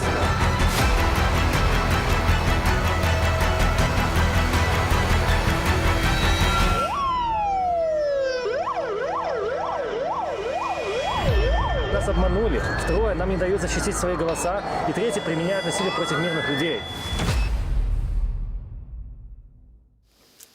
Так выглядае Беларусь 2020. Гэта другая ноч пратэстаў, якія адбыліся ў Менску, а таксама ў іншых гарадах абласных, ды не толькі.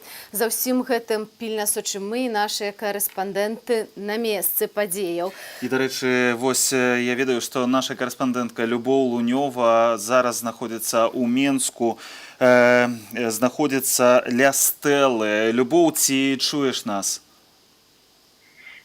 Так, добрый день. Я уже треба значить, что там такая же картинка, яку мы назирали вчора. Знову стоять обапал проездной частки, с двух боков гэтые автозаки, автобусы, минибусы.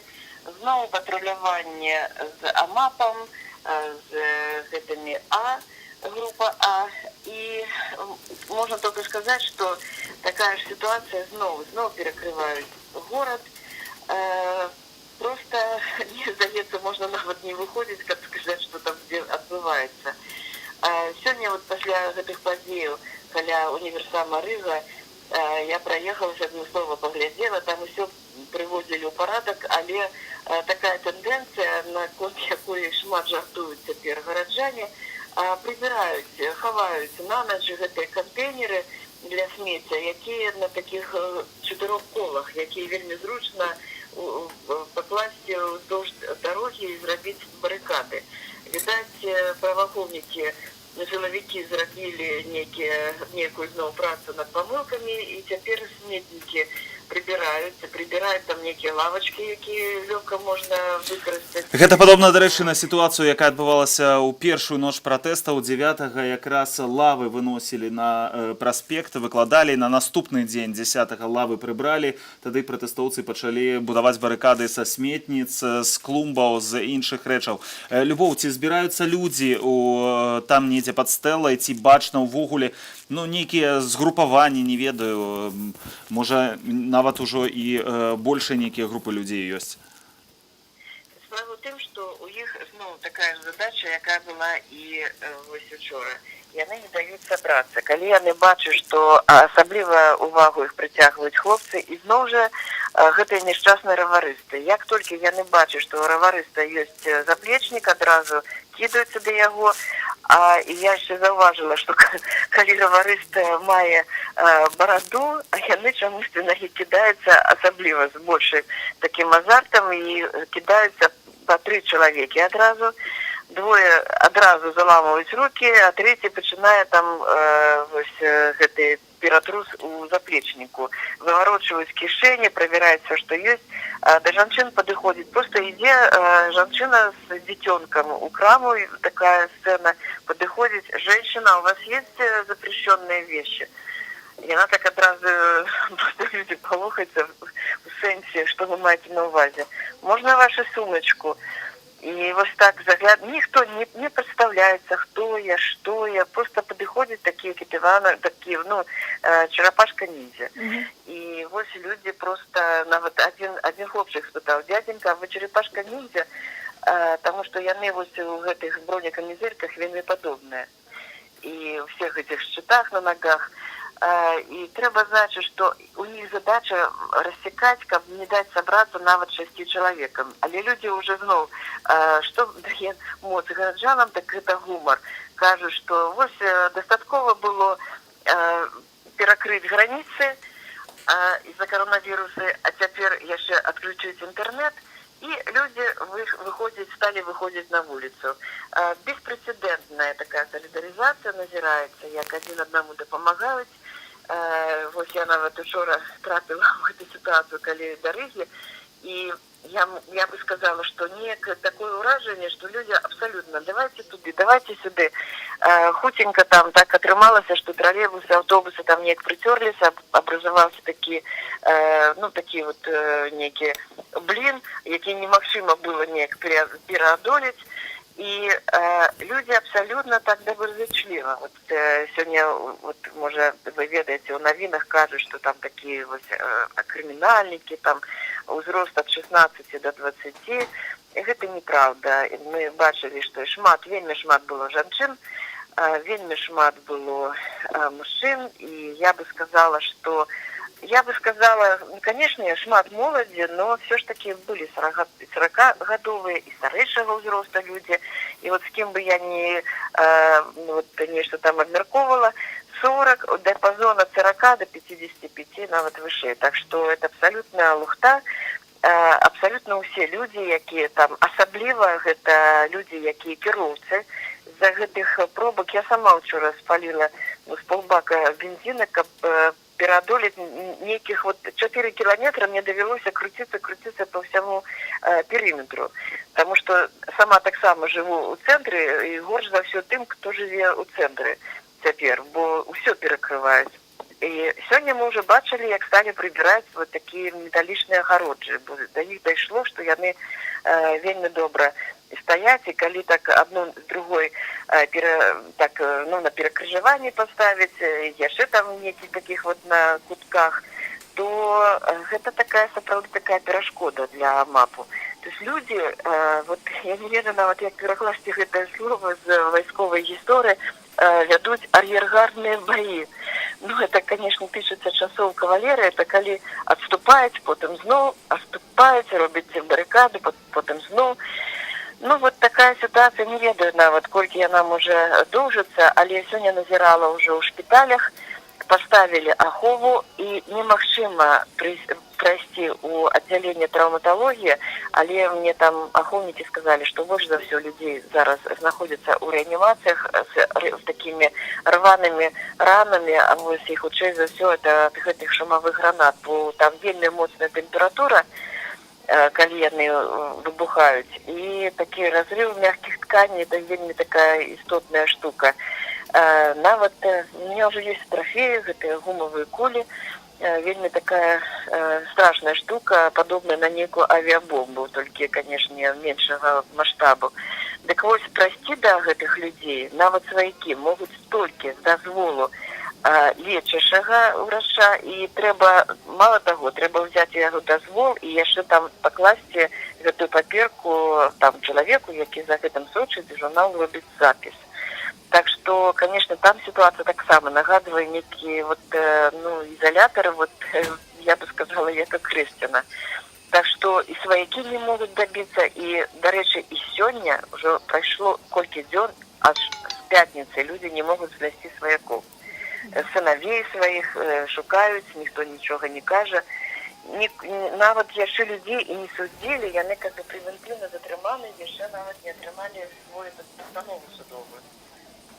сидять у таких умовах, калі ў іх нават не прымаюць перадачы. І людзі кажуць, ну, пашанцавала, калі сваяк трапіў у ізалятар часовага ўтрымання, а ў каго ўжо ніякіх звестак дагэтуль не даюць. Такая ситуация, конечно, дошло до того, что сегодня женщины стали ланцюгом на Крестина и не пропускали туда черговый автозак. И начали плакать и сказать, что вы робите, это же ваш народ, это же наши дети, куда вы их трамбуете? И это, конечно, такие сцены.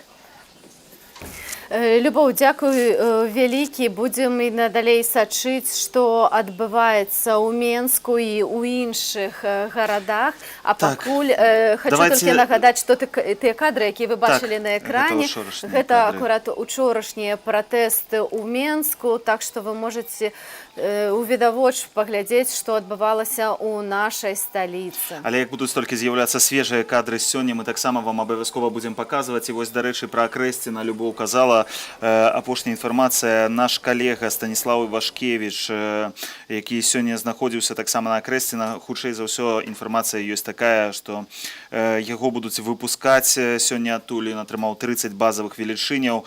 Па словах ягонага адваката, яго збівалі там. Дарэчы, ён сустрэў свой дзень народзінаў на Крэсціна, так, у затрыманні. У камеры было 13 асобаў, фактычна не кармілі, бохан хлеба давалі на ўсіх. Дарэчы, Стась недавно выпусціў вельмі цікавы дакументальны фільм. Журналісцкае расследаванне, якім ён займаецца прафесійна, якое тычыцца Александра Лукашэнкі, а таксама жанчын у ягоным атачэнні. Так, і бізнес, і прыватныя кантакты. Там ёсць вельмі цікавае сведчанне. Я вельмі раю вам знайсці гэты фільм на Ютубе і паглядзець, таму што нават мы, журналісты, якія, ну вось, не ведаю, Аліна, як ты, але я, працуючы на Белсаце, шмат гадоў збіраючы гэту інфармацыю, сістэматызуючы, і я вельмі шмат чаго не ведаў з таго, што там было. У гэтым расследаванні шмат унікальных фактаў і сведчанняў людзей, якія былі побач, якія пастаўлялі дзяўчын, кіроўцаў. Кудысьці ў атачэнні туды, так, Александра Лукашэнкі. А цяпер давайте на хвіліначку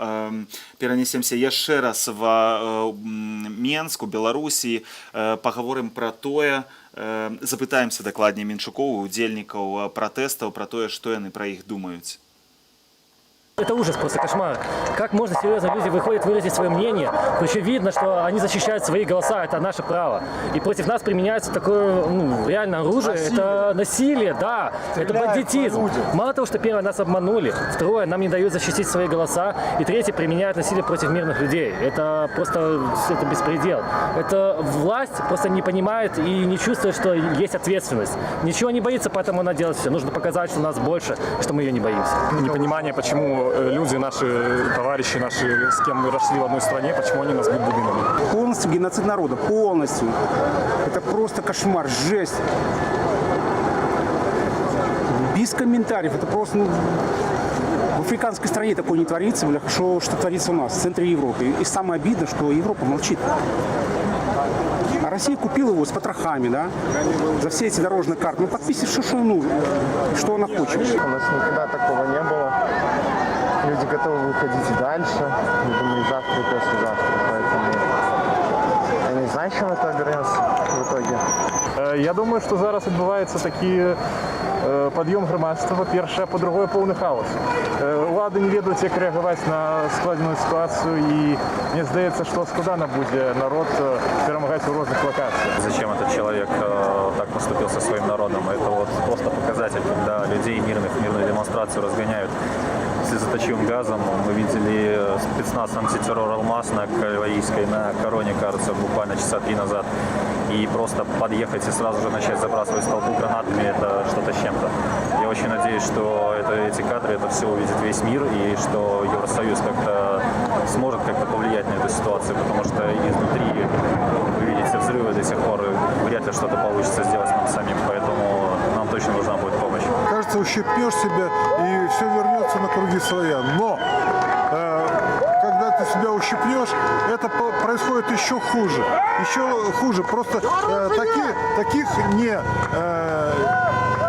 таких выборов я не припомню. Мне 50 с лишним лет, но никогда в жизни я не видел такой грязи, такого вранья, такого... Увидел, как разгоняют толпу просто жестоко, врывается толпа слезоточивым гранатами светошумовыми, резиновыми пулями. Вон там парня вот такие вот синяки огромные. Никто никого не жалеет, причем толпа мирная. Никто ничего не поджигал, не ломал, не крушил. Люди выражают свой протест. Это не 9%, которые заявлены, которые мы за Тихановскую, или просто у него 80%. Количество собранных людей по всему городу однозначно не 20%, это большое количество людей. И люди просто не согласны, нам не нравится, что происходит.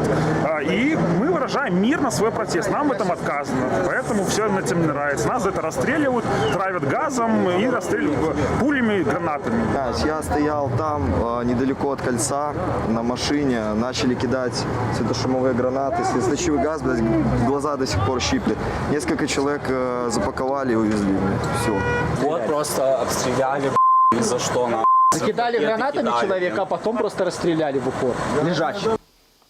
А мы будем читаць тым часам смс, якія ад вас прыходзяць. Вось просіце нас шукаць вашых сваякоў, знаёмых. Вось Александру, 22гадовую, на жаль, я ў базе не знайшоў.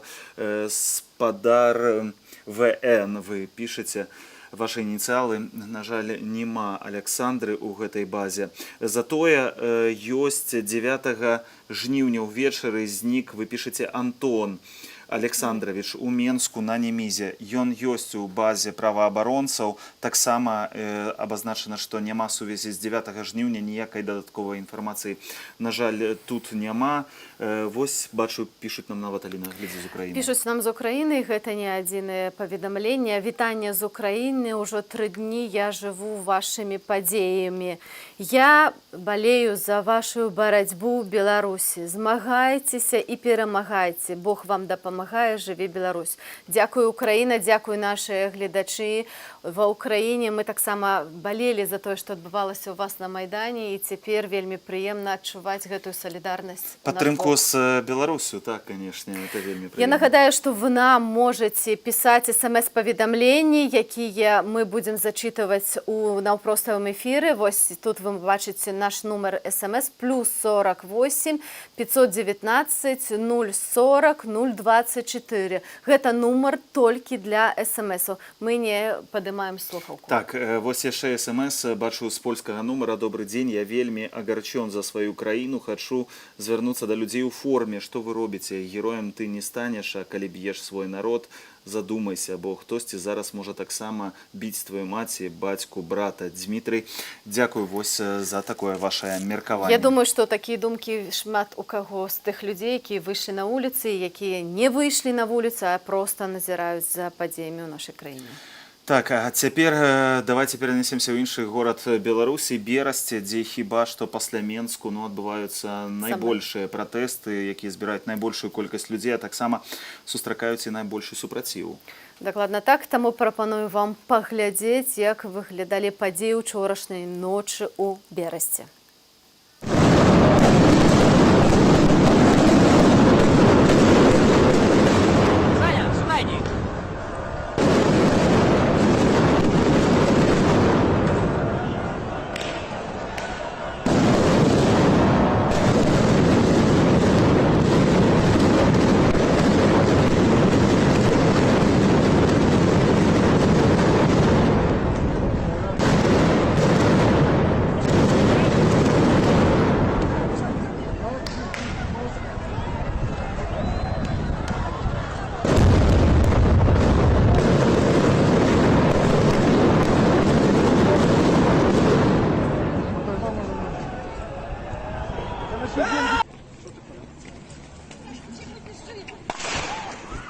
Вот так. Таня, не беги! Таня! Не беги! Не беги, мы с собакой. Ой, бля! Ой, ёб твою мать! Фу! А на сувязі з намі сведка падзеяў учорашніх, якія адбываліся ў Берасці. Яго завуць Дмітрый. Дмітрый, добрый вечар, ці чуеце нас? Добрый вечер, Игорь. Так, я вас чую выдатно. Зміцер, маглі б вы апісаць, што учора адбывалася на вуліцах Берасця? Мы бачылі таксама вось феерверкі, як гэта ўсё здарылася. Апішыце, калі ласка.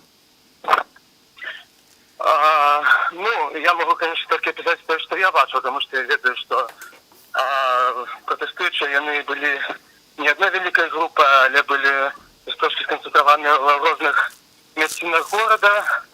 А вось то, что я бачу, это, конечно, весь центр, он был перекрытый, оточены АМАПом, так само военными силами армии.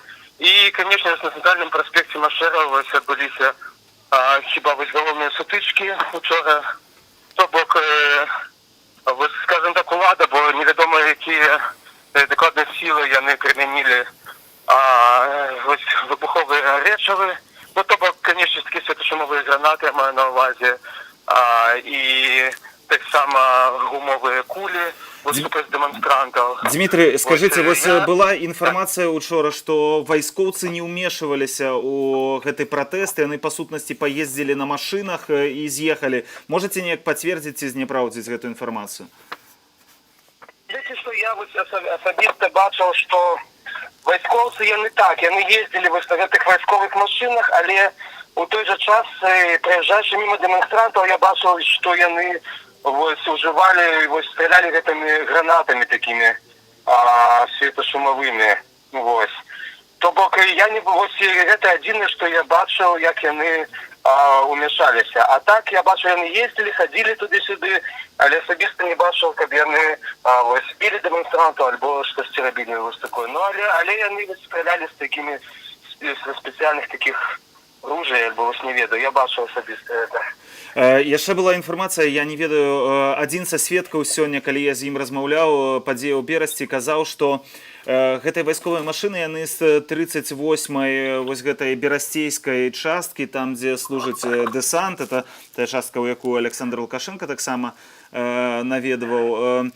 І казалі, што ў гэтых машынах пад брызентам ззаду сядзела толькі некалькі чалавек. Яны рабілі выгляд, што машына поўная жаўнерамі. А так, насамрэч, там было пад брызентам толькі па 4 жаўнеры. Вы штосьці заўважылі ці не? Ну, мне падаецца, што так, там не было шмат салдатаў. Вось, ну, мне здаецца, вы маеце рацыю, Ігор, что там, ну, может не 4, может до 10, але гэта, напэўна, не была машина наполнена солдатами, якія были готовы вось, там, у кожным моментом выскочить и, скажем так, вось, побегчы на протестовцаў. Хутчэй за ўсё, вось, яны ездили, як вы кажете, больше так пристрашить людей. Яшчэ што да феерверкаў, таму што это такое ноу-хау. Учора яны прымяняліся ў Берасці і ў Менску. Пратэстоўцы запускалі, ну, людзі на вуліцах запускалі гэтыя феерверкі ў шыхты АМАПу. Хто гэта рабіў? Бо таксама розныя ёсць меркаванні. Адныя кажуць, што это правакатары ўжывалі, іншыя кажуць, што это проста хтосьці з пратэстоўцаў прынёс. Ці таксама заўважалі што-небудзь? Ну так, то бок я не бачу дакладна, хто гэта рабіў, але ну вось гэта, конечно, вось так збоку выглядала досыць уражила, так, то бок ну, калі мы призвычаліся да таго, што звычайна вось гэта з бок силовых структураў, так скажем, вось яны ўжываюць такія рэчы, то калі вось гэтыя феерверкі яны нон-стоп палілі вось некалькі хвілін вось у міліцыю, альбо вось там унутраныя вайска, ну, яны, мне здаецца, трошки спалохаліся вось ад такого націску. Цяжка сказаць, хто гэта быў, але гэтыя людзі яны рабілі вось не хаваючыся, яны былі у цэнтральнай частцы праспекту.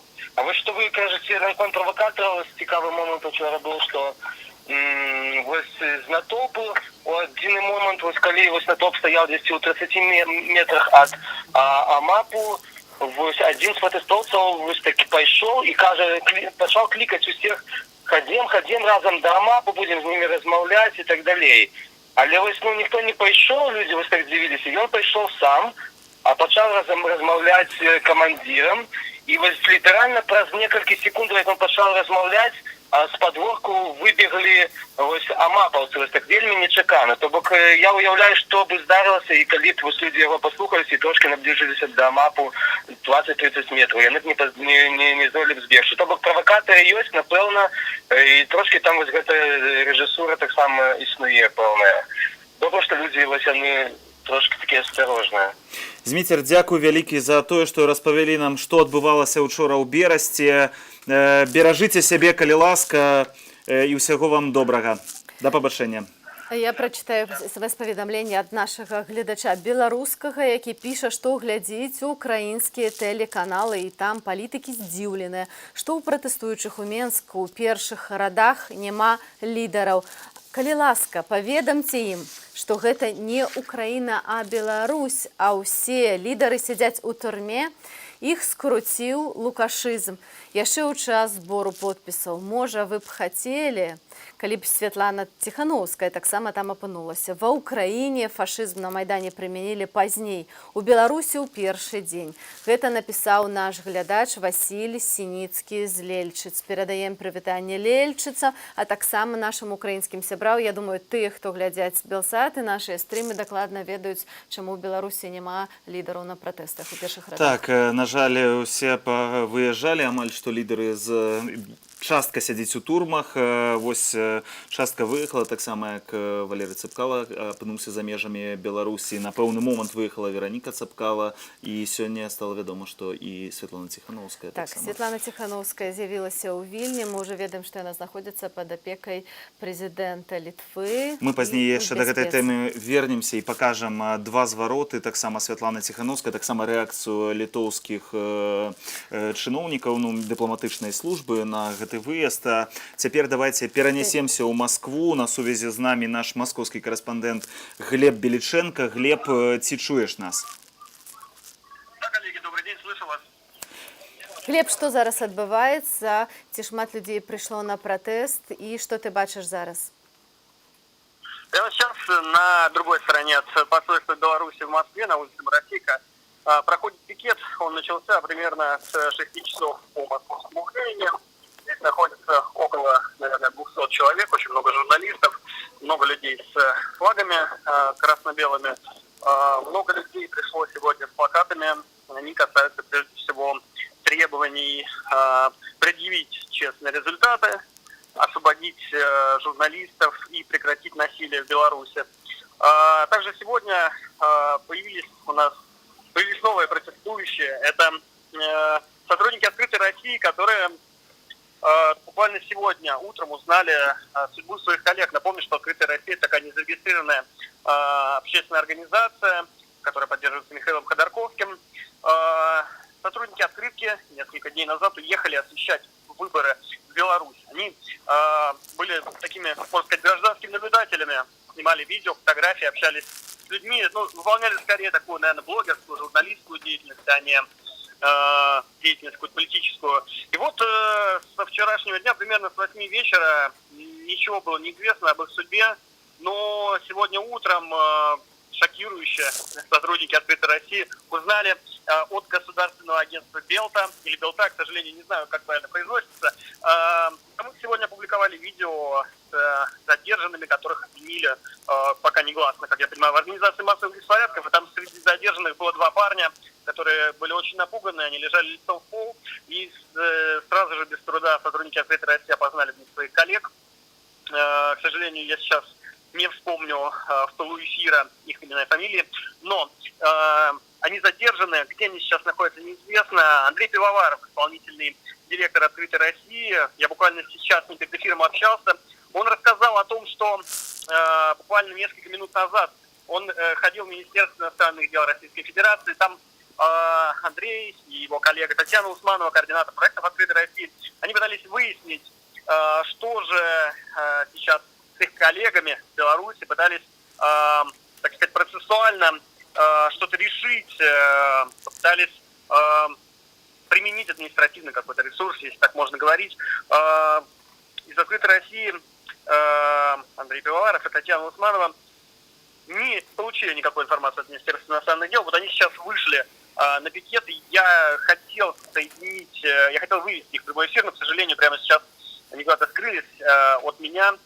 Еще раз повторю, сейчас на другой стороне от посольства Беларуси в Москве находится около 200 человек, много журналистов, многие пришли сегодня с красно-белой символикой, с плакатами в поддержку независимого кандидата Тихановской.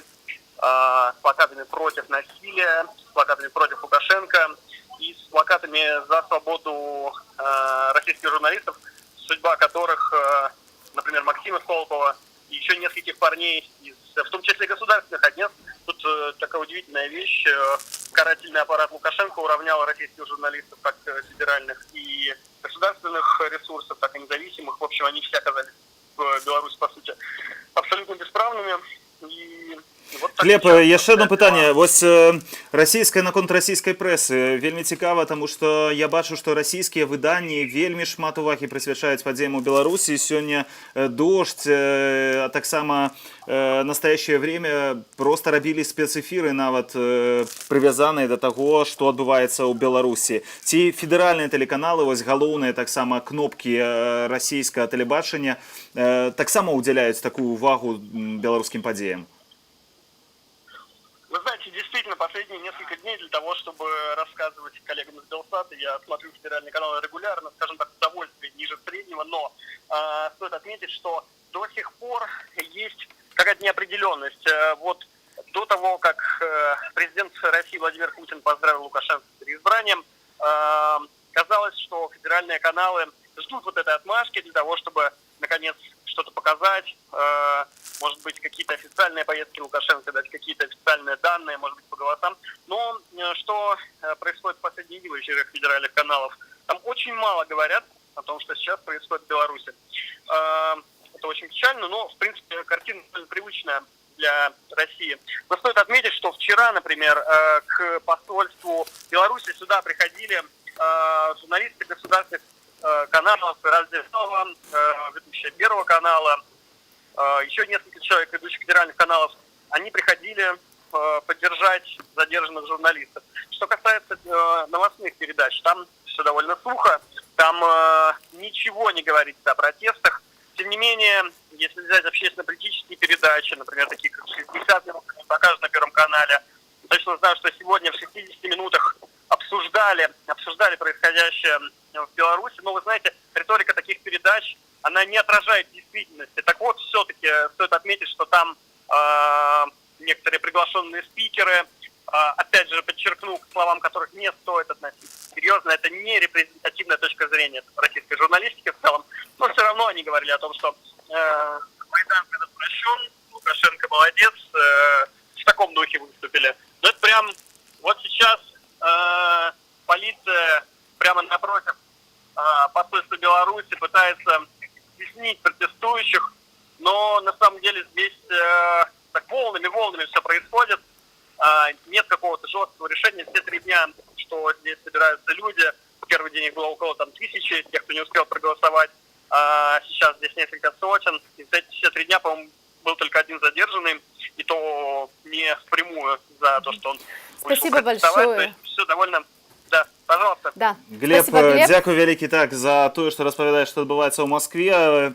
Калі што будзем яшчэ звязвацца, некалькі сотняў людзей пад амбасадай у Беларусі, у Маскве. Гэта, канешне, як бачым, пратэсты адбываюцца не толькі ўнутры Беларусі, але і ў Расіі, тым больш з улікам таго, што у Расіі падобнае да беларускага заканадаўства, нельга збірацца, гэта ўсё несанкцыянаваныя мерапрыемствы, але, як паведаміў Глеб, толькі адное затрыманне было за ўвесь гэты час, можна сказаць, што даволі толерантна ставяцца да гэтага пратэсту. Да рэчы, смс-ы да нас ваши ідуць просто не скончаным потоком. І я вас спрабую знайсці, тому што мы толькі што з Расіяй. Спрабуеш знайсці. Так, бо нашы гледачы паведамляюць, што сярод затрыманых напярэдадні 24-гадовы Егор Палякоў, грамадзянін Расіі, які быў на акцыі пратэсту. Яго сестра пазваніла па тэлефоне экстранных выклікаў амбасады Расійскай Федэрацыі ў Менску. Яны адправяць запад у МУС. Да гэтага часу беларускія ўлады не далі адказу, колькі грамадзян Расіі было затрымана. Сказалі, што могуць пратрымаць да 3 сутак да высвятлення абставінаў.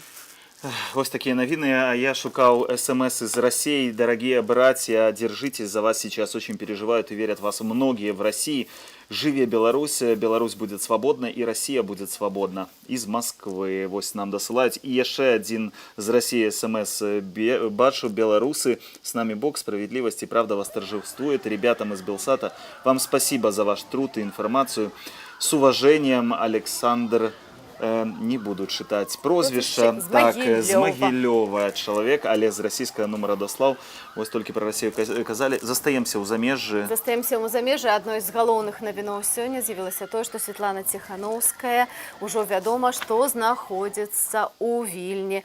І мы атрымалі і пабачылі першы яе зварот, бо сёння гэтых зваротаў з'явілася ажно два.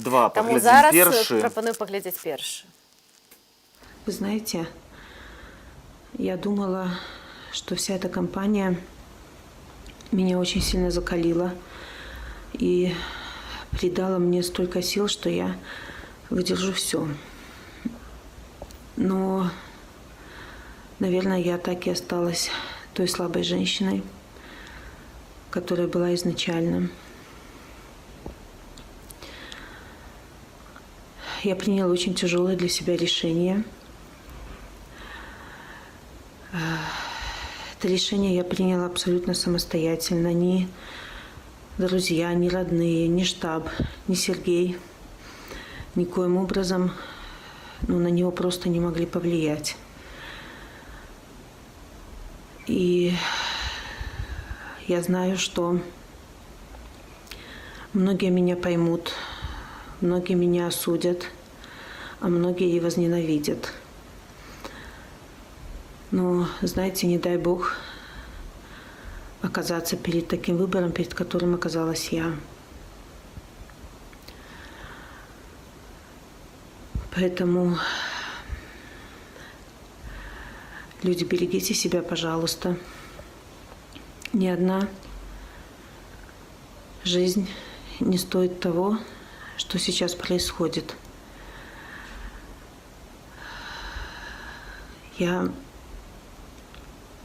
Дети – это самое важное, что есть в нашей жизни. І вось, дарэчы, сапраўды, як казала Святлана Ціханаўская, некаторыя яе асудзілі. Я бачыў рэакцыі і такія, а бачыў рэакцыі такія, што людзі казалі: «Дзякуй табе, Святлана, далей мы ўжо самі». Людзі разумеюць, чаму яна выехала, чаму не вытрымала гэтага ціску. Я бы сказала так, што нават даволі шмат словаў падтрымкі ў бок Святланы Ціханаўскай, бо большасць людзей разумее, што тыя прызнанні, якія яна зрабіла сёння, былі зроблены хутчэй за ўсё пад ціскам. І вось зараз мы вам прапануем паглядзець другі відэазварот Святланы Ціханаўскай, які бачна, што яна чытае па паперцы напісаны тэкст. Я, можа, скажу, у якіх умовах гэта было зроблена, таму што вельмі важна апісаць таксама умовы, у якіх запісаны быў гэты відэазварот. Святлана Ціханаўская з'явілася ў цэнтры выбаркамі, яна прынесла туды скаргу, прыйшла на з Марынай Калеснікавай і з адвакатам, але іх чамусьці выпрасілі з ЦВК, яна засталася, сказала, што нібыта выйдзе праз іншыя дзверы, але сувязь з ёй знікла, яна засталася ў будынку некалькі гадзінаў, як кажуць, яе там трымалі, бачна, ўжо параўналі карыстальнікі інтэрнэта відэаздымкі вось з гэтага зварота, які вы зараз пабачыце, з іншымі матэрыяламі, якія мы бачылі в ЦВК. Мэбляй кабінету. Аказалася, што гэта кабінет Лідзіі Ярмошынай, яна запісала гэта там, пэўна, на яе аказвалі ціск. Давайте паглядзім, я думаю, выснову зробіце самі. Уважаемые граждане Республики Беларусь, я, Светлана Тихановская, благодарю вас за участие в выборе главы государства. Народ Беларуси сделал свой выбор. С благодарностью и теплотой я обращаюсь ко всем гражданам, которые поддерживали меня все это время. Белорусы, я призываю вас к благоразумию и уважению закона. Я не хочу крови и насилия. Я прошу вас не противостоять милиции, не выходить на площади, чтобы не подвергать своей жизни опасности. Берегите себя и своих близких.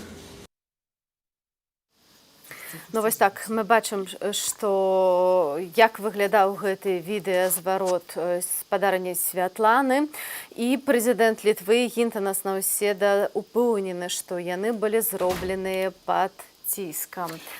Так паведамляе агенцыя Дэлфі. Бо ніводен чалавек у здаровым розуме не паверыць, што відэа Ціхановская запісала добраахвотна. Гэта толькі яшчэ адзін доказ таго, якія метады выкарыстоўваюць, каб зламаць чалавека і дух народу. Мы на працягу некалькіх апошніх тыднях назіралі гэтыя спробы, пісаў у Фейсбуку Гітанас Наўседа, прэзідэнт Літвы. Так, дарэчы, у нас ёсць таксама відэазварот Веранікі Цапкалы, толькі што ён з'явіўся ў сеціве. Давайце яго паглядзім, пэўна, гэта рэакцыя. Дорогая Светлана, все мы видели и слышали твое видеообращение этим утром. Хочу заверить, что я лично и Валерий Цепкало тебя поддерживаем. Мы понимаем, что 9 августа 2020 года Лукашенко проиграл президентские выборы, и единственный легитимный в стране президент – это ты, Светлана Тихановская. Я знаю, какими грязными и мерзкими способами власть оказывает давление на нас. Они используют детей, мужей, родных и близких, чтобы снять с дистанции или дискредитировать в глазах общественности. Только власть не понимает, что народ уже борется не только за тебя, Светлана.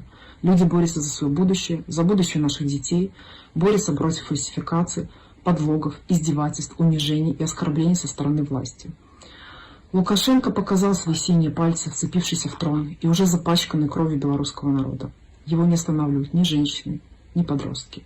У карателей в ход идут дубинки, пули, газ, вода, грубая сила, избиение мирного безоружного населения. Белорусы борются за базовое право, свободные и честные выборы. Лукашенко нагло врет, что протестами белорусов управляет из-за рубежа, или что интернет, мобильная связь у нас отключают из-за границы. Нас обманывали на протяжении 26 лет, и сейчас обман продолжается. Лукашенко просто хочет скрыть преступления против своего народа, геноцид белорусского народа от всего мирового сообщества. ОМОН, силовики, остановитесь. Кого вы защищаете? Нелегитимного Лукашенко, который отдает вам устные приказы? Ваша жизнь и свобода того стоит? Как вы будете спать по ночам? Как вы будете смотреть в глаза вашим детям и внукам? Как вы будете с этим дальше жить? Неужели Лукашенко всего этого действительно стоит?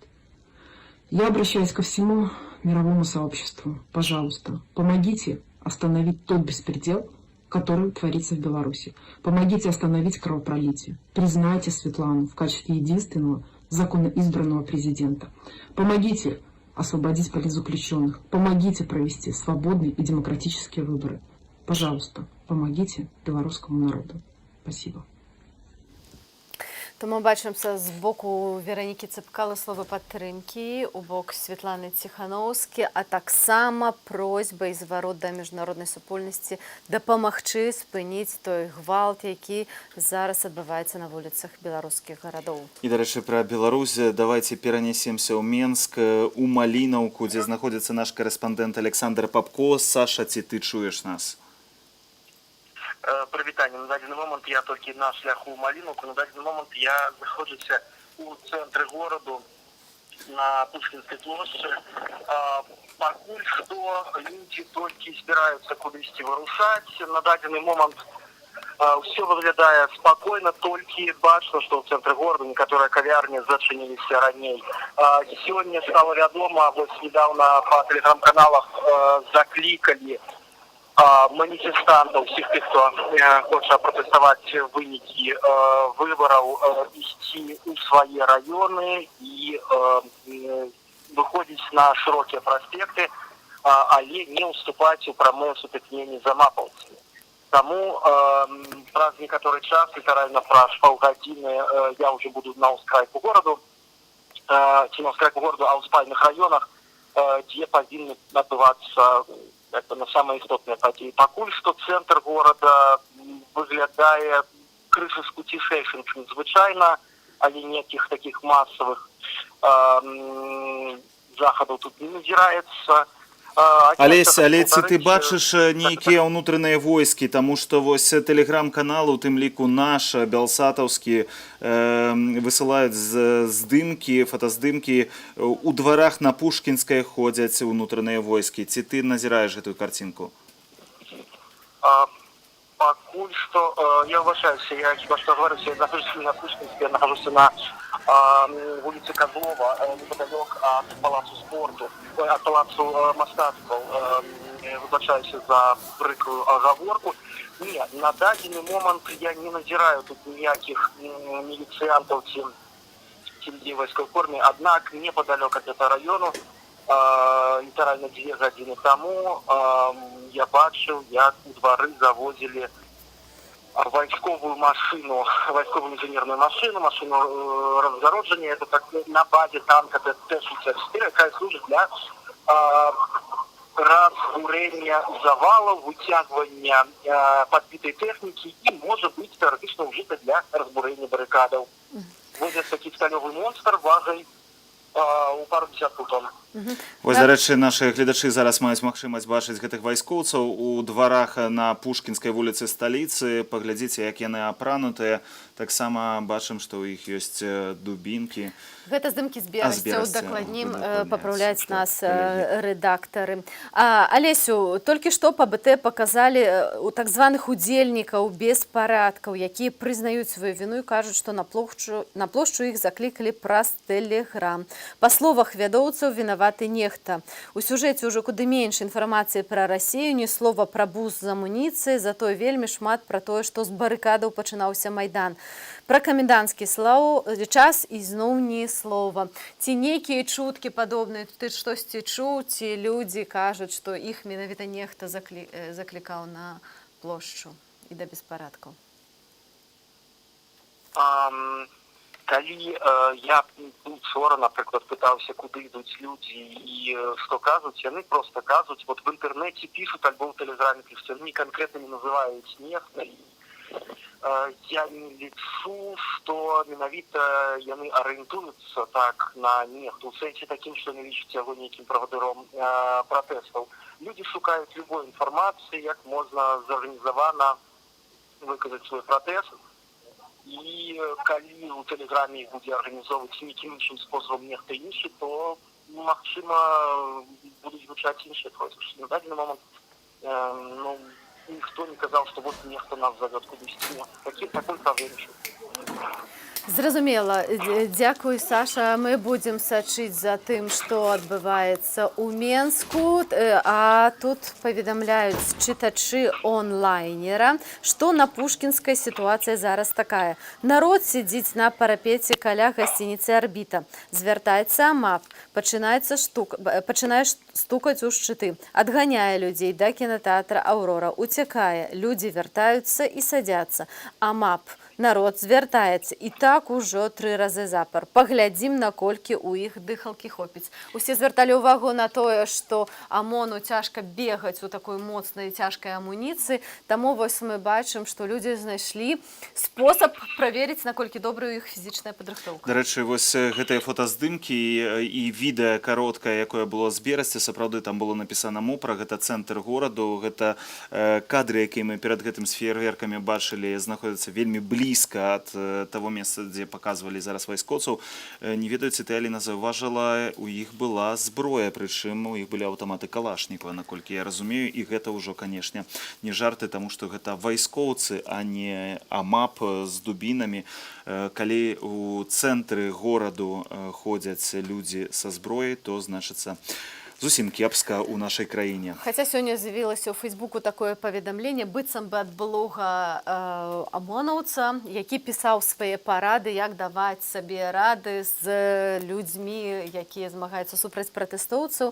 І ён сказаў, што трэба найбольш апасацца акурат амапаўцаў, бо яны найбольш спрактыкаваны ў разгоне дэманстрацыю і працы з вялікімі натоўпамі людзей.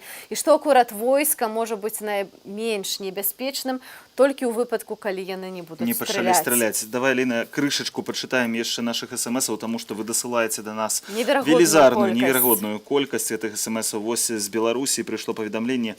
Мы, беларусы, просим помощи у Евросоюза, помогите нам защитить наши семьи, наши жизни, мы теряем наших детей. Такое меркаванне.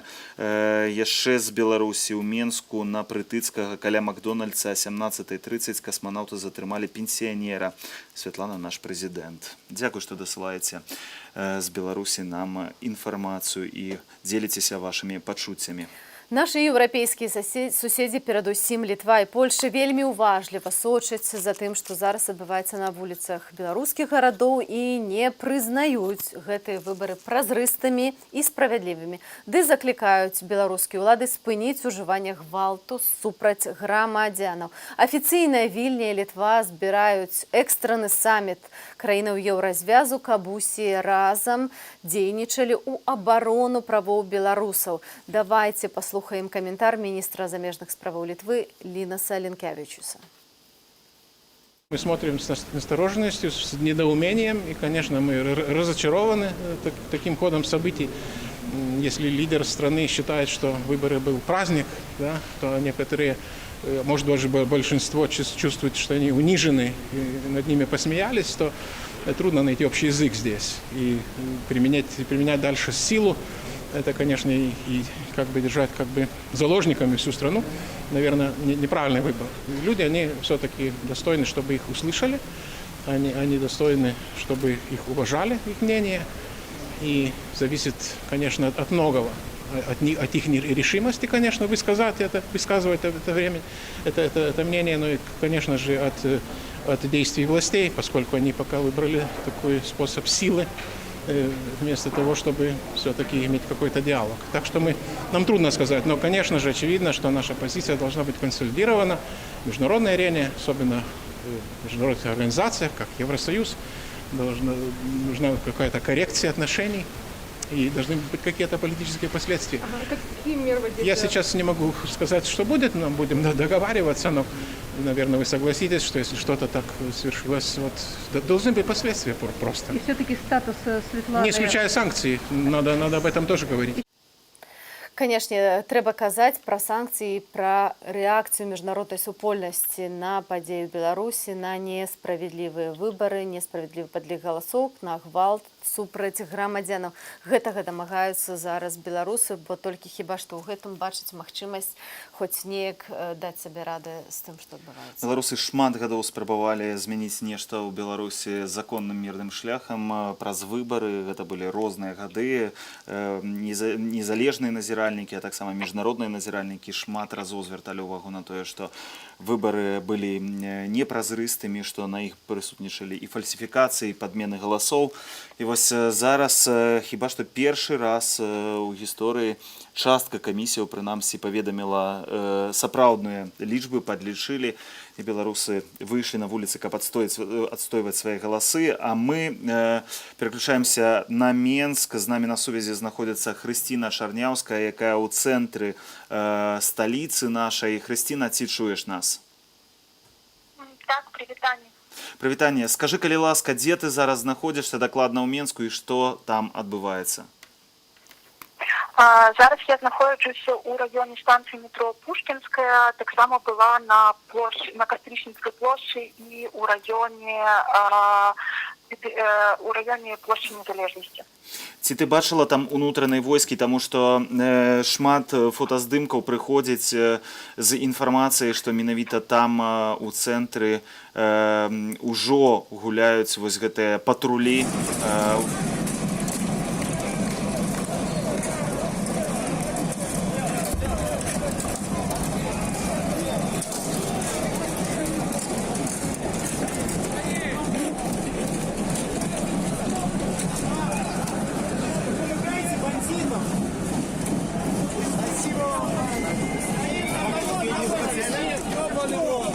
Давайте, гудоните за меня тоже,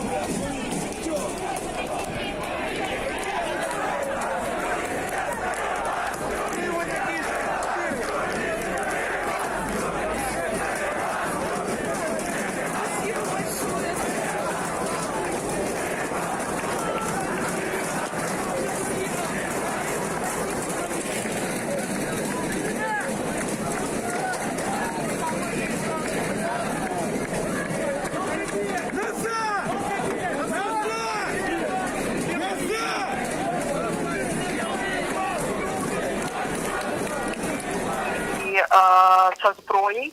Кветкі сапраўды ёсць, прычым яны ляжаць якраз на раздзяляльных палосах вось гэтага круга на станцыі метро Пушкінская. І тут сігналіць машыны, спыняюцца, таксама выкладаюць кветкі. Вось практычна на маіх вачах спынілася машына на светафоры, і з машыны чалавек паклаў на дарогу кветкі. Мы таксама бачылі паведамленне, што калі вы хочаце прынесці свае кветкі, то варта іх купіць крыху далей ад метро Пушкінскай, бо ва ўсіх крамах кветкавых там ужо кветак няма, людзі ўсё раскупілі. Ёсць такая верагоднасць, але зараз якраз такі доступ на саму станцыю і ў пераходы ён абмежаваны. Людзям дазваляюць выходзіць, але людзей не прапускаюць туды ўніз на пераход. Як зараз працуе метро ў Менску? Што, прабачце? Як зараз працуе метро ў Менску? Ну, я так разумею, што перакрыта лінія вось гэта, якая ад усходу туды да Малінаўкі, таму што якраз на Незалежнасці прама перад выхадам з метро выстаўлены канвой са шчытамі, яны рыхтуюцца. Таксама не бачна, каб выходзілі людзі са станцыі Кастрычніцкай, таму я думаю, што гэта лінія якраз такі перакрыта. Што датычыцца іншай лініі, тут уже сказаць цяжэй, таму што людзі ўсё ж выходзяць з пераходаў. Дзякуй, Хрысціна, дзякуй вялікі за гэтую інфармацыю. Будзем таксама злучацца, сачыць за падзеямі, якія адбываюцца ў цэнтры сталіцы. Чытаю далей ваши смс, якія вы до нас дасылаеце. Добрый вечер. Смотрю уже третий день ваши прямые эфиры из Франции. Страшно за свой народ и стыдно за МВД. Они давали присягу служить народу, а не диктатуре. Связи с родными нет, так как общение происходило только через интернет. Все сайты с доменом BY не открываются даже во Франции. Народ Беларуси, держитесь. Жыве Беларусь. І вось яшчэ з ашмянаў. Ашмяны сілавікі не даюць сабрацца больш за 2 асобы. Дзякуй, што паведамляеце нам пра гэта. Добрый дзень, пішу вам з Жодзіна. Прысутнічала на мітынгах пасля выбараў у родным горадзе. Мяне здымалі на камеру. Сёння паступіў званок маім бацькам, у якіх я зараз знаходжуся ў гасцях. Званілі з міліцыі, не прадставіліся. Што яны хацелі, я так і не зразумела.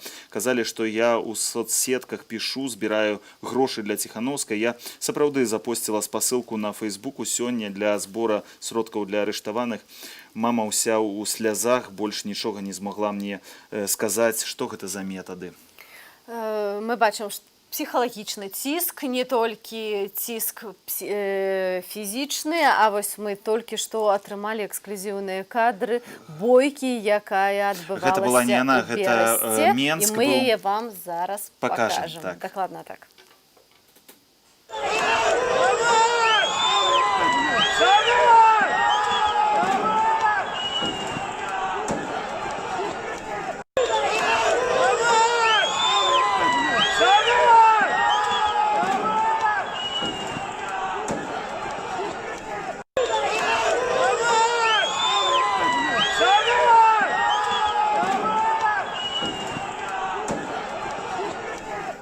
Адбываецца атака, нават супрацьстаяць пратэстоўцы. У Берасці, дарэчы, гэта і ёсць гэтае месца скрыжавання бульвара Касманаўтаў Шаўчэнка і праспекту Машэрава ў Берасці.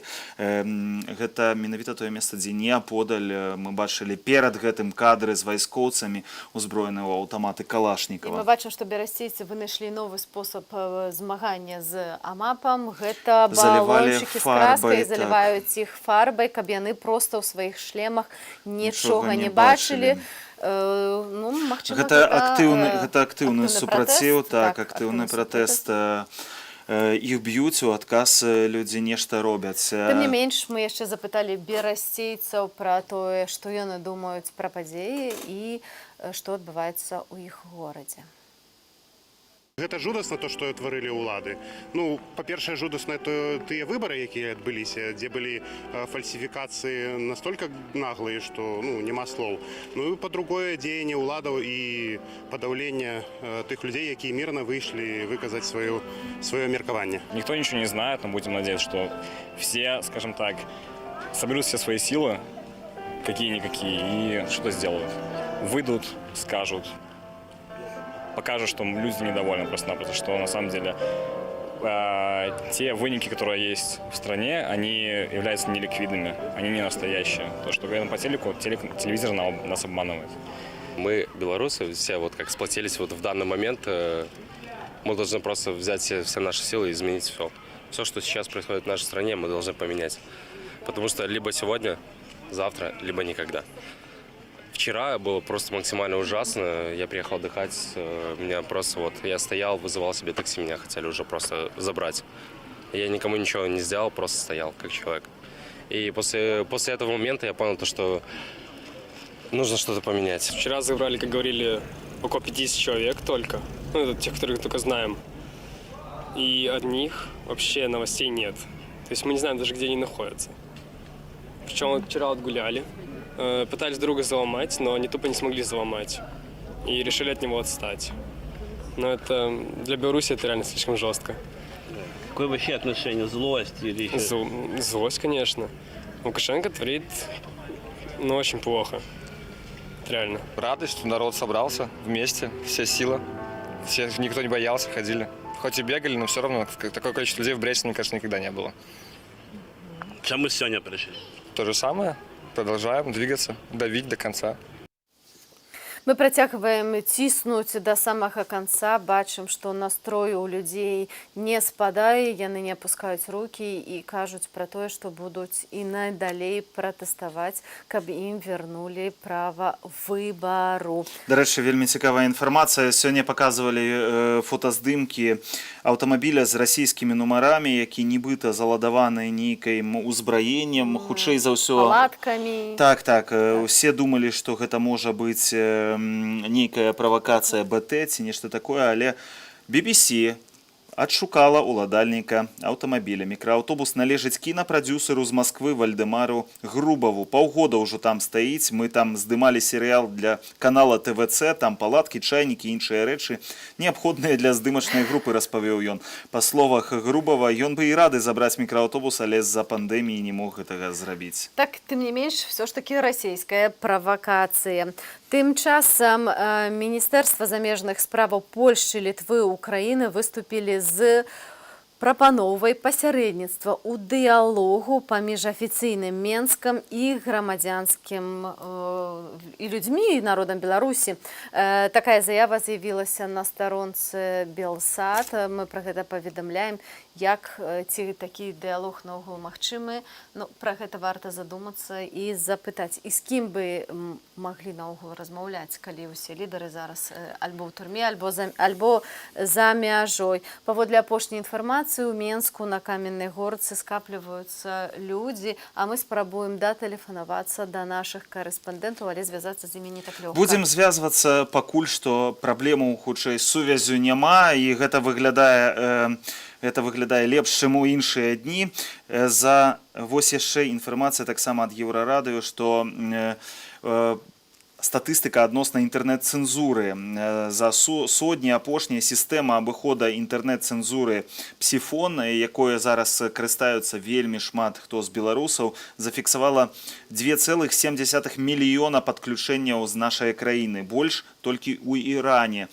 Там 3,2 мільёны. Заблакаваўшы інтэрнэт, беларускія ўлады імкліва пераўтвараюць Беларусь у Іран. А там і да паўночнай Карэі недалёка, паведамляе Еўрарадыё. Шмат тых, хто былі затрыманы, утрымліваюць на Акрэсціна. Пад Акрэсціна збіраюцца людзі, якія чакаюць на вызваленне сваіх там знаёмых ці там сваякоў. І нашыя карэспандэнты звярнуліся да іх з мікрафонам, так што прапаную пачуць, што яны нам сказалі. Я прошу прощения, что я это сделал. Я не подумал, что могут меня посчитать провокатором.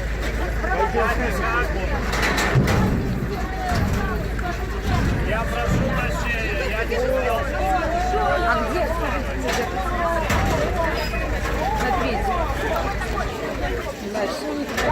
Молодцы,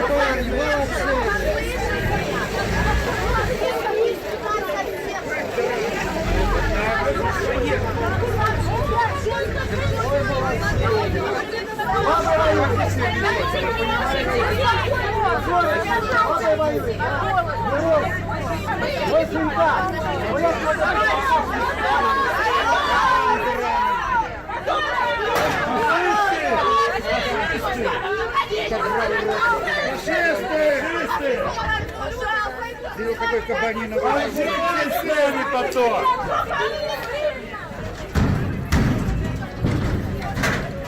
Одну секундочку. Гэта было відэо не наших карэспандэнтаў, а відэо з тэлеграм-канала Нехта, «Нехта». А мы так. звязваемся акурат з нашай карэспандэнткай Галінай Абакунчык, якая зараз у знаходзіцца гэты пад момант сценамі знаходзіцца пад Акрэсціна. сценамі Акрэсціна. Галіна, ці чуеш нас? Слухайте, я чую, але я ля Крестина, я не... Мы зараз у жывым эфіры, Галіна, у жывым эфіры. Мы ў жывым эфіры, Галіна, дзе ты зараз знаходзішся і што ты бачыш у дадзены момант? Ці, можа, распавядзі, што было на Акрэсціна? Шановні слухачі, глядачі, я зараз знаходжуся каля ізолятора на вулиці Акрэсціна ў Менску, де звичайно відбувають адміністраційне зневолення правопорушальники. І от на це місце ось тягом 2 днів звозили людей, яких затримували в Менску на вулиці. Гэтым чином там знаходится, ну, я не ведаю, якая колькость людей, якая колькость затриманих, але некалькі сотняў чалавек, можна сказаць, без сумневу, сотні чалавек, сваякоў стаяць уздоўж сцяны гэтага ізалятару, каб падысці да вакна і даведацца, дзе знаходзяцца іх родныя. Гэтыя людзі знаходзяцца, я перапытвала ў іх, як давно они там стаяць, яны кажуць, мы стаім амаль круглыя суткі. Яшчэ з учорашняга дня не все людзі даведаліся, дзе знаходзяцца іх родныя, якіх затрымлівалі яшчэ ў дзень галасавання, 9 жніўня, а ўчора 10-го дадалася гэта колькасць людзей. І не все ведаюць вот за гэтыя 2 дні, дзе знаходзяцца іх родныя. Яны стаяць ад ранку ў чарзе, і толькі о 18 гадзіне вечара ім паабяцалі даць хоць нейкую інфармацыю. Яны кожны падходзіць, мусіць падысці да гэтага вакенца, назваць прозвішча, і толькі тады ім назавуць, дзе знаходзіцца іх сваяк. Але не всіх знаходзілі, бо вельмі многіх адвезлі у Жодзіна, таксама ў ізалятар.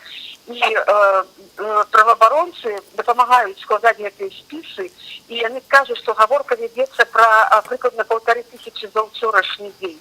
І 1500 за ўчорашні дзень. І плюс яшчэ тыя, якія былі затрыманыя напярэдадні 9 жніўня. Вось там такая абстаноўка вельмі напружаная, вельмі цяжкая і вся ў чаканні. Ну, і, може бути, колькі слов додам, як виглядає город. Ну, може, 2 слова ще скажу, що було на Припятського, на площі. Там просто от 18 вечера уже почались репрессии, когда все подходы до площади уже были блокованы. На самой площади, огороджи, каля метро были все увешаны букетами с кветками и с червоно-белыми сушками. А мужчин просто хапали, трымали у некой подобной на загородь такую, где их збирали только тех, кто спробовал что-то сказать, и не сподобался внешне. Люди стояли войсковые со зброей, те, кто приезжали машины, сигналили, и все были вельми шокованы. Все виноки, которые шли с трассы, в этот час были просто шокованы таким видовищем. Люди со зброей выхопливали мужчин и вставляли их особенно. И по всему городу так само вельми напружена обстановка, только размову, что робится в городе. Мне довелось ехать такси, я только чула одно и то же, что туда не подъехать, сюда не подъехать. И одна говорка, вы ведаете, что робится в городе. Что робится в городе? А в основном все перекрыто. Троллейбусы, трамваи, пустые машины, які не сигналят, люди им отказывают у отказ вітаннями вигляді Вікторії перемоги і хто тихотою, хто як спробує добратися до центра города, які фактично вже робиться цалком блоковані і цалком пусті. Галіна, я бачила у соціальних сетках заклик да кіроўцаў машинаў, якія бачаць на прыпынках людзей сталага ўзросту альбо там жанчын ці дзяцей, каб просто затрымоўваліся і падвозілі людзей, каб яны не чакалі на транспорт, бо сапраўды можна не дачакацца, можна дачакацца хутчэй за ўсё амапу. Можа пад'ехаць аўтобус, а адтуль выйдзе амап замест таго, каб вы туды селі. Галіна, я яшчэ хацела цябе запытаць пра праявы салідарнасці, бо ўчора мы чулі вельмі шмат інфармацыі пра тое, што людзі адчынялі свае дамы, пад'езды, давалі коды да дамафонаў, забіралі да сябе ў хату. Нават моя маці расказвала, што яны адчынялі проста двор і забіралі бедных хлопцаў, за якімі Наша ляцелі корэспандэнтка Кацярына аўтазакі. Андрэева учора таксама хавалася ад вось гэтых выбухаў у адной з хатаў, куды яе проста пусцілі. І Каця вельмі драматычную гісторыю апісвала, што выбухалі светлашумовыя гранаты, у іх яны ляглі на падлогу, таму што ўжо былі прыклады, калі яны траплялі ў вокны і нават у столю і могуць параніць людзей. І яны казалі, што лазеры былі бачныя, што хтосьці свяціў лазерам, яны Гэта было баяліся. сведчанне таго, што свяцілі лазерамі, магчыма, гэта лазерныя... Можа быць указкі, а могуць быць хто заўгодна. І вось пытанне салідарнасці. Так, наколькі моцна людзі выказваюць сваю солідарнасць? Солидарно, так, я цалком погоджуся, что солидарность я, принамсі, такой не бачила ранее. Я не могу сказать, что она уже такая вот паўсюдная на кожным кроку, але она сапраўды ёсць, и это проявы бачныя. Что до подъездов, то калі мы працавали учора с оператором, здымали на тым месцы падзеяў репортаж, то к нам сами подходят люди и скажут: вы журналисты? Так, мы кажем, журналисты. То идите, я вам покажу свой подъезд и дам код этого подъезда. Докладно молодой человек подошел и показал нам, как потратить его подъезд. Так само журналистов, коли бачите, а незалежных журналистов, то пропановую допомогу подвесить. Так само был такий вчора пропонова такая подъехать. І був такий вельми ще незвичайний випадок, я вам скажу, коли до мене підійшла жінка, на мені була вопратка з надписом «Пресс», і вона спитала: ви наші білоруські журналісти? Я сказала: так, ну а які ще білоруські? І тоді вона сказала мені: ну то ви правду не скажете. І повернулася, і вельми хутко від мене зійшла. Я навіть не хотіла їй потлумачити, які білоруські. Тобто от таке ставлення до недержавної преси. Я так зрозуміла, що її акценти білоруські, це були, видать, з державних медіа. Вот. И что до улицы, то так само. Вот мне довелось бачить по припинках не одной, что коли только машина хоть одна подает сигнал, то у всех, кто стоит на припинку, просто вот, знаете, в унисон поднимают руки у витания. Просто это вельми ураживает. У троллейбусов и автобусов оговорка только про то, где что отбывается, хто де поранений і що де сьогодні може відбутися. Вельми обурені люди, вельми тяжко переживають цю ситуацію. Ну і опошнє, може, сюди ще додам, що вельми шмат дякують. Коли познають, що Білсад, що працює, вони кажуть: слава Білсад. От в приватності сьогодні в метро мені казали: слава Білсад. Вельми вдячні за інформацію, яку ми подаємо, і за нашу працю. Дякую табе вялікі, Галіна. Галіна. З намі на сувязі была Галіна Бакунчык з Менску. Мы падобныя словы таксама падзякі атрымліваем і праз СМС-амі вы пішаце нам проста, дзясяткі СМС-аў прыходзяць з падзякай за працу журналістаў. Таксама хацелі б вас запытацца, дарагія беларусы, якія зараз нас глядзяць з Беларусі менавіта па спадарожнікавых антэнах. Калі ласка, дашліце СМС вось на гэты нумар, ці вы нас бачыце. Прайшла інфармацыя ад карэспандэнтаў радыё «Свабода», што перапынілася трансляцыя, ёсць праблемы з трансляцыяй. Калі вы нас бачыце, калі ласка, проста напішыце горад і што працуе ці не... Калі не працуе, то вы нам, конечно, тым больш, не калі дашлеце. не працуе. Гэта для нас вельмі важная інфармацыя. Так што, калі ласка, напішыце з розных гарадоў, бо ўсё ж такі мы хочам гэта праверыць, і калі ёсць нейкі Адзін тэхнічны СМС горад, можаце проста даслаць назву горада і ўсё, больш нічога не пісаць. Вось да гэтага было паведамленне з Жабінкі, якое тычылася ўчорашняга дня. Там таксама выходзяць людзі, а гарадок гэты мне родны і блізкі. Каля 23:20 ад выбуха светлашумовой гранаты шпіталізаваныя дзве асобы. Некалькі чалавек выйшлі на плошчу, сярод іх былі і правакатары, якія хутка збеглі з натоўпу да прымянення гэтых гранатаў. Людзі з дзецьмі на мітынгі прыходзілі, старыкі, моладзь, збіраліся з 19:30. Міліцыя і мітынгуючыя не ўступалі паміж сабой у канфлікт. Вось, як бачыце, міліцыя не паўсюдна правакуе, а вось правакатары ёсць. І, дарэчы, першы СМС-і прыходзяць. Бяроза працуе, Пружаны працуе. Дзякуй за хуткую рэакцыю. Ведаем, што ёсць Бабруйск, чакайце, столькі СМС-аў, Рагачоў працуе, яшчэ раз Менск працуе, Жабінка, зноў гэты ж самы смс. Шклоў, спутнік працуе, Менск, трансляцыя са спутніка.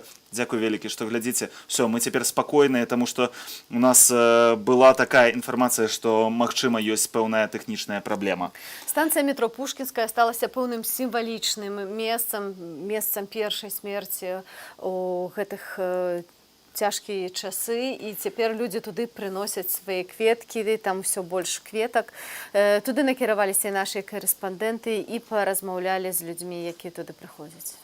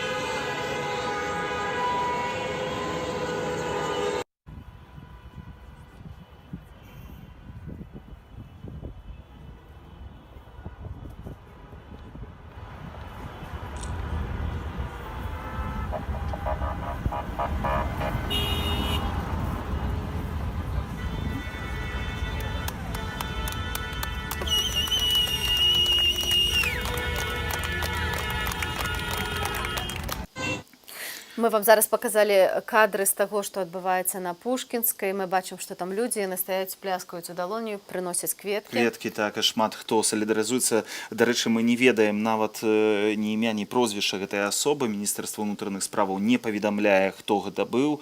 Толькі сказалі, што асоба гэтая была судзімая за забойства. Але, канешне, веры мала Міністэрства ўнутраных справаў, таму што не раз ужо мы апякаліся аб іх інфармацыю. Прабач, калі ласка, я просто у шоку. Вы можете уже спыніцца. Дзякую вам, што вы столькі смс-ак. Ашмяны, Рагачоў, Горадня, Менск, Гомель, Магілёў, Нясвіж, Берасце, Ваўкавыск, Менск, аграгарадок Глушковіч. Верхні Дзвінск, Рагачоў. Дзякуй вялікі, мы уже зразумелі, што ўсё працуе. Не дасылайце нам больш. Вялікі вам дзякуй усім за тое, што глядзіце нашы эфіры. Але можете дасылаць вашыя паведамленні з інфармацыяй, калі нешта хочаце, каб мы прачыталі ў эфіры. Мы будем стараться сачыць за вашими смс-амі. Тым часам Тутбай паведамляе, што ў Берасці на савецкай затрыманні. Чытачы паведамляюць, што каля 10 амапаўцаў мэтанакіравана набросіліся на карэспандэнта Тутбай Станіслава Каршунова. Жорстка яго затрымалі, сувязі з ім пакуль няма. Але ёсць інфармацыя пра тое, што 4 вызваленых у Беларусі журналістаў, пра якіх мы сёння размаўлялі, вярнуліся в России. Семен Пегов, Антон Старков, Дмитрий Лосенко, Влад Звідок. Тым не менш, сёння выйшаў з изолятора часовага ўтрымання наш калега Ян Роман, якога затрымалі ў Горадні, падчас таго, што ён выйшаў сустракаць сваіх таксама сяброў, нашых калегаў з папярэдняга затрымання. Яго скруцілі учора, сёння выпусцілі. Ян вельмі моцна пабіты, і амап нагой выбіў яму 4 зубы. Вось ёсць інфармацыя пра далейшыя пратэсты ў Беларусі.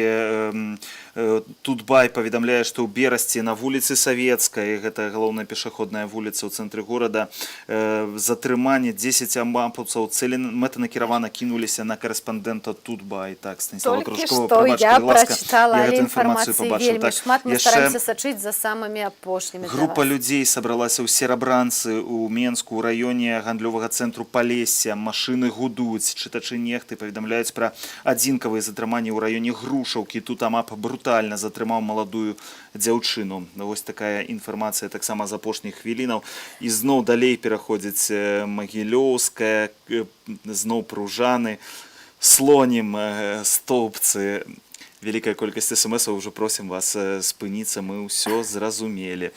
А мы атрымоўваем пацверджанні таго, што унутраныя войскі ў Берасці знаходзяцца, дасылаюцца фотаздымкі, якія мы вам паказвалі у розныя тэлеграм-чаты. Зараз у Беларусі палова на 9, а таму ўжо ў пэўных раёнах адбываюцца розныя падзеі, ужо збіраюцца людзі, канешне, і вось у Серабранцы я бачу кадры людзей, якія ідуць, ну, на мой погляд, каля, можа, 200 людзей сабралася ў Серабранцы. Адбываецца прыблізна гэта так жа, як і учора.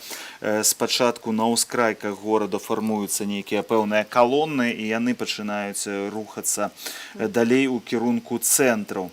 Нехта паведамляе, што на праспекце Дзяржынскага карацелі ездзяць на сінім мікрааўтобусе, з якога выскокваюць, разганяюць большыя натоўпы.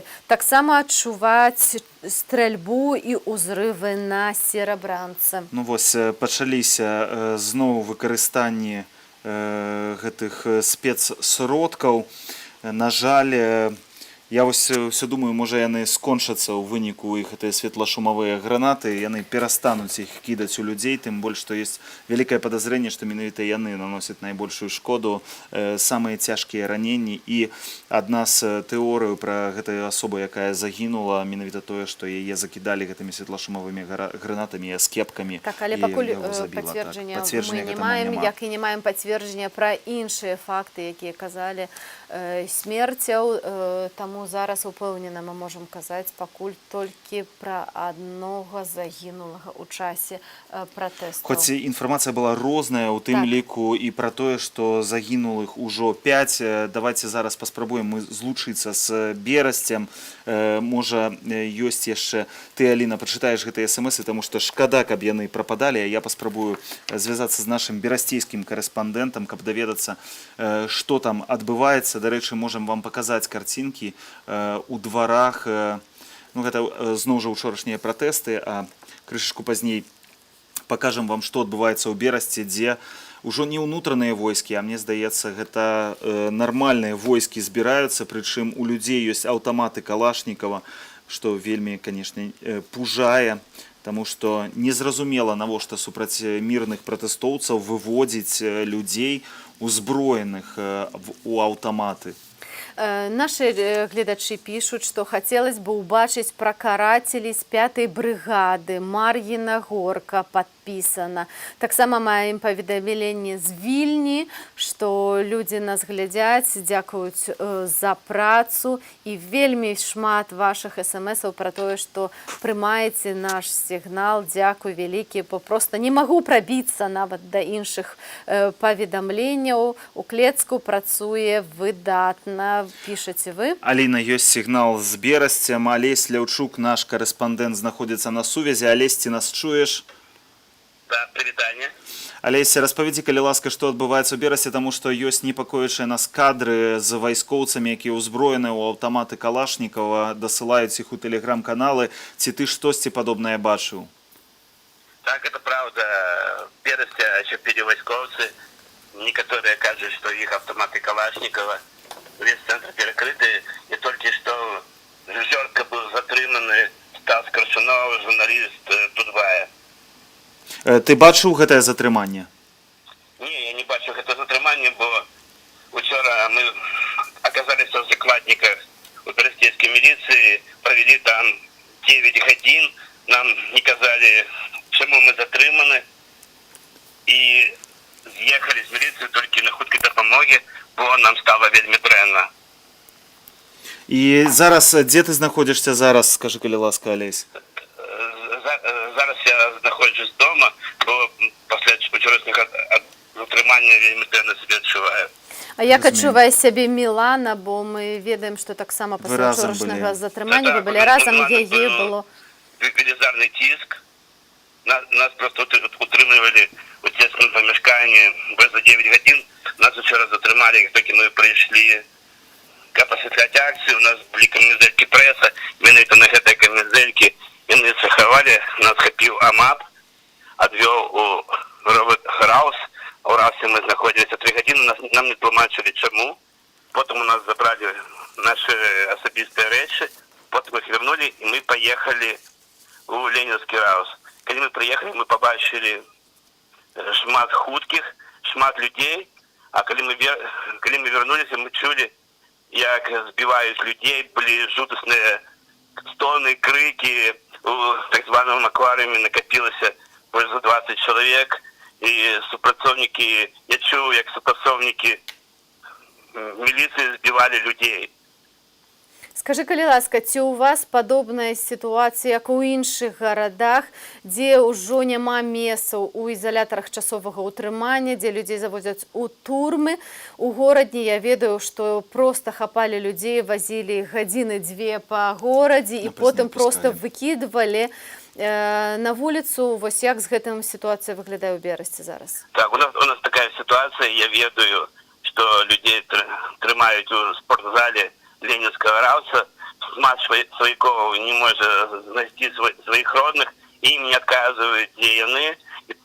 И годину тому мне потелефоновал медик, и он просит, чтобы люди приезжали и сдавали кровь. Бо после вчерашнего брутального разгону акции с расстрелом людей, скиданием гранат, вельми шмат пораненых.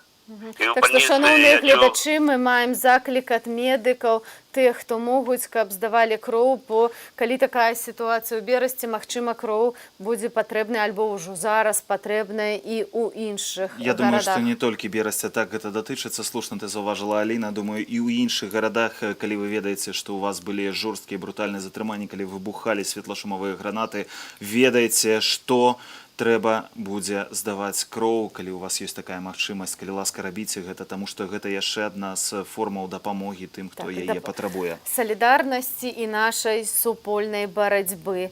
А мы падзякуем нашаму корэспандэнту за злучэнне, Алесю, і пакажам вам тое, што зараз адбываецца ў Менску.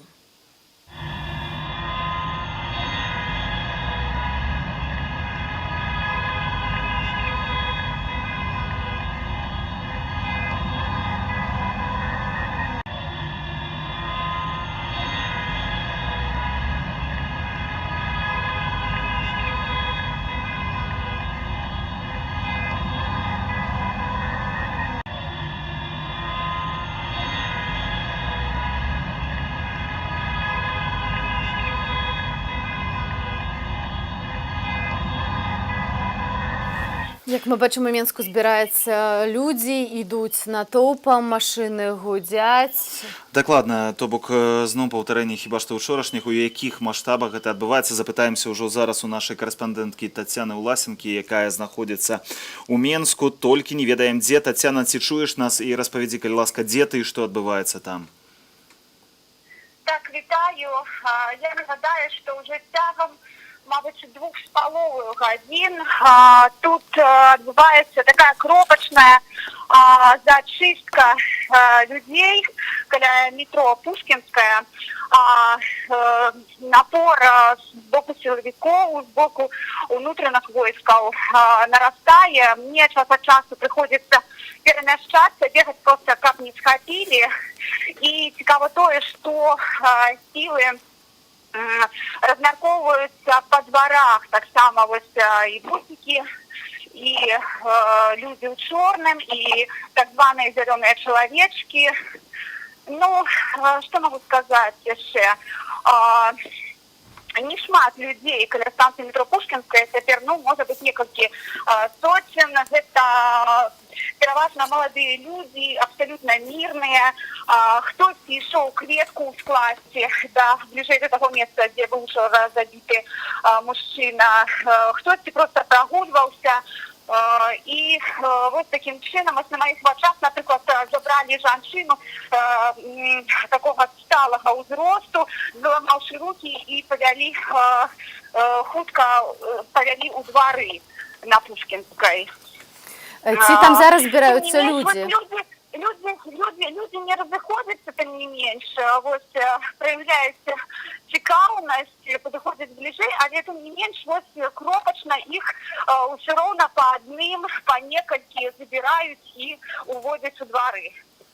Ці ти чуєш, може, стріли, ці відбувається нешта більш, ці пакуль тихо? Был один стрел светлошумовой гарматы и несколько стрелов, ну, насколько я разумею, это або травматичное нечто, пневматика, может быть, вот, несколько стрелов. Але покуль пакуль яшчэ не так страшна. Мне здаецца, падобна на першы этап некага спачатку чагосьці больш сур'ёзнага. Ну, судзячы па паводзінах унутраных войскаў, якія проста не даюць людзям стаяць на адным месцы. Яны іх ганяюць, кропачна выхопліваюць, проста іх задача, так бы мовіць, распуставаць людзей, каб яны не збіраліся, каб не было ніякага скаплення. Дзякуй, Тацяна. Мы бачым, што АМАП і праваахоўныя органы, калі іх можна так назваць, яны асаблівую увагу надзяляюць журналістам. Бачым затрыманне, жорсткія збіцці, таму, калі ласка, будзь асцярожная, і мы будзем з табой злучацца і далей. Зараз з'явілася інфармацыя з апошняй хвіліны, секундачку, пра тое, што затрымалі нашых калегаў Паўла Патапава і Івана Мураўёва, якія ехалі на машыне і здымалі на тэлефоны. Даішнікі спынілі, прагледзелі галерэю ў тэлефонах. Яна ім не спадабалася, іх затрымалі. То бок можна затрымаць нават за тое, што ты здымаеш тэлефону. Ты только что сама сказала, што надзяляюць улады самую вялікую увагу менавіта журналістам.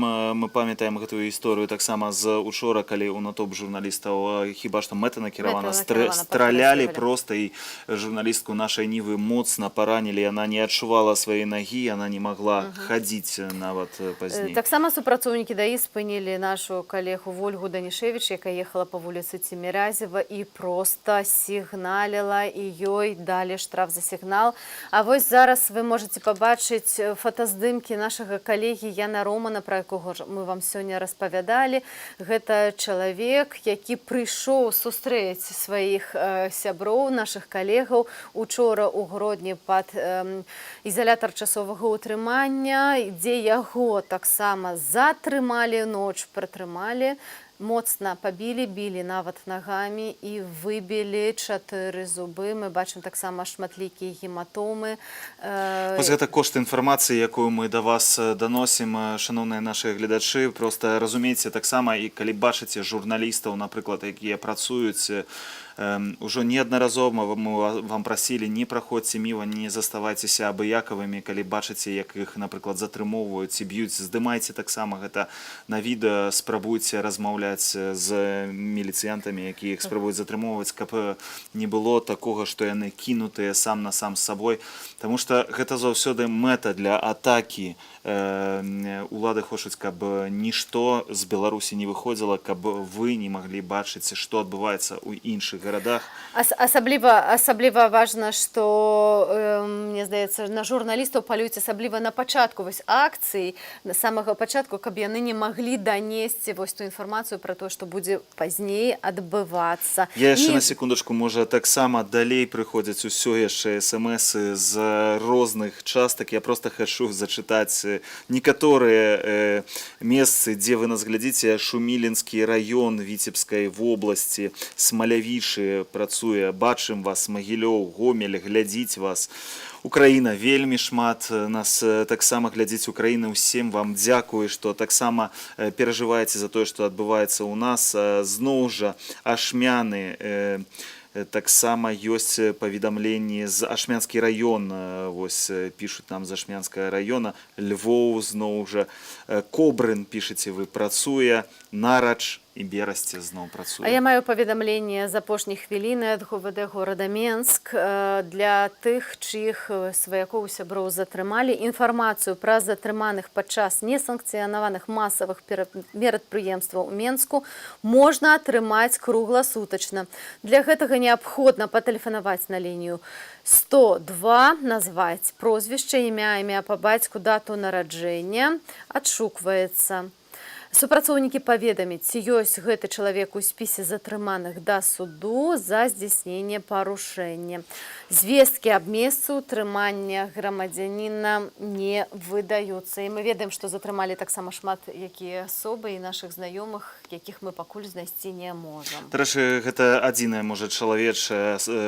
чалавечы рух з боку Міністэрства ўнутраных справаў, таму што тое, што вось мы паказвалі вам кадры, адбывалася сёння пад акрэсцена, гэта таксама катаванні тых людзей, якія прыходзяць пачуць хоць нейкую вестачку пра сваіх сваякоў і нічога не могуць даведацца. Уявіце сабе сітуацыю, што ваш сын ці ваш сваяк выйшаў на пратэст, знік, яго няма, і вы не ведаеце, ці ён ляжыць у шпіталі, ці яго збілі, ці яму патрэбная дапамога, ці ён ўсё ж такі знаходзіцца, ці ён здаровы, але знаходзіцца ў ізалятары. Гэта ўсё вельмі важна, нічога не паведамлялася, і база, якую збірае «Вясна», праваабарончы цэнтр, яна толькі на 968 пазіцыяў, а затрыманых мы ведаем тысячы асобаў. І нават не ведаем дакладныя лічбы. Сёння таксама пашыраецца мапа страйкаў па ўсёй Беларусі. Мы для вас падрыхтавалі адмысловую графіку і хацелі бы вам паказаць, якія мерапрыемствы сёння страйкуюць. Крышачку пазней вам пакуль мы вам пакажам кадры з таго, што адбывалася ў Менску яшчэ учора. Як будуць толькі выходзіць нейкія больш свежыя кадры сённяшніх падзеяў, мы ўсё будзем вам аператыўна перадаваць. Спецыяльна зрабілі так, што цяпер нашмат хутчэй рэагуем на тыя падзеі, якія адбываюцца ў Менску. Вось паглядзіце на гэтыя брутальныя разгоны, шчыра, без абурэння, без слёз немагчыма глядзець на гэтае ўсё. Зараз паспрабуем таксама звязацца з нашым карэспандэнтам у Менску, даведацца пра апошнія падзеі там. Тым часам інфармацыя са стоўбцаў, дзе па горадзе ўжо некалькі гадзінаў ездзяць 4 аўтазакі, забіраюць выпадковых людзей, якія ходзяць па вуліцы. А мапаўскія аўтамабілі суправаджаюць мясцовыя даішнікі. Учора ў стоўбцах пратэставала каля 300 чалавек. Ось такая інфармацыя адтуль. І апошняя інфармацыя з Менску. Серабранцы, чуюцца выбухі. Там ідзе шмат людзей. Ну, гэта тыя кадры, якія мы вам паказвалі, сігналяць машыны. Сёння таксама вызвалілі пасля 3 дзён зняволення журналіста «Медузы» Максіма Солапова. Ось ёсць інфармацыя таксама, што на праспекце Дзяржынскага адбываюцца хапуны, хапаюць маладых людзей. А на стэле гадзіну таму людзі ў чорным спынялі на перакрыжаваннях, не пускалі ў бок моста на Машэрава, даглядаюць усе торбы, просяць адкрыць апошнія фота, відэа на тэлефоне, адкрываюць таксама тэлеграмы, глядзяць перапіскі, групы, у якіх ты знаходзішся. Я думаю, што гэта не зусім нават законна, калі лезуць у твой прыватны тэлефон і перапіску. Без адмысловага дазволу хіба што яны не маюць права таксама гэта рабіць. Інфармацыя паведамляецца, што зноў на Сурганава коласа з'яўляецца пэўны пікет, канцэнтруюцца людзі там. У Віцебску аўтобус з касманаўтамі, як пішуць, знаходзіцца ў двары на Маскоўскім за Усходам. Вы вось нам дзякуеце за працу. Для нас гэта сапраўды вельмі важна, але шмат людзей заўважвала, што дзяржаўныя навіны зусім ігнаравалі тое, што адбываецца ў нашай краіне, не паказваючы нічога. Сёння выйшаў адзін з першых сюжэтаў, але пайшла хваля звальненняў, і вось сёння яшчэ адзін прыклад. Звольніўся вядоўца навінаў на БТ Сергей Казловіч, а таксама сышла вядоўца СТВ Тацяна Бародкіна. Вядоўца агенцтва тэленавінаў беларадыёкампаніі Сергей Казловіч сышоў з канала «Беларусь-1». Пра гэта ён паведаміў. Апошні эфір гэта была дзіцячая мара, якой я прысвяціў 10 гадоў, пачынаючы з відэамантажу на АНТ і скончваючы эфірамі на «Беларусь-1». Праца заўсёды была бы кайфам, а вось у студыі АНТ я учора сядзеў апошні раз. Рашэнне самастойнае, наперадзе пошукі новай працы. Я сёння, дарэчы, таксама цікава, чаму не паведаміў прычыну свайго зыхода? Ну, не паведаміў, але хіба што яна сімвалічная. Я сёння, дарэчы, таксама зірнула, што паказваюць дзяржаўныя тэлеканалы, і асабліва ўразіў мяне сюжэт пра клопат іх, пра аўтамабілістаў, якім нават даішнікі прапанавалі ваду, хаця мы ведаем, што з'яўляліся паведамленні пра тое, што зараз могуць канфіскаваць машыны. До речі, ти розповідаєш про Мінськ і даїшників. У нас не з'явилася можливість, у нас Ми спробуємо зараз секундочку, ще сполучитися з спробуємо нашим дозвонитися з нашим кореспондентом з Мінську. Так што калі вы бачыце даішнікаў, то можаце у іх папрасіць вады, так паказваюць дзяржаўны тэлеканал. І вось ёсць у нас сувязь з Мінском. Олесь Попко з намі на сувязі. Олесь, ці чуєш нас? Вітаю вас. Я акурат добрался до спальных районов Менску, и ситуация тут выглядае довольно весело. Едут машины, гудут, в окон этих машин люди показывают знак перамоги, альбо кулаки, альбо червоно-белые стяги. И вокруг станции метро стоят группки людей, приблизно по 20 человек. Это Грушевка, Малиновка, Михалова, які вітають людей. На дадзены момент больше пакуль нічога не адбываецца, акрамя вось таких пагудзелак і вітання. Ці нейкія выбухі, стрэлы, вось ёсць штосьці такое? Учора мы бачылі, як машыны затрымоўвалі таксама. На дадзены момент ніякіх стрэлаў, ніякіх затрыманняў. Як я ўжо казаў, толькі па трасах вялікіх ездзяць машыны, іх сустракаюць мінакі, часамі гучаць песні Цоя. Ёсць шуткі, да мяне дайшлі, што людзі збіраюцца ў Малінаўцы. Ну, мы таксама бачылі такія паведамленні, сапраўды. Так. Але калі казаць пра вялікія спальныя раёны, то не спецуюся, так, як зараз яны будуць. Акрамя гудзення нічога тут не адбываецца, а мапу няма. То відавочна яны знаходзяцца ў іншых месцах. Алесю, ці ты назіраў, ці бачыў інфармацыю пра тое, што могуць канфіскоўваць машыны за ўдзел у пратэстах, за гудзенне? Такой інфармацыі я не чуў. Ну, і, як вядома, у горадзе адключаны інтэрнэт, таму информация вельми дозованная и по ширости. Я не думаю, что такие шутки могут дойти худко до кировцев. Хотя в личном боку я уже третий раз чую, что в городе в 18:00 отключат телефонную связь. И вот эта информация чему-то повторяется третий день. Хотя никакого отключения никакой телефонной связи нема. Апошняя інфармацыя, што на метро Пушкінскай дэманстранты спрабавалі сабрацца на лесвіцу ў бок ракаўскага кірмаша, наляцеў вялікі атрад сілавікоў, запакаваў шмат людзей. Паведамляе нехта ад крыніца Тутбай, што на Пушкінскай сілавікі ў касках са шчытамі просяць людзей разысціся, машыны гудзяць без прыпынку. Прыйшла цяжарная жанчына, мужчына побач з ёй пытае у сілавікоў: можа, яшчэ расстраляеце і цяжарную. Як мы бачым, градус пратэстаў нарастае. накаляецца. Учора таксама была інфармацыя, памятаеце, нашу калегу Амапавец сказаў, што застрэліць яе, і я думаю, што меркуючы па тым, як яны размаўляюць, могуць, ведаеце, мы дазваніліся да Станіслава Івашкевіча. Станіслаў, вітаем цябе на свабодзе. І віншуем з днём народзінаў, які ты правёў за кратамі. Станіслаў, ты ў наўпроставым эфіры, калі ласка, распавядзі, што з табой адбывалася ад моманту затрымання і вось да зараз, да гэтага моманту. Значит, о 8 године на выборчем участку 30-м, где я сочил за развитием подел, назиральники пошли потребовать доступу до подлику голосов. Членцы выборчей комиссии пошли им отмовлять. Потом пришел представник одного з кандидатів, якого вони повинні були пропустити негречено, це правило, мінімум максимум 3 назиральники, але вони відмовилися пропускати його. Люди тоді почали гучно обиратися. И, я это все сдымал, пытался у людей, як брал у людей интервью, и уже сейчас забегли внутрь амаповцы и схопили 5 человек, среди яких меня. Потом мы долго сидели у автобусе коля выборчего участку, а потом нас повезли про Минск, мы, значит, мы проезжали про заблокованные участки и бачили подрихтованные резервы там Амапу и войсковцев.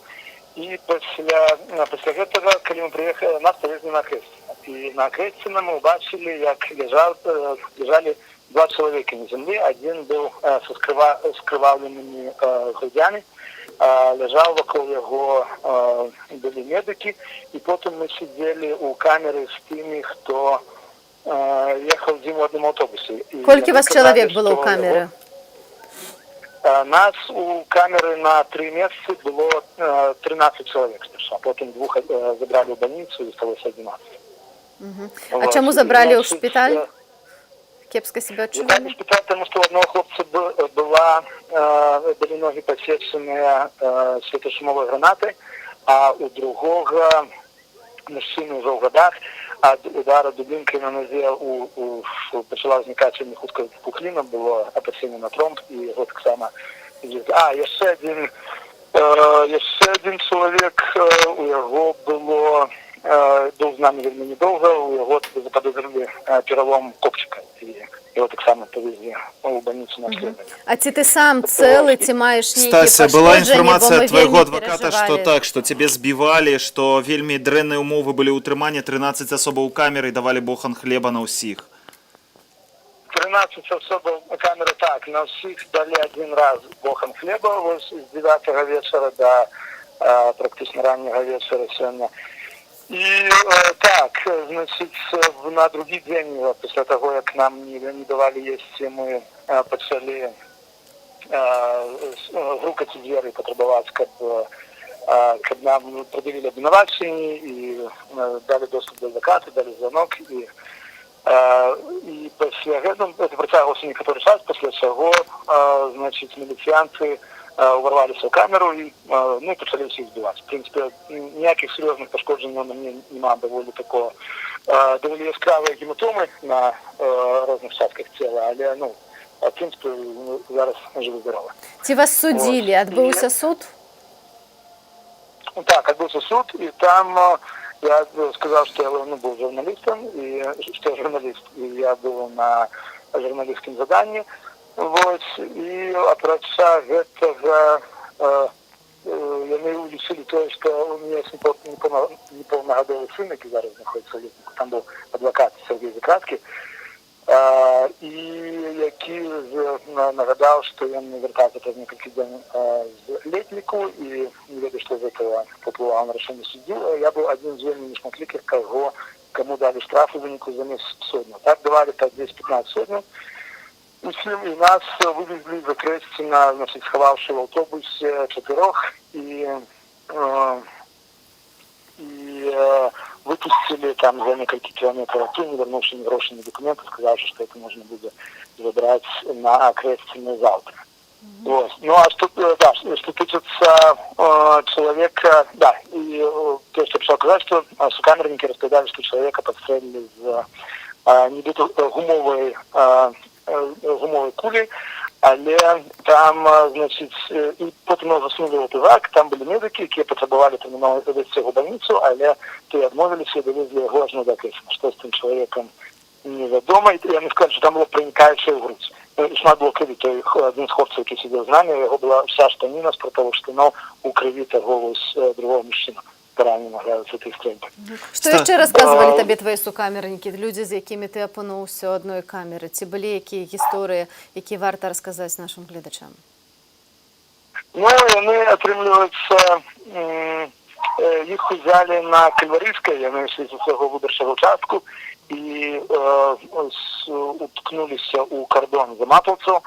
І на початку вони просто стояли один насупроти другого, вели перемови, кричали п'ятки лавки, потім поводлі слова амаповці там отвагалися некоторий час, але в винику, значить, атаковали їх, ну і почали всіх збивати і забирати. І їх посадили у воронок, але люди, яких збиралося ще більше, були вельми набурені, і воронку вельми довгий час не удавалося об'їхати у свої защинені.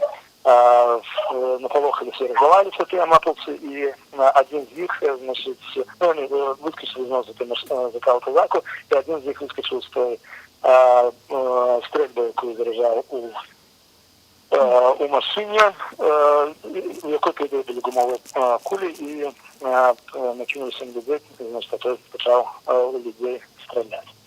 Стасю, Вот. дякую Ну, а табе вам вялікі за треба сказать, сведчанне. что у камерах там внутри не глядзячы на все вот эти моменты, шмат, ну, у большасці пераважна людей настрой бадзёры, ось, каб там перагукваліся, перакрыкваліся ў этой камеры, ну, атмасфера была пазітыўнай, і людзі казалі шмат, нягледзячы на што неабходнасць камеры. Таму што збіраюцца аднадумцы. Стась, вельмі ўсцешаныя, што ты на свабодзе. Будзем далей з табой звязвацца, ты будзеш працаваць, это значыцца, што ў нас і ў нашых гледачоў будзе больш інфармацыі. Дакладнай інфармацыі. Стасю, дзякуй вялікі, крыху адпачні, а мы цябе яшчэ павіншуем тут з эфіру з днём народзінаў, які ты правёў за кратамі, і жадаем табе волі.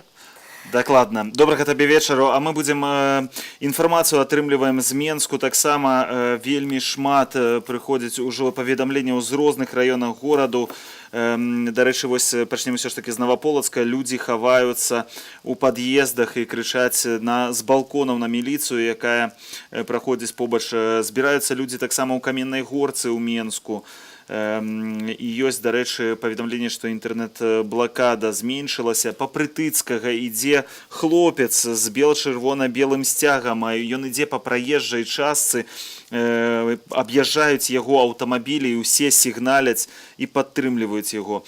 Каля гандлёвага цэнтра Рыга АМАП пачаў хапаць людзей. Тое месца, дзе учора адбываліся найбольшыя пратэсты, пачалі сігналіць. Адзін з кіроўцаў машыны БМВ пачаў сігналіць, затрымалі і заблакавалі яго супрацоўнікі ДАІ, а АМАП выцягнуў яго з машыны, і адзін з даішнікаў сеў за стырно машыны БМВ і з'ехаў у невядомым накірунку. А я бы хацела вярнуцца да справы масавых страйкаў, якія пачаліся ў Беларусі, як, напрыклад, на электратэхнічным заводзе імя Казлова. Да людзей выйшаў дырэктар завода і намекнуў на то, што ўсе памятаюць, што сёння заробак. Так, гэта было сёння яшчэ раніцай, дакладна. І калі наш карэспандэнт туды прыехаў, ён ужо, на жаль, не застаў гэтага страйку, так што невядома, чым скончылася, калі ёсць інфармацыя. Але народ сказаў, што нас не запугаць, а мы для вас падрыхтавалі адмысловую мапу. Не мапу, а як бы спіс прадпрыемствах, на якіх людзі выходзяць на забастовку. Так, можа пакажам, але зараз глядзіце вось апошнія кадры таго, што адбываецца ў Менску.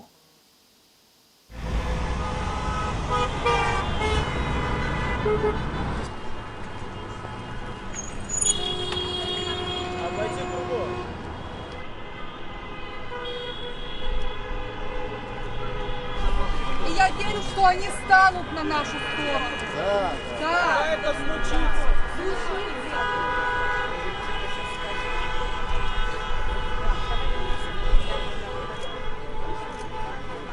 Я рад за вас, я тоже здесь живу, расходитесь. Что мне запрещает отсюда уходить? Ну, где ваш командир? Что у меня? Какое оскорбление? Я нахожусь на улице. Я здесь родился 42 года. Что мне погоняете? Я с беременной женщиной гуляю по улице. С ребенком. Вы мне запрещаете? Может, еще расстреляете беременную женщину? Гэтых людзей у форме, нават атрымліваецца нейкі дыалог, некае збіцця не адбываецца, што ўжо цешыць. Сіняя форма, чорная камізэлька. Сілавік напаў на журналістаў каля гатэля «Арбіта». Ён ударыў па камеры фотакарэспандэнта агенцтва Associated Press Сергея Грыца, забраў флеш-карту у фотакора нашай Нівы Надзеі Бужан. А то камеру разаб'ю, крычаў ён Грыцу, паведамляе карэспандэнт нашай Нівы, то бок мы бачым, што вось гэтыя кропкавыя атакі на журналістаў працягваюцца. І вось падказваюць мне з рэалізацыі таксама вельмі важна, шаноўнае гаспадарства, калі вы выходзіце на вуліцы альбо вашыя сваякі трапляюць у такую сітуацыю, важна ведаць пра тое, што пазней рабіць, як сябе абараніць, ці калі кагосьці няма ў сэнсе юрыдычным, як сябе абараніць. Мы спецыяльна запісалі для вас размову з праваабаронцам, які можа пра ўсё гэта распавесці. Зараз мы з Алінай зыдзем з эфіру, нас падменяць нашыя калегі, але я вам моцна раю заставацца ўсё ж такі з намі, таму што мы вернемся ў гэтую студыю І будзем з вами яшчэ праз да 2 гадзіны, так, будзем з альбо і вами больш. большым да поўначы і будзем паведамляць пра тое, што адбываецца ў Менску. Маю надзею, што да таго часу прыйдзе больш відэакадраў, фотаздымку, адтуль таксама будзе больш падрабязнай інфармацыі, і нашыя карэспандэнты, якія знаходзяцца на месцах, будуць распавядаць вам пра тое, што адбываецца ў сталіцы. Заставайцеся з Белсатом. Ну, знаете, касаемо цифр, это очень сложный вопрос, потому что информации на сегодняшний день собрать фактически невозможно в связи с отсутствием интернета и очень плохой связью между нашими региональными отделениями. Да и информация это, в общем-то, не публичная. Сколько задержали за прошлую ночь, сказать очень сложно. Я думаю, что это тоже в районе тысяч, я не знаю даже сколько, потому что сейчас люди звонят буквально каждую минуту, ищут своих родственников и найти их не могут, потому что никаких данных сводных никто нигде не вывешивает, никаких списков, поэтому люди просто мечутся в поисках своих родных, и мы им даем телефоны ЦИПов, ИВСов. Известно, что вывозили из Минска задержанных в Жодино. Сейчас говорят, что вывозят еще в какие-то другие города в Минской области, но какие мы не знаем, поэтому очень сложно сказать. То же самое в других городах. Известно, что в Гомеле вчера были массовые задержания. Говорят, возможно, что было задержано около 500 человек. И мест тоже для размещений уже нет. Мест нету и в Витебске. В общем, я не знаю, если так будет продолжаться, куда они будут помещать уже этих задержанных.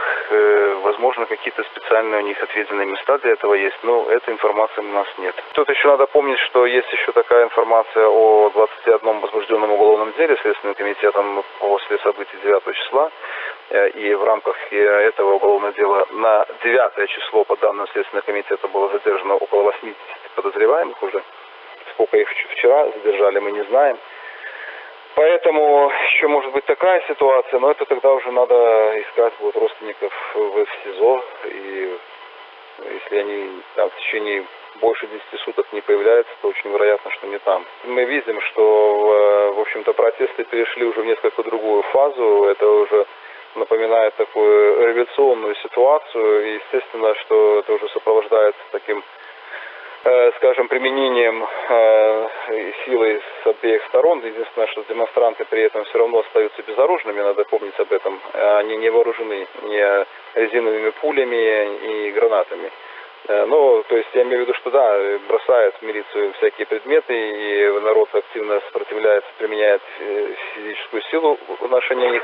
Но учитывая, что сейчас довольно много видео, камер всяких везде, то, конечно, таких людей среди задержанных они будут устанавливать и привлекать к ответственности, скорее всего, конечно, по этим статьям, предусматривающим ответственность за применение насилия в отношении работников милиции, либо сопротивление работникам милиции. Ну и плюс еще возбуждено уже уголовное дело после 6 числа по массовым беспорядкам.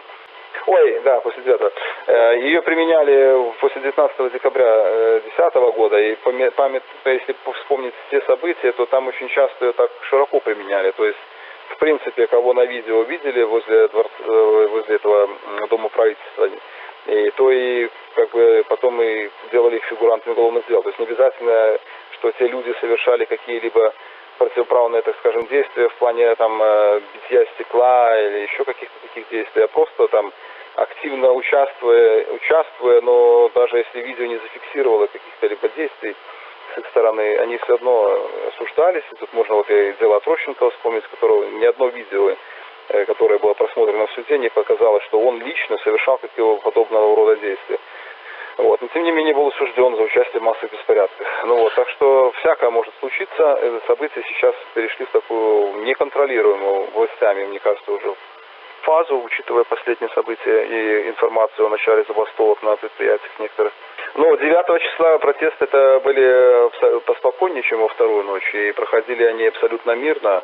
Тем не менее, были они атакованы, и милиция, и задача их была как раз их рассредоточить, я так понимаю, чтобы люди не могли собраться и нарастить, так сказать, массу именно по количеству, и, видно, такая задача была. Поэтому применяли абсолютно непропорционально все эти средства и эти пули резиновые, которые впервые в Беларуси вообще применяют. Мы еще не сталкивались с таким. Я помню много демонстраций В Беларуси с 90-х годов, с 96-го года, но бензиновые пули впервые применяют. Вот, и эти шумовые гранаты, которые абсолютно, я уж не знаю, вообще приспособлены ли, предназначены ли они для разгона демонстрантов, потому что от них очень много людей пострадавших. Они как-то разрываются на осколки и, похоже, как имеют какую-то поражающую силу, и они как бы не совсем шумовые получаются в итоге.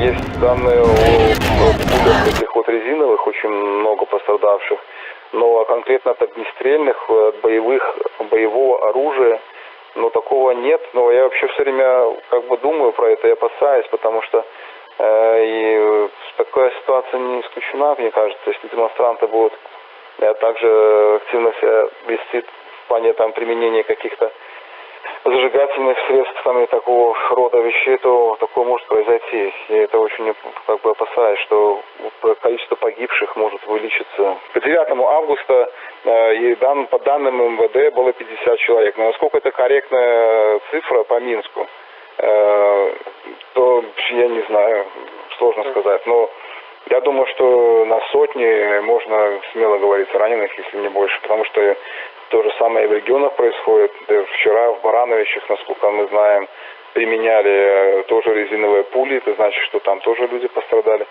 Поэтому, я думаю, пострадавших уже довольно много, сотни. Спадарства, працягваем нашу жывую трансляцыю. Гэта студыя Белсат, з вами працуюць Всеволод Шлыкаў і Віталь Бабін. Я зараз на пачатку спадарства прапаную узгадаць падзеі апошніх дзён, пазней вернемся і працягнем нашу размову.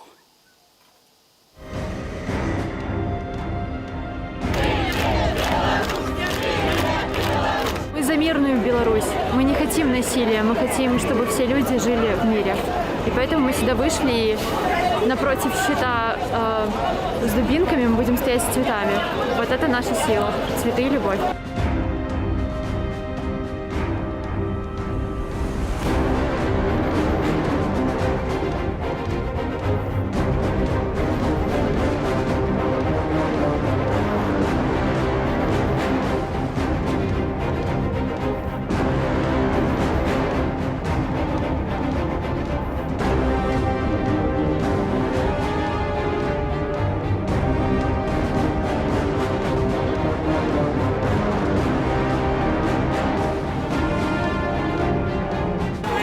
Выстрелы в пах. Прострелен пах у человека.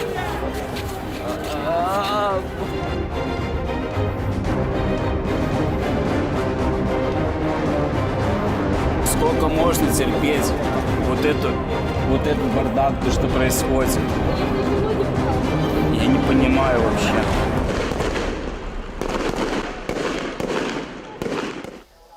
Спадарства, затрыманні працягваюцца, як паведамляе партал онлайнер BY. Мирные переговоры с внутренними войсками на Пушкинской сменились брутальными задержаниями, как только подъехал автобус с ОМОНом. Крепыши в черном налетели на стоящих людей, кого-то положили на асфальт, кому-то надавали лещей. Наш корреспондент отмечает, что протестующие никак не провоцировали конфликт. Вось гэта, спадарства, информация з апошніх хвілінаў. Разом з тым, Міністэрства ўнутраных справаў закликае тэлефанаваць на номер 102, калі вы хочаце даведацца, ці ваши сваякі затрыманыя да суда, ці яны зараз знаходзяцца на Акрэсціна. І гэта ў першую чаргу датычыць Менску.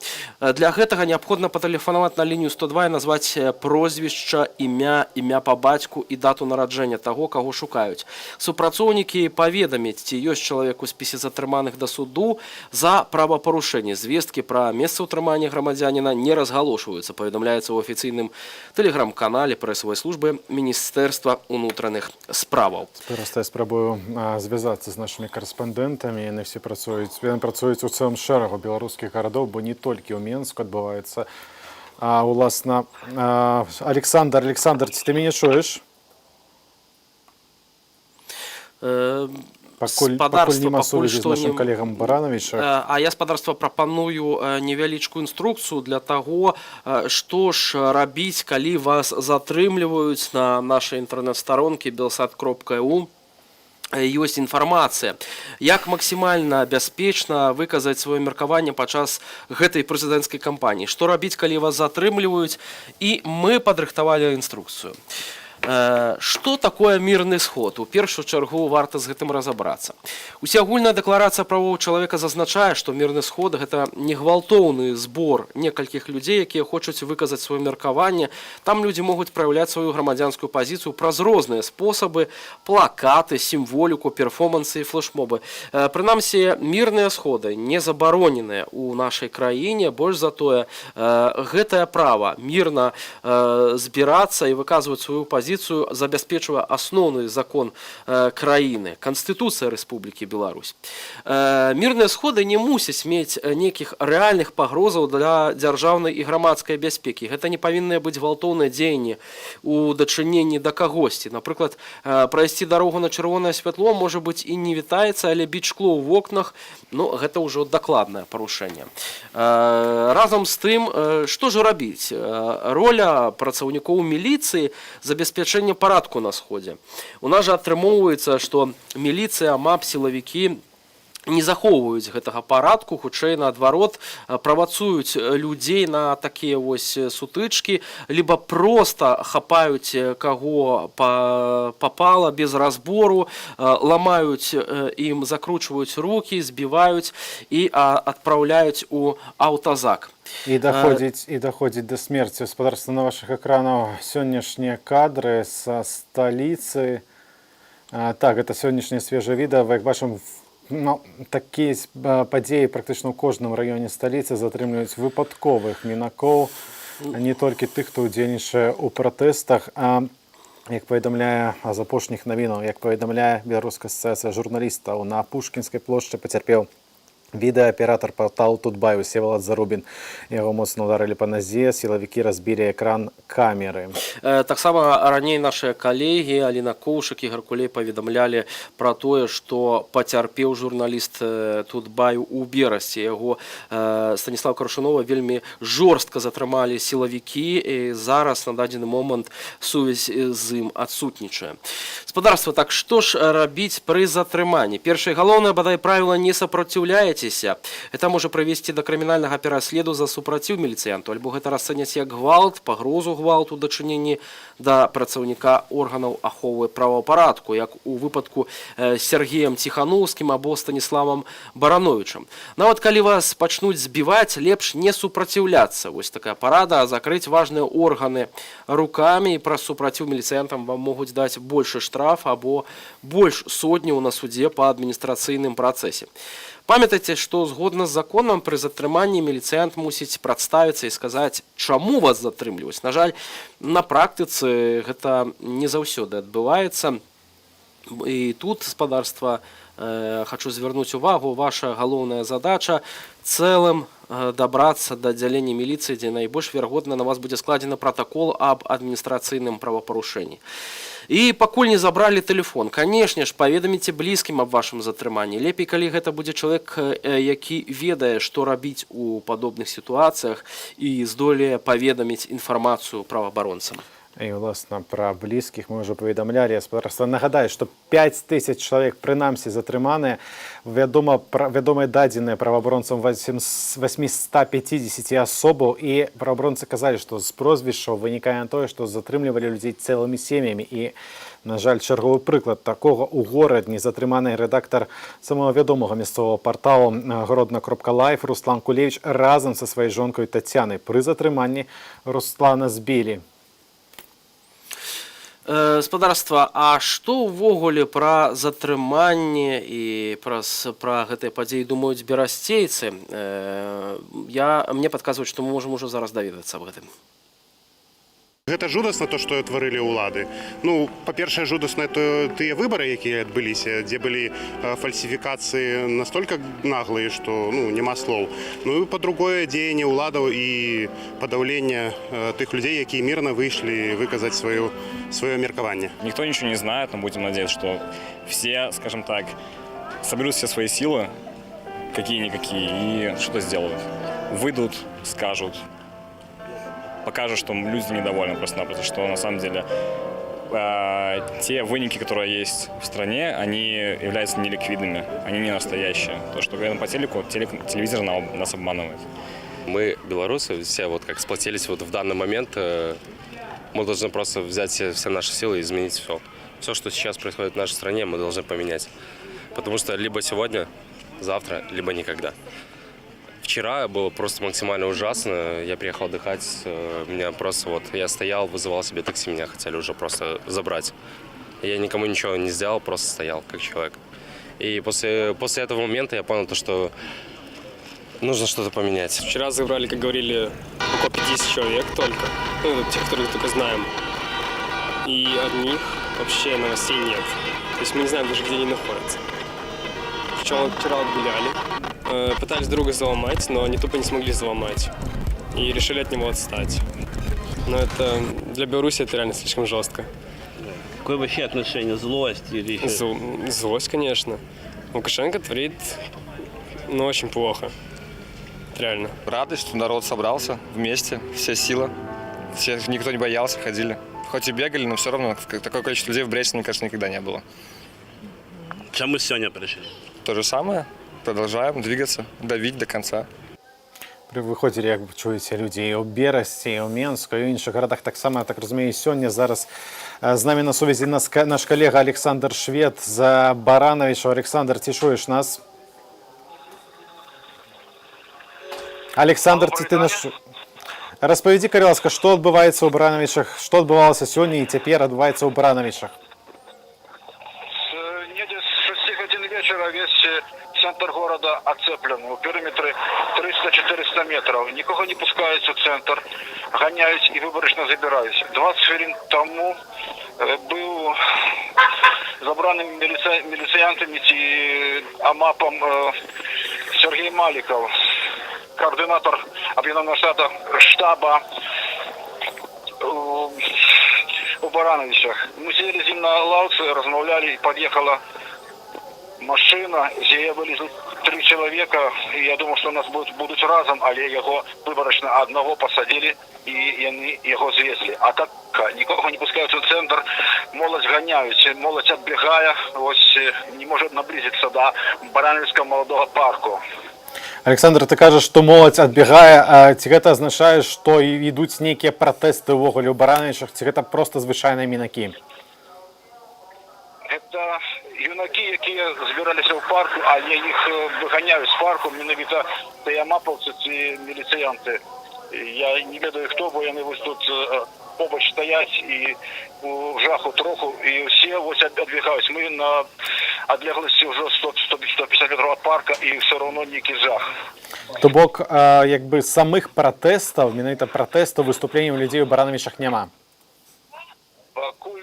Пакуль нема, але такая жахлівая атмасфера, тое, што показваюць, куды паехаў ОМОН, куды хто і кіруюць. Патрэбна, мабыць, уже сыходзіць адсюль, бо не да рэчы. Все напружана, все напружанае. Добра, зразумела. Калі ты мусіш, Александр, калі ты мусіш сыходзіць, канешне ж, адразу ідзі, не рызыкуй сабой сваім здароўем. Дзякуй вялікі. З намі на сувязі быў Александр Швед, наш калега з Баранович. Разом з тым паведамляюць чытачы тэлеграм-каналу «Нехта». Маладзечна. АМАП ловіць выпадковых мінакоў у дварах 6-й школы. Зноў з'ехалася тэхніка. А ў Менску ў дварах уздоўж Якуба Коласа ходзяць працаўнікі міліцыі і патрабуюць паказваць дакументы. Аднаго мужчыну затрымалі праз адсутнасць пашпарту. Ну, вось нават такія ёсць сведчанні. Спадарства працягваюцца затрыманні ў іншых раёнах нашай сталіцы. Прынамсі, казалі пра тое, што ідуць затрыманні на Пятроўшчыне сёння. І, як мы ўжо казалі крышачку раней, Міністэрства ўнутраных справаў заклікала спраўджваць інфармацыю па затрыманых у Менску праз тэлефон 102. Для гэтага патрэбна назваць імя, прозвішча і дату нараджэння затрыманых. Катерина Андреева, Катя, ты нас чуеш? Выдатна. З намі на сувязі Катерина Андреева. Катя, гэта Всеволод і Віталь з Белсату. Ты з намі на простым эфіры. Распавядзі, калі ласка, што адбываецца, дзе ты цяпер, што адбываецца каля цябе? Цяпер я знаходжуся каля універсаму Рыга. Тут сабраліся прыкладна чалавек 100-150. Час ад часу пачынаюць людзі аплодировать, машины сигналить, то бок гэтак жа, як і ў папярэднія дні. Вядома, што учора тут будавалі барыкады і былі сур'ёзныя сутычкі з пацярпелымі. Цяпер вось на скрыжаванні вуліц Беды, вуліц Богдановича, прабачце, і Сурганова можна ўбачыць кветкі бел-чырвона-белыя ля слупоў фанарных, як сімвал памяці пацярпелых і не памяці, прабачце, ласка, памяці загінулага і ушанавання пацярпелых таксама. Тут прыязджаў ОМОН, АМАП выгрузіўся з бусіка ненадоўга, затрымалі некалькі чалавек, з'ехалі ў невядомым кірунку. Але такога руху, як учора, пакуль няма. Таго, што бачна ад учорашняга дня яшчэ тут разабраная брусчатка, немагчыма дакладна сказаць у выніку чаго, але вось некалькі чалавек, якія тут працуюць у гандлёвым цэнтры, нам пацвердзілі, што гэта было разабранае пратэстоўцамі, і цяпер працягваюць там ляжаць гэтыя цэглы ляжыць, і пакуль што вось людзі проста стаяць, і з'яўляецца АМАП, ім не збягаюць. Гэта вось на дадзены момант усё, што тут я назіраю на месцы учорашніх стычак. Пару толькі пытанняў табе задам. Ці ўвогуле можна казаць пра нейкія пратэсты ў Менску, там, дзе ты цяпер знаходзішся, ці гэта проста мінакі, людзі, которые прыходзяць, уласна, там скласці кветкі?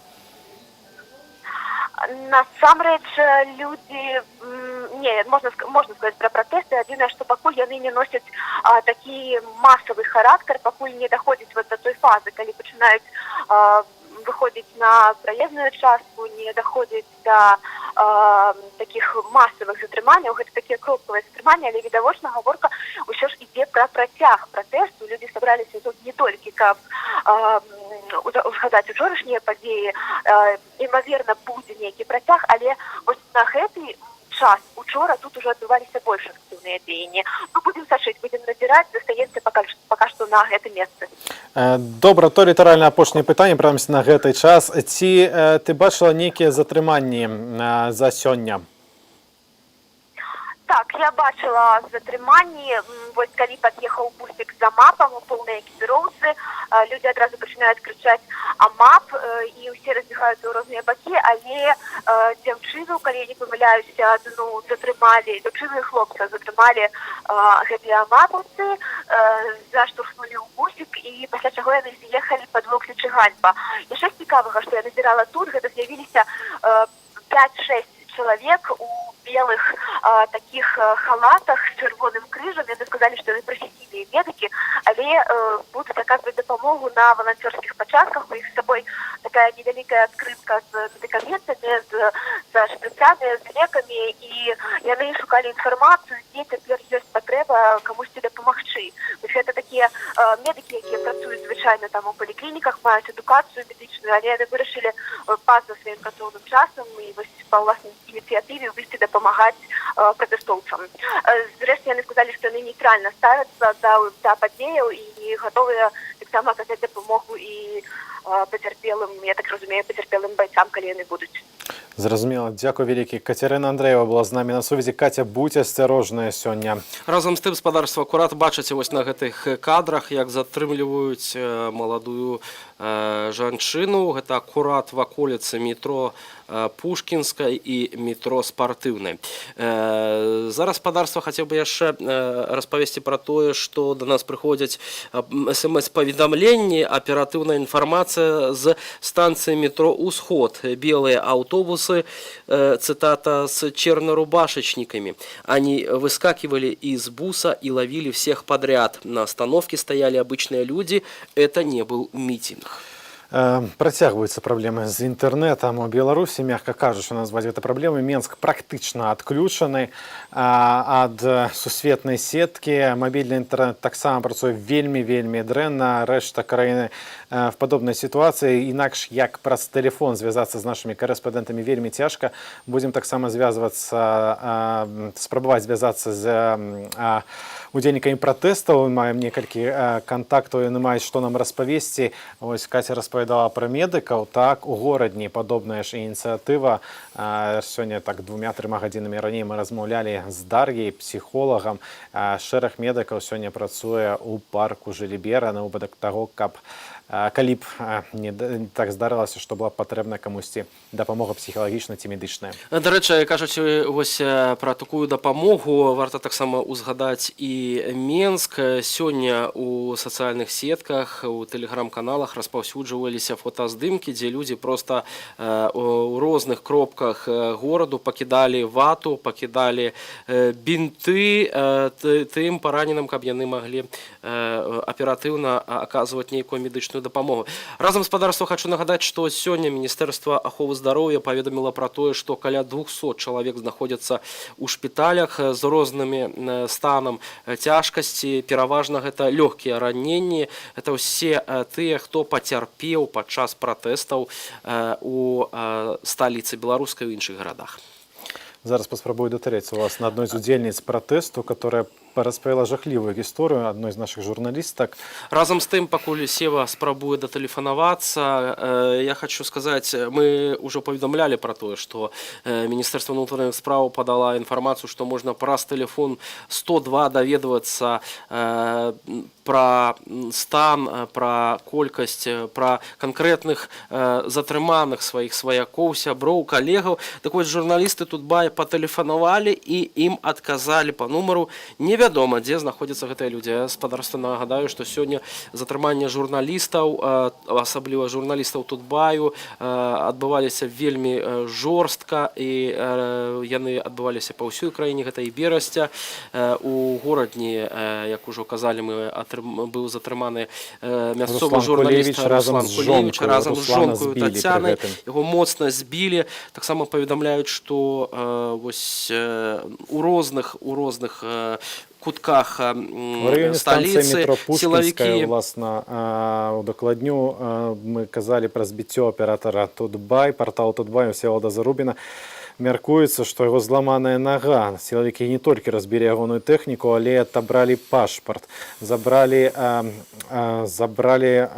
абсталяванне у акрэдытаванага фотакарэспандэнта зданий. На жаль, я не магу удакладніць, з каторага гэта было выданне.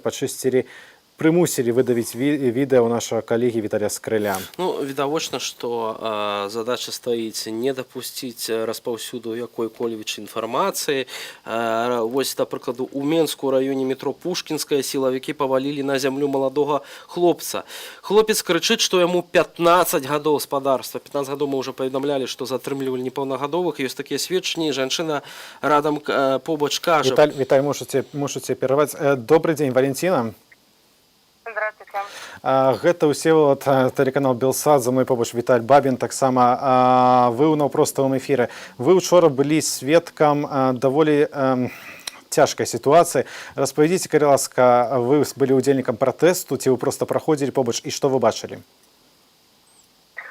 Я живу возле метро Пушкинской, и когда люди просто вышли высказать свое несогласие по поводу результатов голосования, все спокойно стояли, в том числе и ОМОН был.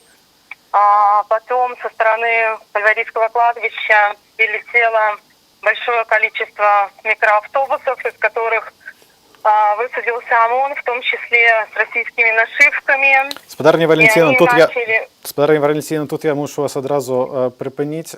Гэтыя расійскія нашыўкі, ці вы іх самая бачылі? Да. И этих же людей я сегодня видела на линии Сталина, которые тренировались, начиная с 8 утра, оттренировали свои действия. Что отбывалось далее? Эти люди выскочили и начали бросать гранаты, светошумовые и какие-то еще. И когда вот они вбросили в сторону Бургер Кинга, то люди стояли, и маленький мальчик 4 лет. И эта граната, пролетая мимо его головы, взрывалась, и он упал. Были, много людей лежало, скорые сразу же подъезжали и забирали этих людей. Ці вы ведаеце, ці вы бачылі, што было далей з гэтым хлопцам? Его забрала скорая, но все кричали, что он уже мертв. Але пацверджання гэтаму няма, правда? Вы ведаеце? Я сама к ребенку не подошла. Те, кто там стояли, они сказали, что он мертвый, поэтому сегодня весь район утром выносил цветы и ложил живые цветы на перекресток. Скажите, ці маглі б вы патлумачыць, чаму вы ў гэты дзень выйшлі так, чаму вы былі удзельніцай гэтага пратэсту? Потому что у меня работают знакомые в комиссиях, которые считали голоса, которым не позволили вывесить на двери голоса, где выиграла Тихановская. Поэтому я решила высказать свои чувства, выйти и с тем, что я не согласна. Также мой ребенок вышел в этот период, и ОМОН его забрали.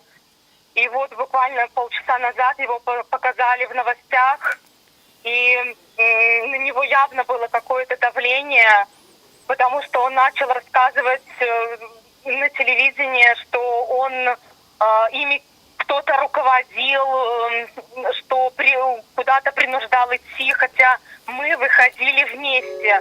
Мы были в этой толпе, обычные люди, без ничего. Только с собой была вода. Спадарня Валентина, мушу просить про удакладнение. А на якім телеканале это было показано? Панорама. Вот бывший муж мне позвонил и сказал, что вот только он сидел, как раз смотрел новости и увидел нашего сына. Что он дает, что на камеру, он говорит, что их действия координировали, им говорили, где брать битых, хотя этого не было. Мы вдвоем вышли из дома. У него была 1,5-литровая бутылка воды, у меня пол-литровая. Больше никаких предметов мы ни в карманах, ни где-то. Мы не планировали ничего вообще. Нам никто не звонил, и никто наши действия не координировал. Вышли наши соседи, весь дом был там. Поэтому... Скажите, калі ласка, як завуць вашага сына? Толькі імя? Владимир. Ці ён быў падпісаны, вось калі ён распавядаў гэтыя словы там пра каардынацыю пратэста і гэтак далей, пра біты, ці в гэтай перадачы «Панорама» ён быў падпісаны нейкім чынам? Нет, не могу сказать, потому что вот муж как раз бывший включил телевизор, и он вот увидел сына и вот последние фразы, которые он говорил. Зразумела. Поэтому... Ваши знаёмыя, которые працуюць у камісіях, ці можете вы сказаць нумары гэтых камісіяў? Нумары гэтых участках, на якіх яны працавалі? Ці ведаеце вы гэта? Они просили не говорить этого. 12. Добра, зразумела. Дзякую вам вялікі за ваши словы. Спадзяюся, што з вашым сынам все будзе добра. Гэта была спадарня Валентина, жыхарка Менску, удзельніца учорашніх пратэстаў. Разам з тым спадарства прыходзяць яшчэ іншыя паведамленні. Пасля начной страляніны інтэрнэт-карыстальнікі публікавалі фотаздымкі гільсаў, зроблена ў Польшы. Адзін са здымкаў публікаваў журналіст Славамір Серакоўскі, які цяпер знаходзіцца ў Беларусі. Дык вось, паводле яго, гільсы знойдзены ў адным з менскіх падворкаў, адкуль міліцыянты стралялі па дэманстрантах у ваколіцы гандлёвага цэнтру Рыга. Гільзы былі белага колеру, імаверна, імі стралялі з 12-мм гладкаствольнай зброі. А нагадаем, што з 2011 года Беларусь знаходзіцца пад санкцыямі з боку Еўразвязу адносна забарона і продажу зброю і абсталявання для задушэння дэманстрантаў Беларусі забароненыя. Пра гэта піша Радыё Свабода. Я не магу не вярнуцца да гэтай размовы са спадарняй Валентинай. Яна паведаміла нашай калезе гэтую гісторыю. Насця Каханович, яна параіла да іх звярнуцца. гэтыя словы пра ўдзел расійскіх, пра ўдзел людзей з расійскімі нашыўкамі. Учора мы з табой таксама вялі эфір і з'яўлялася відэа, дзе вельмі дрэннай якасці. Цяжка было сказаць, ці ёсць на іх нават нейкія нашыўкі, але людзі каментавалі, кажучы, што гэта расейцы, натуральна, ім было бачна лепей. Ну і натуральна, на 100% мы не можам сказаць яшчэ, ці былі там нейкія расейцы, ці былі там нават нашыўкі з расійскімі сцягамі, але вось чарговае такое трывожнае паведамленне. Разам з тым, вось гэтая інфармацыю гэтую зняправаджваюць, кажуць, што это новая форма адзення можа быць у ўнутраных войскаў. Разам з тым, адзін з нашых гледачоў паведамляў, што чуў, як людзі ў чорных балаклавах, якія разганялі пратэст, размаўлялі паміж сабою па-чачэнску, бо ён сам прымаў удзел у баявых дзеяннях у Чачэніі, ведае чачэнскую мову, і гэта, сапраўды трывожны такі сігнал, які мы атрымоўваем ад вас, тэлегледачоў. Калегі пішуць, што на вуліцы Ракасоўскага феерверкі, людзі ўжо выкарыстоўваюць феерверкі, каб адбівацца ад АМАПу, а тым часам каля французскай амбасады. Гэта спадарства, вы бачыце на сваіх экранах свежыя кадры з беларускай сталіцы, затрыманне. Малады чалавек крычыць відавочна аб дапамозе. Гэта, напэўна, той малады чалавек, які сказаў, што яму 15 гадоў. Я так разумею, вось тое, што мы ўжо агучвалі ў нашым эфіры, побач жанчына, якая стаяла, наказала: паглядзіце, калі ласка. Не ведаем, ці гэта тыя самыя кадры. Прытамсі, такая інфармацыя даходзіла. Затое ведаем, што каля французскай амбасады затрыманыя нашы калегі, карэспандэнты парталу «Онлайнер» Улад Барысевіч і аператар з ім. Паведамляе пра гэта Радыё Свабода. Далей цэлы шэраг паведамленняў пра затрыманне менавіта журналістаў. Фотограф Тутбай, Вадзім Заміроўскі, у яго зарвалі з яго бейдж, без інфармацыі пра тое, што ён з'яўляецца супрацоўнікам СМІ, забралі флеш-карту з працоўнымі матэрыяламі. Таксама канфіскавалі тэхніку, кажуць пра тыя ж флешкі у фотографаў, парталу Тутбай Дар'і Бурякінай. У Сергея Грыца, вядомого фотографа, который працуе для Associated Press, пашкоджаная камера. Падобная сітуацыя і у фотографкі Надзеі Бужан з нашай Нівы. Кажуць пра тое, што на Каменнай горцы стаіць чалавек з плакатам «Страна принадлежит народу». На другім баку плакату напісана «Помогите остановить фашизм». Таксама было паведамленне пра тое, што каля Чэрвенскага рынку дзяўчына стаяла з плакатам, пад'ехаў бус сіні, дзе пасля чаго выскачылі сілавікі і вельмі груба затрымалі гэтую дзяўчыну, забралі плакат. Часамі ёсць таксама сведчанні, што людзей, якія стаяць з адзіночнымі плакатамі ў розных канцах гораду, не затрымліваюць, могуць проста вырваць плакат. Ёсць і такія, напрыклад, факты, ёсць такая інфармацыя. Мы маем паведамленне, што працягваюцца сутыкненні, але значна меншай ступені, а ў Менску паведамляецца пра светла-шумавыя гранаты, власна, зноў на Каменнай горцы. І яшчэ, спадарства, інфармацыя ад нашай Нівы з рэгіёнаў. У мястэчку Ракаў Валожынскага раёна сотня дэманстрантаў сабраліся на цэнтральнай плошчы. Тут ужо трэці дзень выходзяць на плошчу, аказваецца. Мы, напэўна, не ведалі пра гэта, але атрымоўваецца, што па ўсёй краіне выходзяць. Прыехалі амапаўцы стаяць каля сельскага выканкаму. Пра гэта выданню паведаміла Юлія Дарашкевіч. Так, не ведаем, няма інтэрнэту, мы практычна толькі вось такіх паведамленняў, мы часам даведаемся, што дзесьці быў пратэст учора. Так, у Менску затрымалі грамадзяніна Польшчы Роланда Хубарта. Ён гуляў па горадзе, фатаграфаваў прыкладна гадзіну таму. Пра гэта паведаміла ягоная дзяўчына. І, дарэчы, вось збіццё журналіста трапіла на камеру. Я зараз бачу гэтыя кадры. Спадарства, імаверна, фотограф. Магчыма, што хутка мы таксама зможам вам паказаць гэтыя кадры. Это дастаткова паказальна, як працуюць з прэсай сілавікі, якія мусілі б наадварот ахоўваць журналістаў ад розных правакацыяў і сутыкненняў. Просто з намі на сувязі наша калега Марыя Арцыбашава. Марыя, прывітанне, гэта зноў Всевалад ды Віталь з варшаўскай студыі. Ці можаш размаўляць з намі?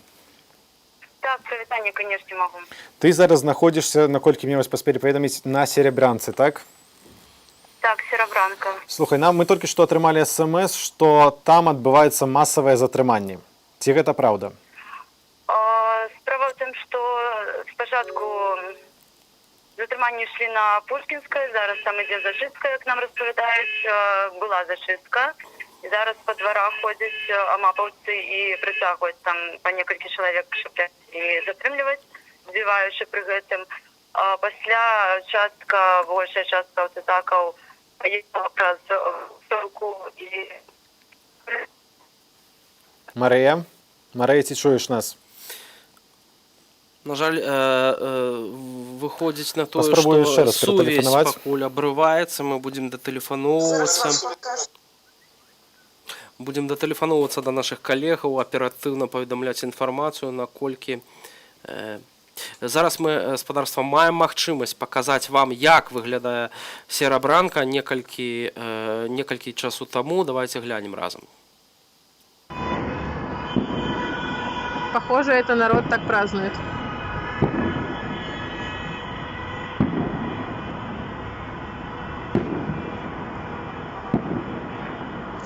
Машинки сигналят, фейерверки стреляют. Ну, бачылі акурат, спадарства, гэтыя фейерверкі. Разам з тым, як мы ўжо паведамлялі, ідзе паляванне на журналістаў. Не хочуць сілавікі, каб відэо, фота, тэкставыя матэрыялы траплялі да чытачоў, да гледачоў. Затое расійскіх журналістаў адпусцілі, яны на радзіме паведамляюць. І адначасова паведамляюць, што... Добрый день, Елизавета. Да, здравствуйте. Добрый день, Елизавета. Вы на простом эфире телеканала Белсат. Меня зовут Всеволод, со мной працуе Виталь Бабин, меня зовут Всеволод Шлыков. Вы звязались с нами и хотели распавесці про удзел у учорашнім пратэсце, так? Мы добра вас зразумелі? Да. То вам увага, вам слово, что отбывалось учора? И где вы были? Где вы были? Началось с того, что вечером мы с ребятами, я, девушка и 3 парня, мы решили поехать в центр города, поддержать все, просто мирно поддержать. Мы поехали на машине, мы доехали до Пушкинской станции метро, там было все не забаррикадировано, а просто машины преграждали движение. Хочешь, не хочешь, ты там все равно останешься. Мы там постояли некоторое время, спустя, наверное, полчаса, минут 40 мы все-таки смогли уехать. Мы просто катались сразу на машине, в центре мы нигде не были, там все было оцеплено. Слышались какие-то крики, слышались взрывы, хлопки. То есть мы просто решили туда не ехать, мы объехали все по МКАДу, покатались и поехали через Уручье к центру города. Доехали до Риги, где стояли баррикады, где строились баррикады. И что вы там побачили? В общем, атмосфера, конечно, там была очень крутая. Мы никак не помогали именно в устройстве баррикад, мы просто остановились, мы поддерживали людей, мы тоже предлагали воду, у нас были вода, медикаменты на всякий случай. Все было как бы хорошо, но именно вот в таких вот моментах, чтобы помогать там что-то строить, мы не помогали. Когда мы, извиняюсь за выражение, поняли, что дело пахнет жареным, скоро там уже приедут и всех будут задерживать, мы отъехали где-то на метров 300, остановились там. Приехал водомет, приехали ОМОН, очень много ОМОНа, пускали, наверное, там были взрыв-пакеты, слышались очень громкие хлопки, очень сильные вспышки. Водомет просто на раз-два все баррикады развалил, людей бегали, щемали во дворах. В общем, когда начали уже ехать в нашу сторону, и буквально в метрах 100 от нас спустили слезоточивый газ, мы все начали дружно плакать и оттуда уехали. Зразумела, мы решили, скажите, что... Да. скажите, паводле Міністэрства ўнутраных спраў, вы ведаеце, конечно, што там загінула адна асоба падчас пратэсту. Міністэрства ўнутраных спраў кажа, што гэты чалавек загінуў, кідаючы праваахоўнікаў нейкую выбухоўку. Ці вы бачылі якую заўгодна зброю у пратэстоўцаў, штосьці падобнае на выбухоўку, не ведаю, біты, дружкі, што заўгодна? Нет, люди строили баррикады, они пытались обороняться, они не пытались нападать. Не было такого, как пишут, что кидали камни милиционеров там в ОМОН. Такого не было. Эти камни просто помогали держать, сами баррикады. Никто не нападал на милиционеров. Просто оборонялись люди, пытались обороняться. Елизавета, а скажите, не было да. скажите, калі ласка, чаму вы вырашылі з сябрамі далучыцца до гэтага мирного протесту? Все прекрасно понимают, что эти выборы прошли очень сложно, что на самом деле проценты совсем не такие, как они есть. И это как бы улицы показывают. И ничего не изменится, если все будут просто сидеть дома. Я как бы не призываю, чтобы люди выходили, громили все вокруг, как некоторые это делают. Нет, просто выйти и показать свое недовольство. И мы тоже гражданины Республики Беларусь, мы тоже хотим показать, что мы недовольны, что мы есть. Чтобы просто власти увидели это. Ці вы збіраецеся выходзіць таксама і сёння? Сегодня, я расскажу до конца, вы поймете, почему я сегодня не вышла. Я не вышла сегодня, я не выйду завтра, завтра я не выйду на работу. То есть я уже позвонила, предупредила, потому что у нас на Каменке очень, так сказать, глобальная зачистка. Все абсолютно, даже если люди просто сидят на лавочках, бегают во дворы, забирают людей. У меня работа заканчивается в 12 часов ночи, и я не хочу просто попасть под это все. Люди просто боятся. Никто не хочет сейчас никуда выходить, потому что боятся. Всех запугали. Люди гуляют с собачками, как пишут некоторые, гуляют с собачками, их просто обстреливают. Но это же ненормально. Ці ви бачили, якія заўгодна дзеянні падчас учорашняга дня, не ведаеце, пазаўчора ўдзельнічалі таксама, которые маглі бы патлумачыць такія дзеянні праваахоўнікаў? Ці была причина на такую резкую реакцию? Нет, я еще раз скажу, люди пытались обороняться, они просто показывали свою позицию, они знали, что нужно хоть чем-то себя защитить. Никто не кидал, грубо говоря, там коктейли Молотова, по крайней мере, я этого не видела. Люди просто строили баррикады, они оборонялись. Зразумела, дзякуй вам вялікі, Елизавета, будьце асцярожныя, беражыце сябе. Гэта была Елизавета, удзельніца учорашніх падзеяў з Менску. Гаспадарства, пакуль у нас нема сувязі добрай, нема нармальнага інтэрнэту, калі вы бачыце нашых журналістаў, то, канешне ж, заахвочу вас пакідаць ім вашыя кантакты, калі у вас ёсць што распавесці. Спадарства, зараз вы бачылі відэо, дзе хлопца спрабуюць затрымаць сілавікі. Мы паведамлялі пра тое, што гэта можа быць 15-гадовы непаўнагадовы хлопец. Давайте паслухаем, зараз это ўжо відэо з'явіцца яшчэ раз ужо з гукам.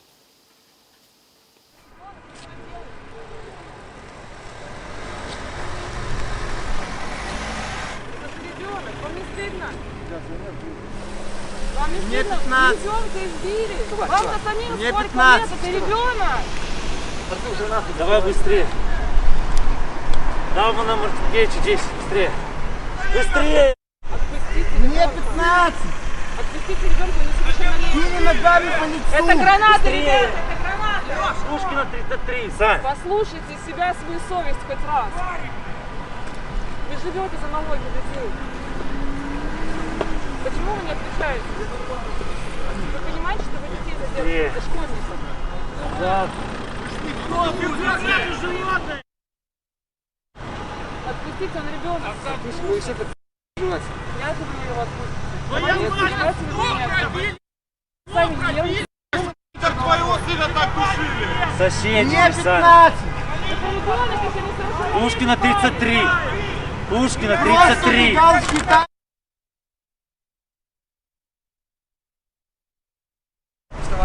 Отпустите его, это ребенок!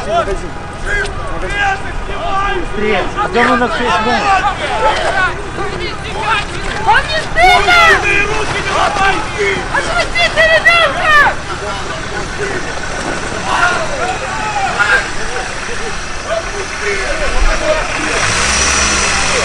Отпусти, я тебе сказал! Отпусти!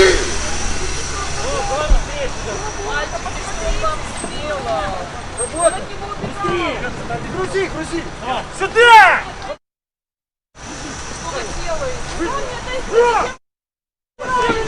Граната! Земля!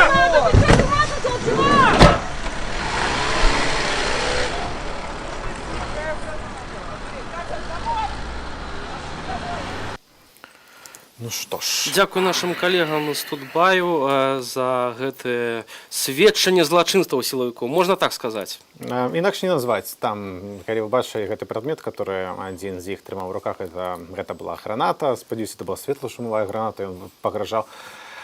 Давайте кінуць, калі вы заўважылі, калі яны закінулі маладзёна ў бус, яны пагражалі таксама, што нібыта яны кінулі гранату. Вось вы бачыце на блізкім кадр. Так, гэта дакладна граната, ён трымае, бачыце, адным пальцам за кольцо, гатовы кінуць в людзей, калі яны раптам прыйшлі на дапамогу гэтаму непаўнагадоваму, хутчэй за ўсё маладому чалавеку. Разам з тым спадарства працягваюцца супрацьстаянні. Пішуць, што мапаўцы расстралялі гумовымі кулямі дэманстрантаў, якія стаялі на скрыжаванні прытыцкага журдо. Быў працяглы абстрэл, пра гэта сведчыць карэспандэнт нашай Нівы Жодзіна. На плошчу выйшлі ксяндзы ў падтрымку людзей, а мап сказаў: «Ідзіце», а яны стаяць, прасілі нікога не чапаць. Вернемся ў Менск. Як паведамляюць наши карэспандэнты, на ўручча каля галлёвага цэнтра «Спектр» сабраліся каля 1000 чалавек.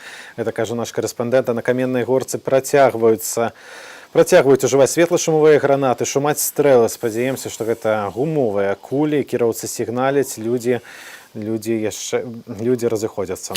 Да нас прыходзіць смс-паведамленне з Бабруйску. Спадарства вітаю. Белсад у Бабруйску ездзяць дзясяткі машын міліцыі.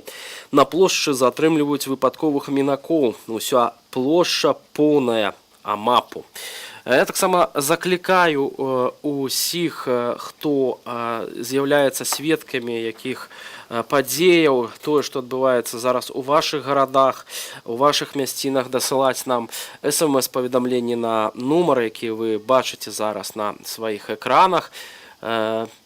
Нагадаю, што... Александр, спадарства, з намі на сувязі наш калега Александр Папко. Александр, гэта Всеволод Девіталь, ты ў наўпроставым эфіры. Ведаю, мне тут просто калегі раяць табе тэлефанаваць.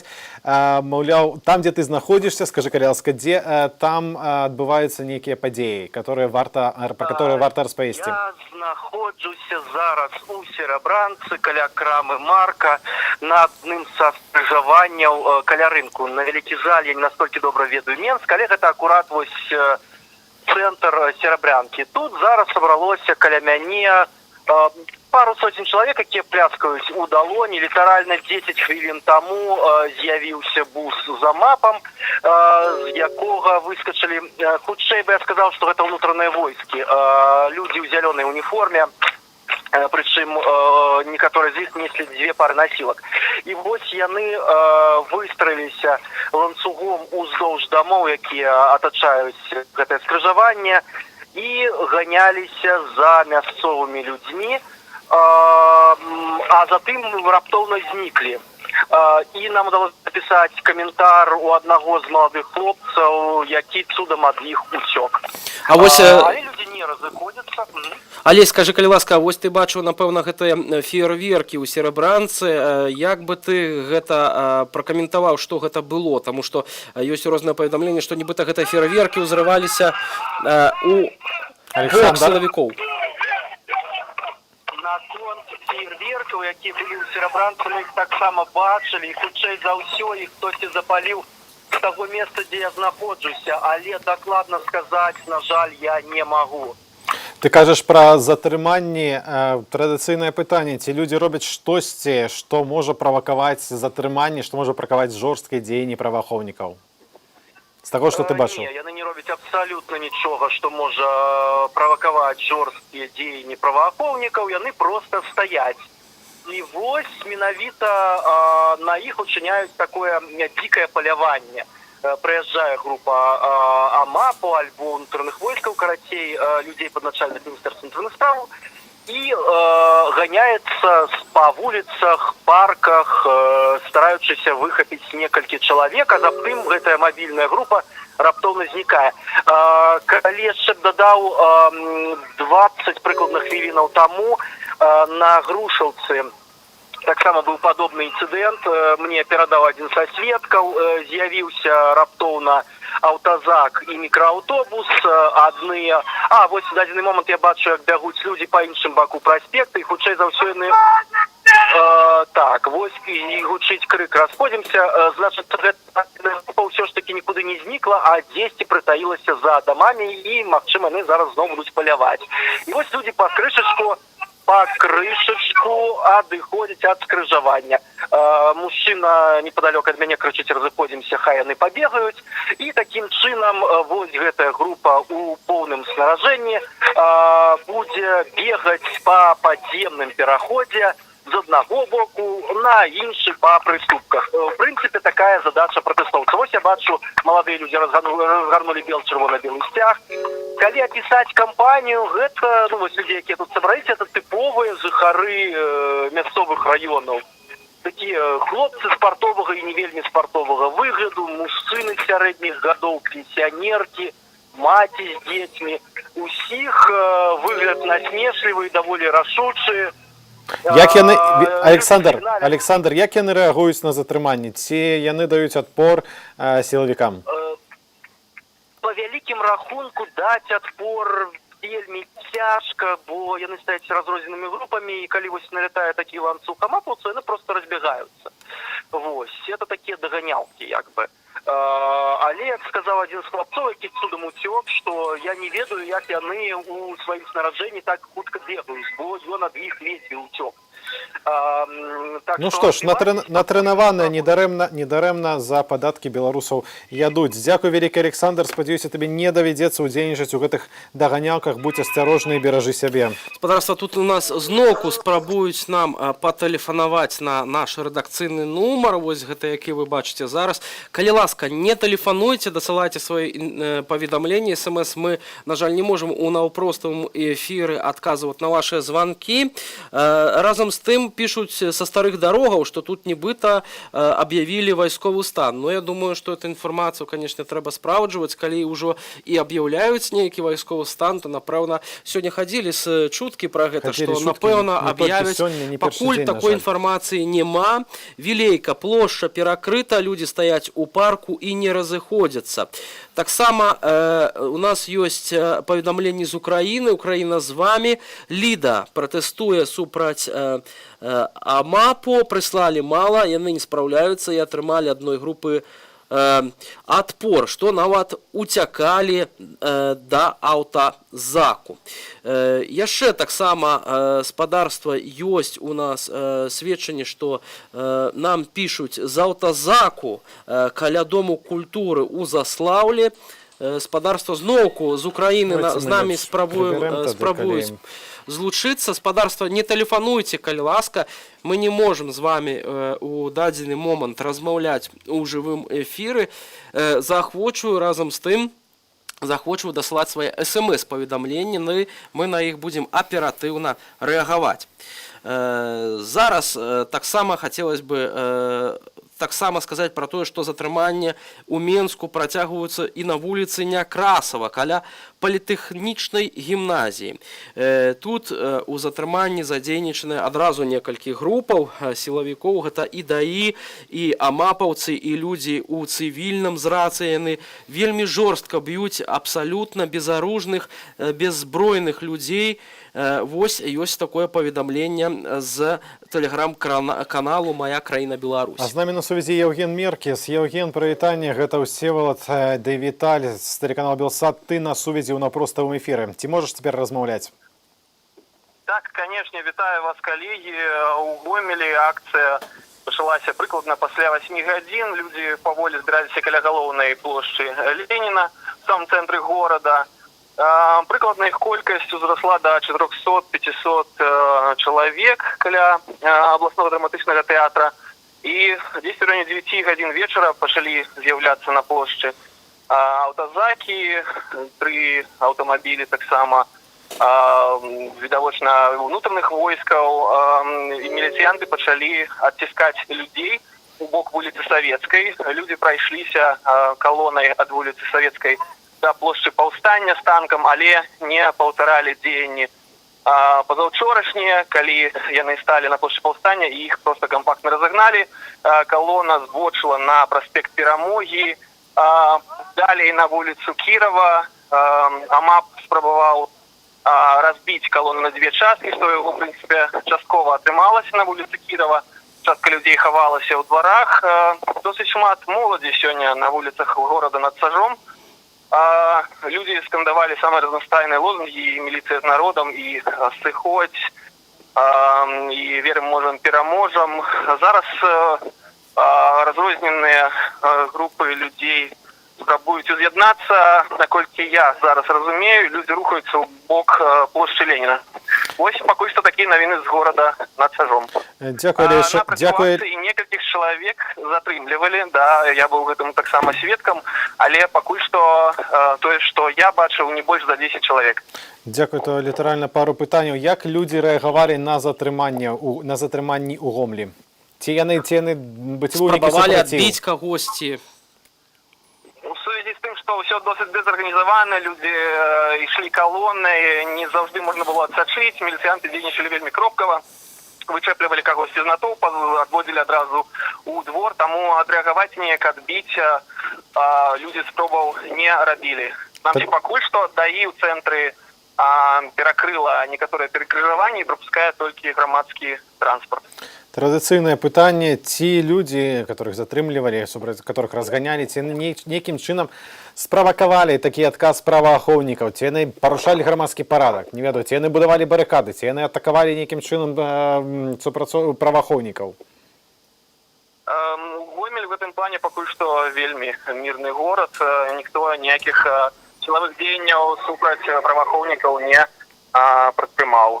Вось. З боку праваахоўнікаў таксама нейкіх вялікіх правакацый не назіралася. У некаторых сітуацыях амапаўцы самі ціскалі акуратна людзей і не імкнуліся адразу нагнятаць нейкі гвалт альбо ўзровень напружання. Добра, дзякуй вялікі, Яўген, будзь асцярожны і беражы сябе. З намі быў на сувязі Яўген Меркіс, наш калега з Гомля. Спадарства, разам з тым яшчэ паведамленні з рэгіёнаў Заслаўля, пра які мы з вами ўжо казалі, ўжо каля 20 хвілінаў па цэнтральным вуліцам ездзіць і сігналіць смеццявоз, які ніяк не могуць прыпыніць міліцыянеры, паведамляе Радыё Свабода. Затое цяпер мы можам паказаць вам, спадарства, новы зварот адной з лідарак аб'яднанага штабу Марыі Калеснікавай. Так разумею, просто цяпер, вашай увазе. Я хочу начать с соболезнования всем пострадавшим от насилия в последние дни. Особенно тем, кто сейчас находится в больницах и за чью жизнь сражаются врачи. Я прошу вас почтить память погибшего минутой молчания.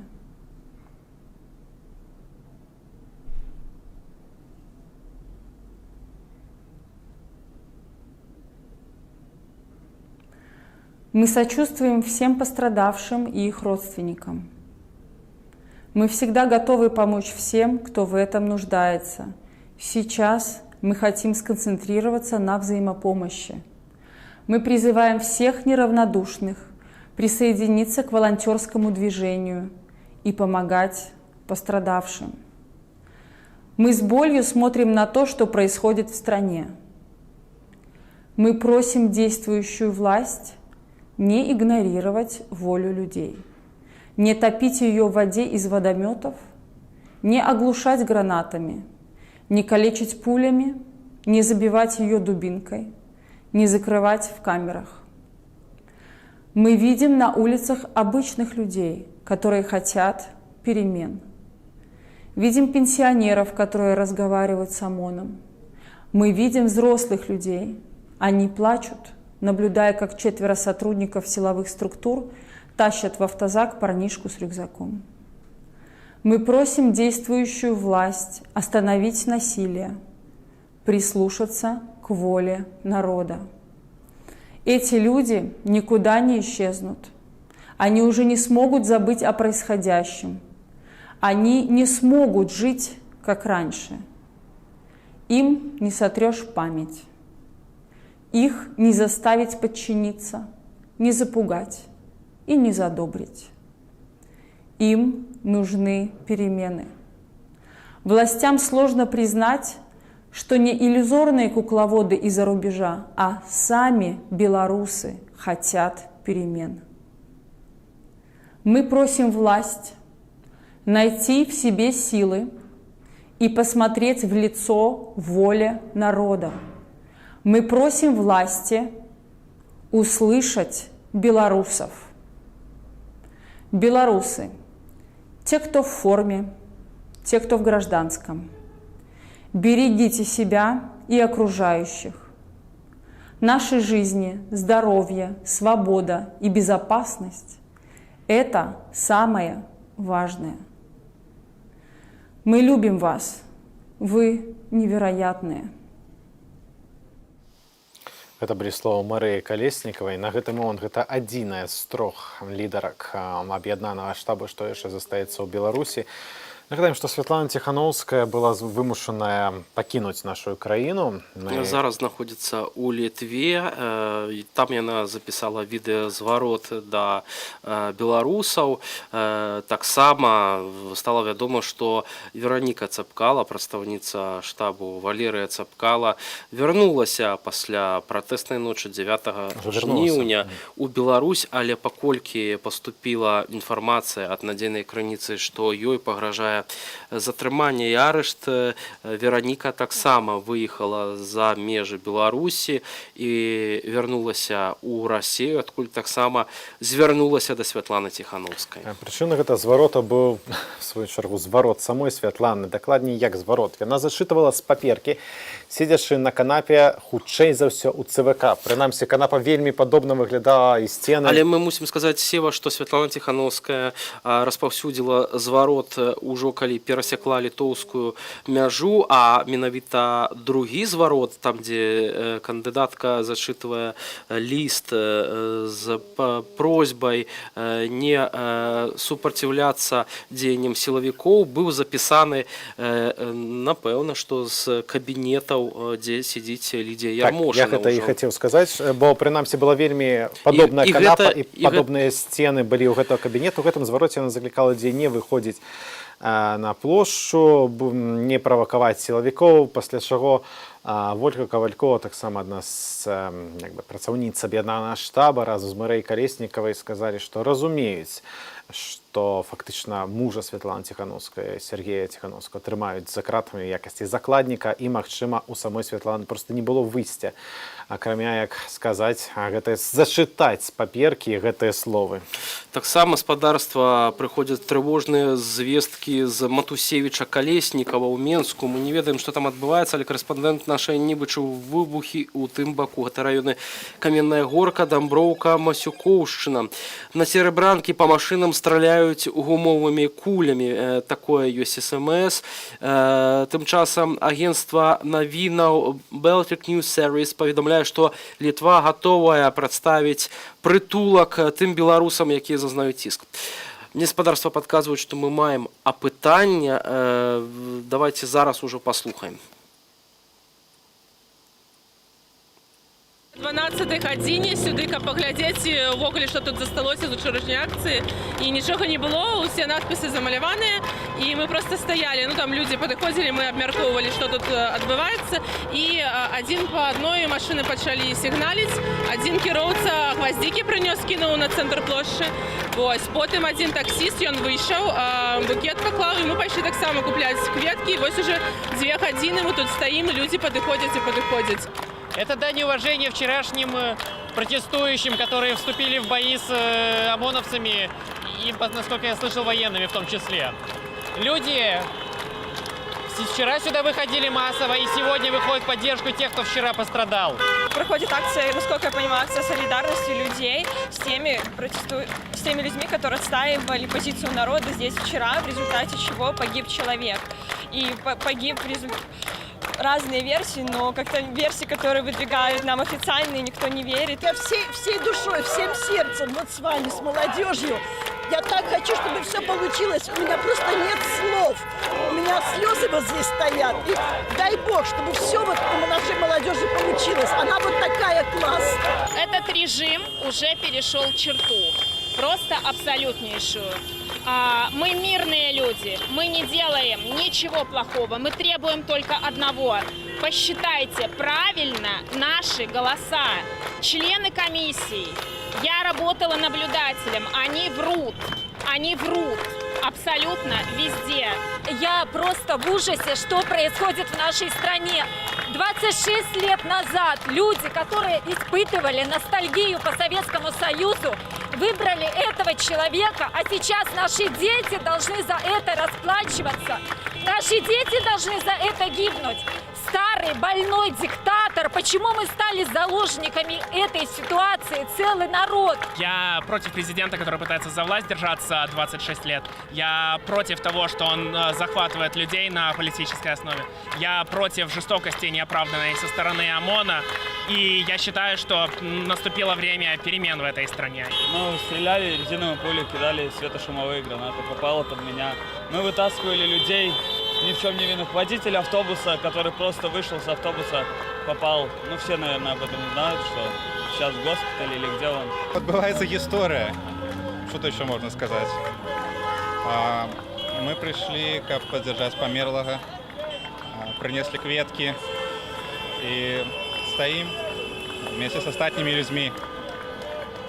Мы верим, мы можем, и мы переможем. Буденная гісторыя, трапіла пад ногі граната, пайшоў дапамагаць іншым. Спадарства, з намі на сувязі наша адважная Марыя Арцыбашева. Марыя, ці ты нас чуеш? Так, чую.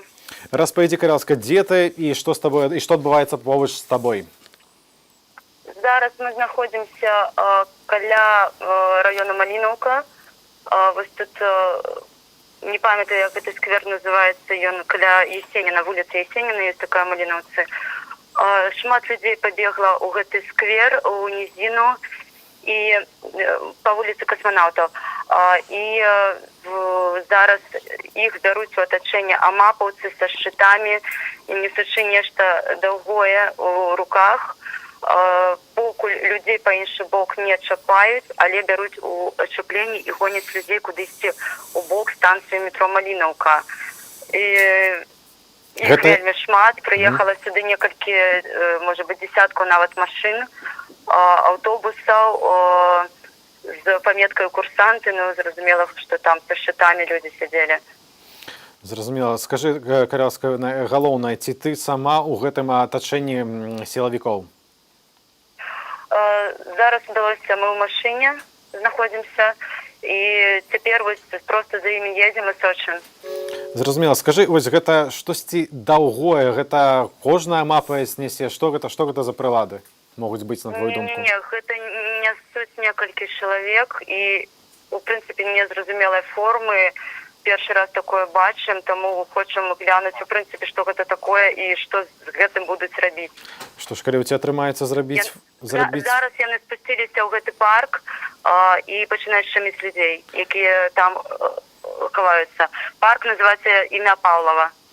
І што там адбываецца? Яны затрымліваюць людзей, яны збіваюць. Што адбываецца там? Так, пачынаюць затрымліваць людзей, збіваць. Ці людзі неяк адказваюць? Пакуль выбухаў няма, людзі пакуль спрабуюць ратавацца, збягаць. Зразумела. Марыя, будь асцярожнай, беражы сябе. Марыя Арцыбашева з намі была на сувязі з Менску. Ну а мы на хвіліначку перанясемся ў горадню, паведамляюць нашыя калегі. Гэта тэрор. Горадня заблакавана войскамі і сілавікамі.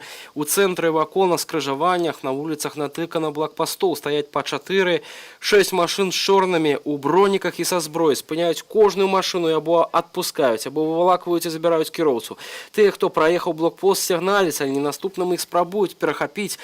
Пры гэтым загадам гарвыканкаму усе кавярні і крамы і іншыя установы цэнтра ўжо другі дзень зачыняюцца 17. Усе пад'езды да цэнтру адразу блакуюць ГАІ і чорныя машыны. Туды не пускаюць нават жыхароў. Фактычна цэнтр ад вечара мёртвы, ён належыць чорным, не ўехаць і не ўвайсці. Вось такая інфармацыя з горадня. Адначасова з тым спадарства наш корэспандэнт з Пінску паведамляе наступнае. У Пінску учора падчас зачысткі пешаходнай вуліцы Леніна быў затрыманы аператар сайту Медыапалесе Нікалаевіч Яўгень. Сёння ўвесь дзень дырэктар і галоўны рэдактар сайту шукалі яго, знайсці не здолелі. Сведкі, якія знаходзіліся побач з ім у міліцыі, распавялі, што затрыманых завялі ў стралковы цір у будынку ГАУС. Там запыталі, ці ёсць журналісты. Нікалаевіч сказаў, што ён з Медыапалесе, пасля гэтага яго пачалі моцна збіваць, пры гэтым казалі, што няма чаго дрэннага пра іх пісаць. Пра тое, што здарылася з Яўгенам, далей ніхто не ведае. Вось такія сведчанні пра здзекі з нашых калегаў у Пінску. Спадарства. Тым часам у Гомлі міліцэйскі аўтобус збіў чалавека. Перакрыты цэнтр гораду, вуліца Савецкую ад цырку да плошчы Леніна. Праспект Перамогі. Віталь, пераб'ю цябе. Прывітанне, спадар Барыс Гарэцкі. Так, прывітанне. Прывітанне, гэта Всеволод Шлыкаў, да Віталь Бабін. Вы ў на простым эфіры тэлеканалу Белсат. Маеце хвілінку для нас? Конечно, безумоўна. Хочам запытаць вас, што вядома на гэты момант аб затрыманнях нашых калегаў? Хаця б нейкія агульныя лічбы. Мы ведаем, што па ўсёй краіне. Так, мы ведаем, што разбіваюць камеры, забіраюць прафесійную тэхніку. Збіваюць моцна, затрымліваюць разам, ось як Руслана. Калі ласка, нейкія лічбы, нейкія апошнія дадзеныя. Што цяпер вядома пра нашых калегаў? Ну, што, цяжка. Кожную хвіліну прыходзіць нейкая інфармацыя пра пацярпелых журналістаў, затрыманні, нейкія інцыдэнты. Ввогуле мы падлічылі, што за апошні тыдзень ўжо, напэўна, больш за 70 нашых калег былі затрыманыя. З некаторымі дагэтуль няма сувязі, мы не ведаем, дзе знаходзіцца той ці іншы чалавек. Ужо суткі прайшлі з моманту, як знік галоўны рэдактар нашай Нівы Ягор Мартынович. Самае цікавае, што ўлады правялі пэўную спецаперацыю, бо ноччу была адключена сім-карта ягонай жонкі, журналісткі Адар'і Гуштын. То бок гэта было нейкае персанальнае затрыманне, прычым так зробленае, каб Адар'я не магла яшчэ і паведамляць пра гэта затрыманне камусьці іншаму. І дзе Ягор на гэты момант, ну, абсалютна невядома. МОЗ апублікаваў тэлефоны гарачай лініі, нашы калегі ўжо туды тэлефанавалі, але і там не ведаюць, дзе галоўны рэдактар зарэгістраванага выдання.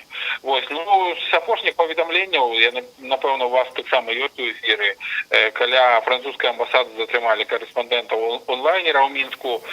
Вось, ну, была бойка, пэўна, з журналістамі каля Пушкінскай, у Гародні затрыманы Руслан Кулевіч. Ці-баш,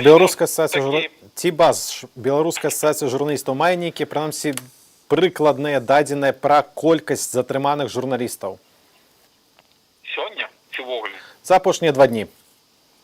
Тых, хто яшчэ застаецца за кратамі. Або невядома дзе. Это некалькі десяткаў чалавек. Ну, гэта некалькі десяткаў, гэта больш за 20 чалавек.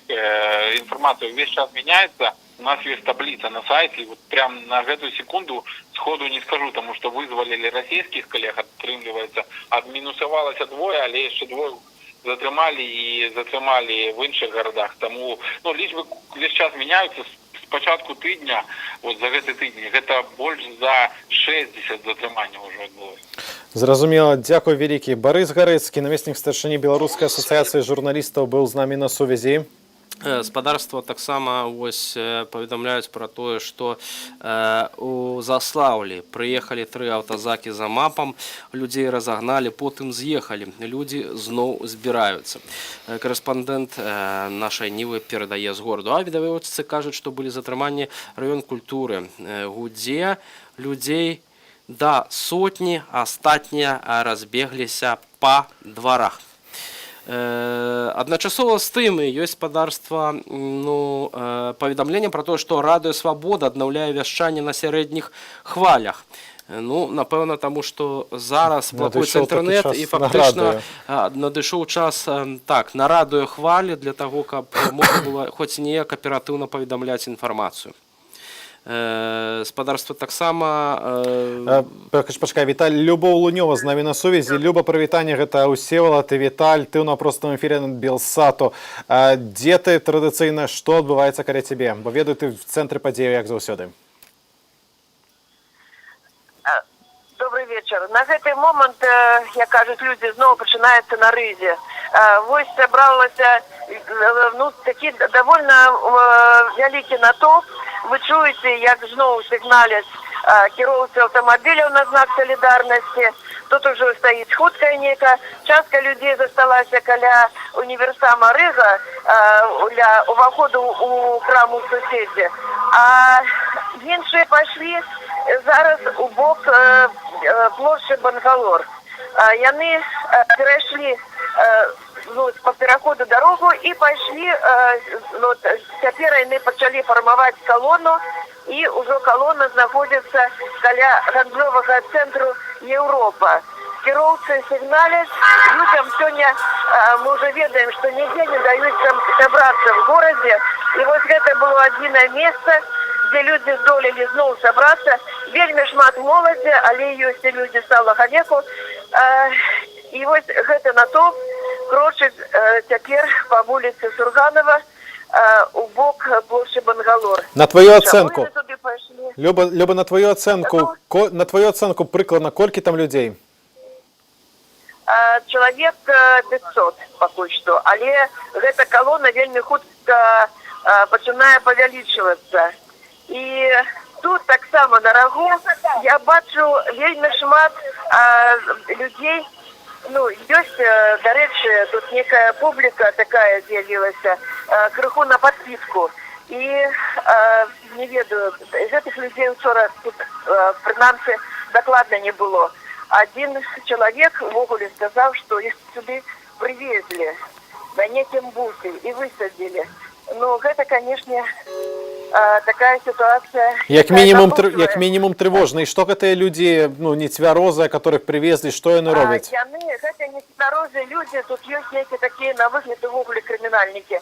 Яны падыходзяць да моладзі і пачынаюць іх угаворваць ісці. Спачатку яны прапановалі ісці ў бок Камароўкі, прычым гэта такія людзі, я бы сказала так, з выгляду пра такіх мы звычайна кажам, крымінальных такіх.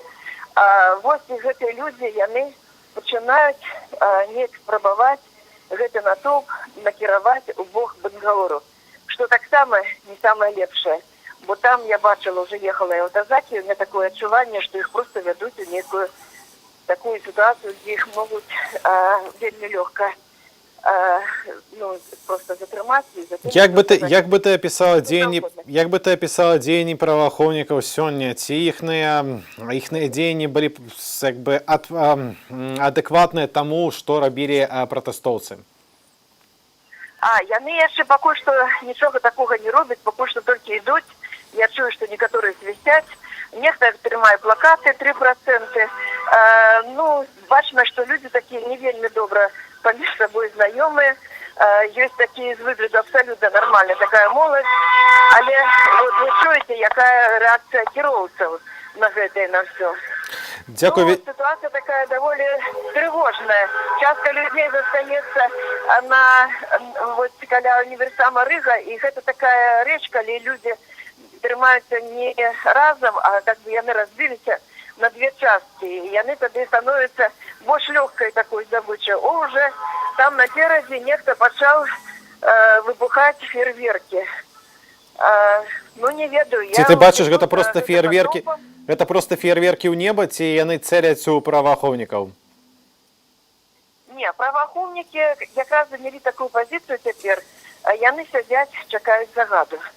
Яны чакаюць каманды ВАС, яны схаваліся, а шмат у гэтым натоўпе, і я бачу, просто сваім вокам, што стаяць так званыя ціхары, і іх тут немало. Натуральна, яны ведуць такі стрэл, і натуральна, яны даводзяць там па рацыях свое кіраўніцтва, што тут адбываецца, это ж зразумела. Зразумела, дзякуй вялікі, Люба. Гэта была Любоў Лунёва. Беражы, калі ласка, сябе. У нашай калегі Любоў Лунёвай досведу хопіць на пару рэдакцыяў, але галоўнае, каб яна была асцярожная. Сёння мы таксама паведамлялі пра затрыманне журналістаў, у тым ліку нашых журналістаў, і у Віцебску, як вядома, быў асуджаны на адміністратыўны арышт наш калега Зміцер Казакевіч. У нас ёсць запісаны каментар ягонай жонкі. Давайте паслухаем ужо цяпер. Вот сегодня узнали то, что дали 10 суток, это был такой шок и, ну, не знаю, сейчас и злость на все это, потому что это и неожиданно, и, ну, неописуемо просто, потому что когда человек просто пошел делать свою работу, и, по сути, он ничего не делал, наблюдал, как ведут себя люди, вот, и его просто позвали в автозак, и он без всякого сопротивления пошел. Я была уверена, что я увижу мужа на следующий день, без всяких вопросов. Но была тишина, узнавали, что суды проходят. Ну, там выходили совершенно немного людей. На следующий день опять тишина. Вот. И только сегодня сказали, что дали 10 суток. То есть это вообще неожиданно. Я ждала мужа домой. Вот. И, ну, максимум, ну, если там 3 дня его могли подержать, то в дальнейшем я думала, что все. Просто нет никакого мотива, нет никакого состава, чтобы можно было такое решение принимать. Поэтому я возмущена просто до ужаса. Передачи не принимают, уже 2 попытки было что-то передать. Человек был просто вот, ну, как вышел на улицу в летней одежде, с собой не было ни питья, ни теплой одежды. І ось, власне, наша адважна Катерина Андреева, господарство з нами на сувязі. Кать, ці добра нас чуєш і можеш розмовляти? Добрый вечер, коллеги. Так, я добра вас чую, могу размаўляць. Што адбываецца каля цябе і дзе ты знаходзішся? Я знаходжуся каля станцыі метро Уручча, каля гандлёвага цэнтру «Спектр». Тут прыкладна 1000 чалавек паводле нашых падлікаў.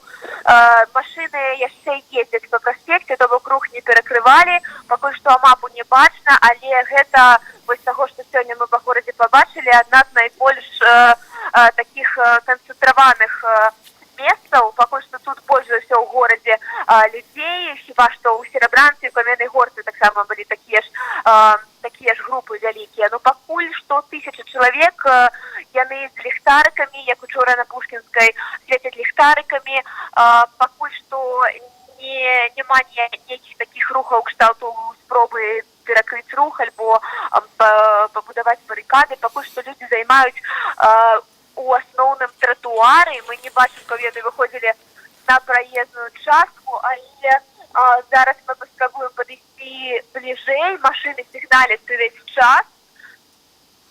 Як рэагуюць? Ты бачыш нейкіх праваахоўнікаў побач? Ці ёсць нейкая рэакцыя з іхнага боку?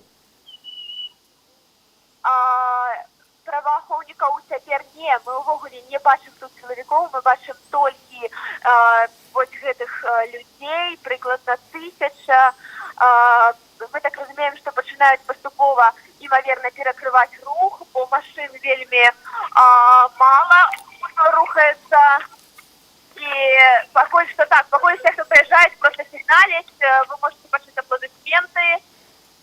Ужо паступова каля гандлёвага цэнтру «Спектр» людзі трапляюць і на праезную частку таксама. То бок перакрываецца рух пакрысе, так? Паступова, так, але не па праспекце. На прилеглай вуліцы бачым, што таксама людзі спускаюцца, хіба спускаюцца людзі ўжо і на дарогу, але больш за ўсё на тратуарах пакуль. Ну, вось канцэнтрацыя людзей тут 1000 ёсць дакладна, калі не болей. Вось так выглядае сітуацыя. Кажуць, учора тут таксама былі спробы пабудаваць барыкады, альбо нават будавалі людзі гэтыя барыкады. Таксама з вокнаў людзі свецяць ліхтарыкамі, таксама скандуюць «Пераможам, пераможам». Застаюцца пакуль што тут людзі. Тут вядома, што вельмі зручны пад'езд з боку вайсковай часткі 3214. Гэта значыць, што можна чакаць з'яўлення праваахоўнікаў у любы у любы момант. Але давай толькі на апошні. Ці пратэст мірны і ці людзі хоць штосьці там не ведаюць. Ці можам сказаць, што пратэст мірны? Апошняе пытанне, Каця. Так, паўтарыце пытанне, калі ласка. Ці мы можам сказаць, што пратэст мірны? Так, на дадзены момант пратэст абсалютна мірны. Гэта дакладная інфармацыя. Людзі проста скандуюць авацыі, сігналы машын, пакуль гэта ўсё на гэты момант. Але будзем заставацца тут, будзем назіраць. Так, а мы з табой, або, можа, ты, нашы калегі, што нас зменяць, будуць з табой таксама звязвацца, але галоўнае, беражы сябе і будзь асцярожна. Наша Кацярына Андрэева з цэнтру падзеяў, як заўсёды, у Менску была з намі на сувязі. Разам з тым прыходзіць паведамленне пра тое, што працягваюцца не толькі жорсткія затрыманні па ўсіх гарадах Беларусі, але таксама ідуць суды. Асудзілі на арышт удзельніц свабоднага тэатру. Затрыманыя удзельніцы Святлана Сугака, асуджаная на 10 сотняў, Надзея Бродская на 13 сотняў арышту. Яны распавялі сваякам падчас суду, што ў камеры па 36 чалавек, у мужчынаў у камеры па 50 чалавек, зняволеных збіваюць. Смаргонь сабралося каля 300 чалавек, нечакана АМАП заціснуў у куце паміж будынкаў, людзі сталі ў шчэпку, ёсць затрыманні. Мой родны горад Горадня, нам пішуць гледачы, што цяпер адбываецца хапум у раёне кальца каля філармоніі пры блізкіх вуліцах. На вуліцах, уласна, выключылі свет, але людзі, там побач ёсць прыватны сектар, і людзі хаваюць пратэстоўцаў у дварах. Паведамляюць, што на адным з двароў не паспелі зачыніць калітку, туды уламіліся сілавікі, падагналі аўтазак і забралі, як нам прынамсі паведамляюць, забралі ўсіх, хто быў у доме.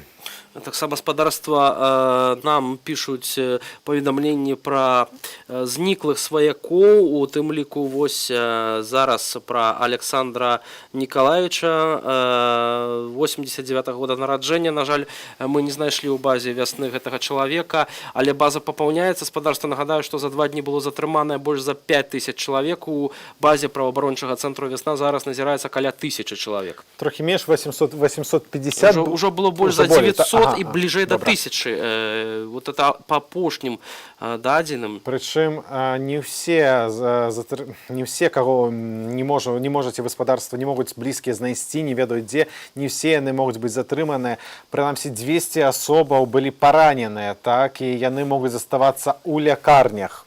Ну, напрыклад, у нас ёсць СМС-паведамленне з Беларусі, атрымаў паведамленне ад дачкі, 12 гадоў, знаходзіцца ў шпіталю ў Столбцах. Спадарства, вы нам працягваеце тэлефанаваць. Я яшчэ раз нагадаю, што не маем магчымасці адказваць на ваши тэлефанаванні ў наўпроставым эфіры, аднак у нас ёсць магчымасць зачытваць ваши СМС-паведамленні, якія вы нам дасылаеце, і мы гэта робім з перыядычнасцю.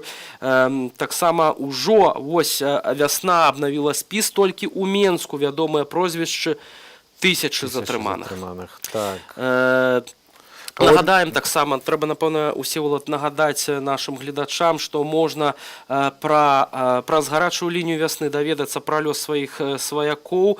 Гэта нумары гарадскія ў Менску 394 63 11. Нагадаю, 394 63 11 гэта гарадскі нумар, альбо мабільныя, плюс 375 29 841 39 81. Яшчэ раз, код 29 841 39 81. А таксама у тэлеграме праз адрес «Вясна СОС». Нам на пачатку там маўпачку або сабаку, так? Сабака, вясна, сос, вялікімі літарамі. Маўпачка.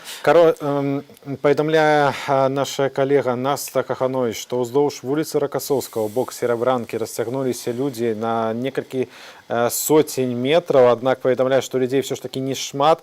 З 4 аўтазакаў, у 4 аўтазакі літаральна пакуюць людзей, кажа яна. Чуваць выбухі, але кажа, што гэта выглядае як петарды, гучыць хутчэй як петарды, а не выбуховыя пакеты, неяк інакш. Машыны побач выстраіліся ў корак у абодва бакі і заблакавалі 2 з 3 палос у бок Серабранкі. Ну, гэта гаворка таксама пра Каменную Горку, так я разумею, тут вось гэтую інфармацыю пацвярджае і наша Ніва. Нібыта ідзе зачыстка, а вось гэтыя петарды. І таксама жорсткі разгон ва Уруччы. Ва Уруччы, адкуль з намі звязвалася Кацярына Андрэева. Таксама маем такую інфармацыю, будзем сачыць далей. Аператыўна звязвацца. Спадарства, паспрабуем зараз звязацца з Кацярынай Андрэевай, што ж там адбываецца ва Уруччы. Тым часам яшчэ раз прашу вас не званіць наўпроставы эфір нам. Мы, на жаль, не можам аператыўна паведамляць, атрымоўваючы інфармацыю, агучваць. І зараз бачыце, дарэчы, на экранах вось пра тую спецыяльную тэхніку на базе танку, так? Т-64 з каўшом. Інжынерны бульдозер, які уязджае, як бачым, у дворык. Гэтую тэхніку назіралі яшчэ у першай палове дня, якая рухалася з боку Уручча. Тады у нас былі фотаздымкі, зараз маем відэа. Спадарства, есть смс-поведомление с Варшавы. Добрый вечер. Очень переживаю за свою Беларусь. Просто плачу, когда смотрю новости. Там мои родные. Связи минимум. У них очень мало информации из-за отсутствия интернета. В Телеграм была информация, что Лукашенко сейчас отдыхает в Турции. Подтверждается ли эта информация? Спадарства, мы бачили эту информацию так само на разных российских сайтах. У приватности по Лента.ру поведомляла про это. Но мы пакуль не можем сказать. З намі на сувязі Хрысціна Чарняўская. Хрысціна, прывітанне. Гэта Всеволод Шлыкаў, Віталь Бабін. Ты ў простым эфіры тэлеканалу Белсат. Ці можаш з намі размаўляць цяпер? Так, прывітанне. Распавядзі адразу, дзе ты знаходзішся, што адбываецца побач з табою? Зараз я знаходжуся ў раёне Каменнай Горкі, і тут якраз пачалося супрацьстаянне пратэстоўцаў з АМАПам. Што адбываецца, калі можаш больш падрабязна, на чым палягае супрацьстаянне? Ці ўжываюцца спецсродкі? Колькі пратэстоўцаў, колькі амапаўцаў на твою ацэнку? Пратэстоўцаў на самой справе не так шмат, таму што людзям не далі сабрацца каля станцыі метро Пушкінская. Яны расцягнуліся практычна вось ад Спартыўнай да Каменнай Горкі. Людзі яшчэ падыходзяць. Пратэстоўцы зрабілі барыкады з клумбаў, што стаяць уздоўж дарогі. Пад'ехалі амапаўцы. Ну, трэба сказаць, што пратэстоўцы таксама прымянялі спецсродкі. Гэта былі і петарды, і нейкія яшчэ выбухоўкі. І вось зараз чуваць таксама стрэлы, таму што ў адказ на гэта АМАП пачаў прымяняць кулі і таксама гранаты, якія да гэтага яны прымянялі. Калі можна больш падрабязна, ці ты можаш больш падрабязна сказаць пра гэтую выбухоўку, которую ўжывалі пратэстоўцы? Ці гэта штосьці сур'ёзнае, ці гэта сапраўды кажаш петарды? Не, гэта, па сутнасці, петарды, якія проста ўзляталі, узрываліся, яны недалёкага стрэлу, вось, таму, ну, гэта хутчэй так, як бы, адпужванне, але варта сказаць, што пратэстоўцы, як бы, настрой іх вельмі сур'ёзныя, тым не менш, тут стварыўся затор з аўтамабіляў, пратэстоўцы даюць магчымасць машынам развярнуцца, праехаць, не гледзячы на тое, што ў іх страляюць. Хрысціна, давай цяпер да галоўнага пытання. Ці ты далёка ад цэнтра падзеяў, ад віру падзеяў? Ці ты в бяспецы, ці ўсё ў цябе добра цяпер, ці ты можаш далей працаваць? Так, я могу працаваць, я адышла трошки далей, я вось зараз просто могу бачыць, як бы, што там адбываецца, што, ну, там сапраўды выбухі, людзі разбягаюцца, перакрыты праспект Прытыцкага каля станцыі метро Каменная Горка, вось, але вось тут у ваколіцах абсалютна ціха, няма ні міліцыі, як бы, ўсё спакойна, усе асноўныя падзеі, гэта вось менавіта там, каля Каменнай Горкі. Ці вядуцца нейкія затрыманні, ці там ідзе такое проста супрацьстаянне? Тое, тое, што я магла бачыць, АМАП, дарэчы, гэта хутчэй за ўсё працуе не АМАП, а менавіта вось гэтыя людзі ў ваеннай форме, адкуль яны і што яны, гэта невядома. Працуюць тут яны. Затрыманні былі, тым больш затрыманні ўжо былі напярэдадні вечарам каля станцыі метро Пушкінская. У тым ліку людзі са зброяй падбягалі, спынялі машыны, што сігналіць, таму што аўтамабілі вельмі гучна падтрымліваюць людзей. Вось. Таму затрыманні ўжо ёсць, і гэта дакладна. Хрысціна, ты кажаш пра людзей са зброяй. Ці ты можаш сказаць, ці гэта была зброя баявая, ці гэта все-таки, спадзяюся, гумовая, так, там драбавікі для гумовых патронаў? На жаль, я вельмі дрэнна разбіраюся ў зброі, але хутчэй за ўсё гэта менавіта былі тыя самыя для гумовых куляў. Спадзяемся, ты маеш рацыю, і перш за ўсім будь асцярожная і не заставайся там ні секунды болей, чым патрэбна. Дзякуй вялікі, Хрысціна, будь асцярожна яшчэ раз. Гэта была спадарства Хрысціна Чарняўская для нас з Менску. Ну, а разам з тым ўсё больш паведамленняў пра тое, што на Каменнай Горцы будуюць барыкады, пра гэта сведчаць шматлікія удзельнікі, сведкі гэтых падзеяў. Таксама паведамляюць пра гэта журналісты нашай Нівы, Радыё Свабоды і нашыя корэспандэнты ў тым ліку. Працягваючы але ўжо калі я пачаў, то працягваючы пра корэспандэнтаў, то не толькі ў Менску, пра корэспандэнтаў і журналістаў, то не толькі ў Менску праблемы. Мы ўжо распавядалі, што ў горадні затрыманы Руслан Кулевіч з жонкаю, але таксама ў горадні корэспандэнта і фотографа Тутбай на вуліцы савецкіх пагранічнікаў акружыў АМАП і прымусіў выдаліць здымкі. Но на ваших экранах спадарства Серабранка, вось тыя фейерверкі, пра якія мы ўжо паведамлялі вам. Гэта хтосьці запусціў вось фактычна ў цэнтры Серабранкі на скрыжаванні праспекту Ракасоўскага. І тут таксама адбываліся і затрыманні, і паведамлялася пра тое, што жыхары Серабранкі рухаліся ў цэнтр. Таксама ва ўруччы ёсць такія сведчанні, мы пакуль не бачылі гэтага. Ёсць, праўда, што паведамляюць відэа ў канале Нехта. Ва ўруччы да галавы байкераў прыстаўляюць зброю, і гэта вельмі жорстка выглядае. Власна, уручча Каменная Горка, спадарства, на ваших экранах, але это не тое відэа, пра которое Віталій распавядае. Тут ніхто да галавы, спадзяюся, нікому не будзе. Это уручча спадарства, вось мне падказваюць наш рэдактар, а вось гэта тыя байкеры. Зараз можна паглядзець. І ці я добра бачу, ці гэта супрацоўнікі ДАІ? Ну, выходзіць на тое, падобна на тое, што гэта форма сапраўды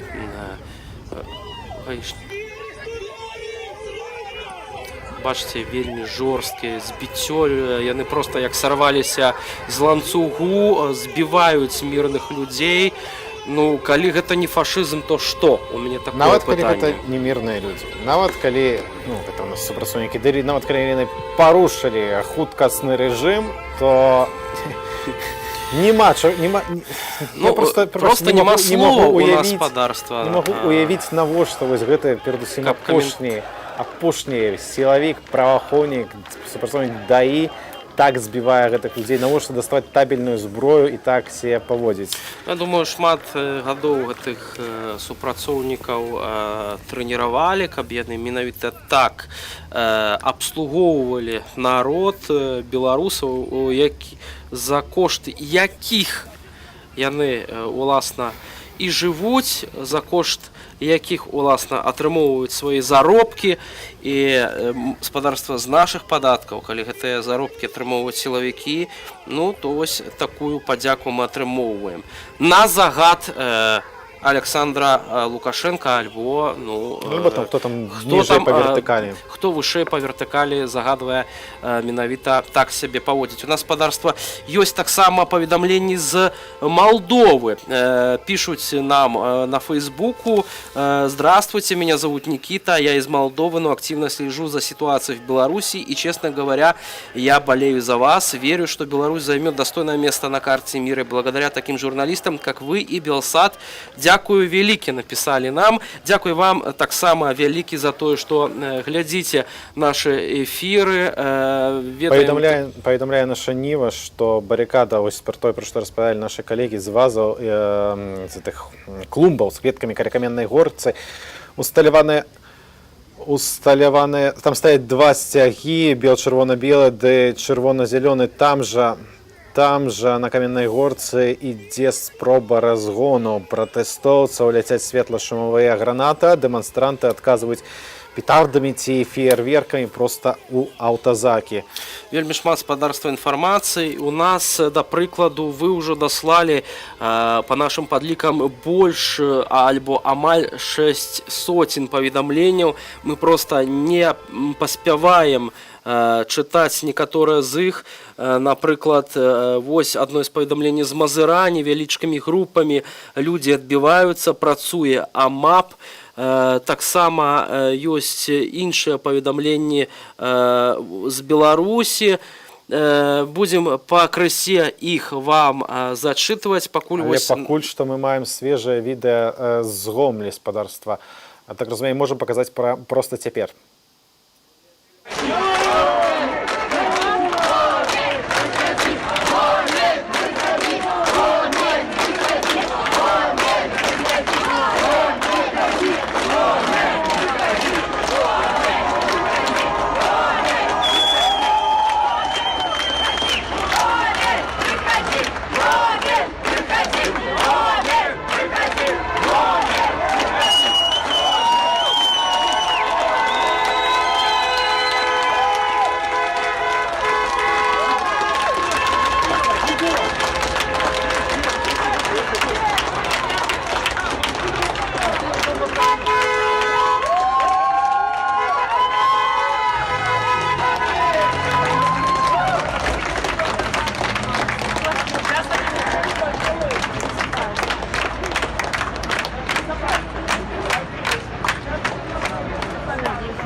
Ну, вот такое видео с Гомля. У нас еще есть поведомление из России.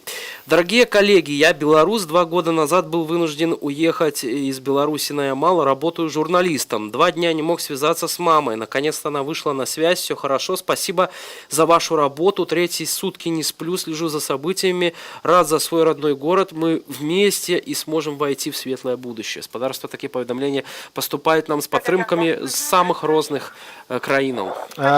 Галина Бакунчик з нами на сувязі. Галина, ти нас чуєш? Так, я вас добре чую. Галина, гэта ўсё Шлыкаў, Віталь Бабін. Ты ў наўпростым эфіры тэлеканалу Белсат. Як заўсёды, распавядзі, калі ласка, дзе ты, што адбываецца побач з табою?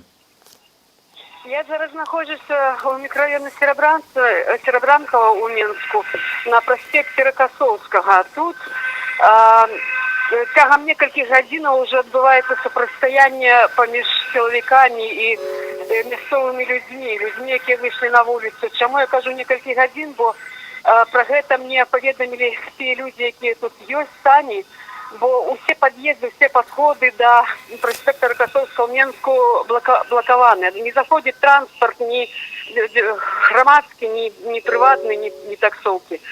Таму сюды прыйшлося дабірацца проста пешки фізічна. Што ж тут адбываецца? Значыць, увесь праспект, ён даволі буйны тут для гэтага месца. Фактычна такая магістральная частка. Она вся запоўнена легкавікамі, якія стаяць і сігналяць. Людзі выходзілі з машын, сігналяць, і шмат людзей на ўзбочыне, шмат людзей у дварах.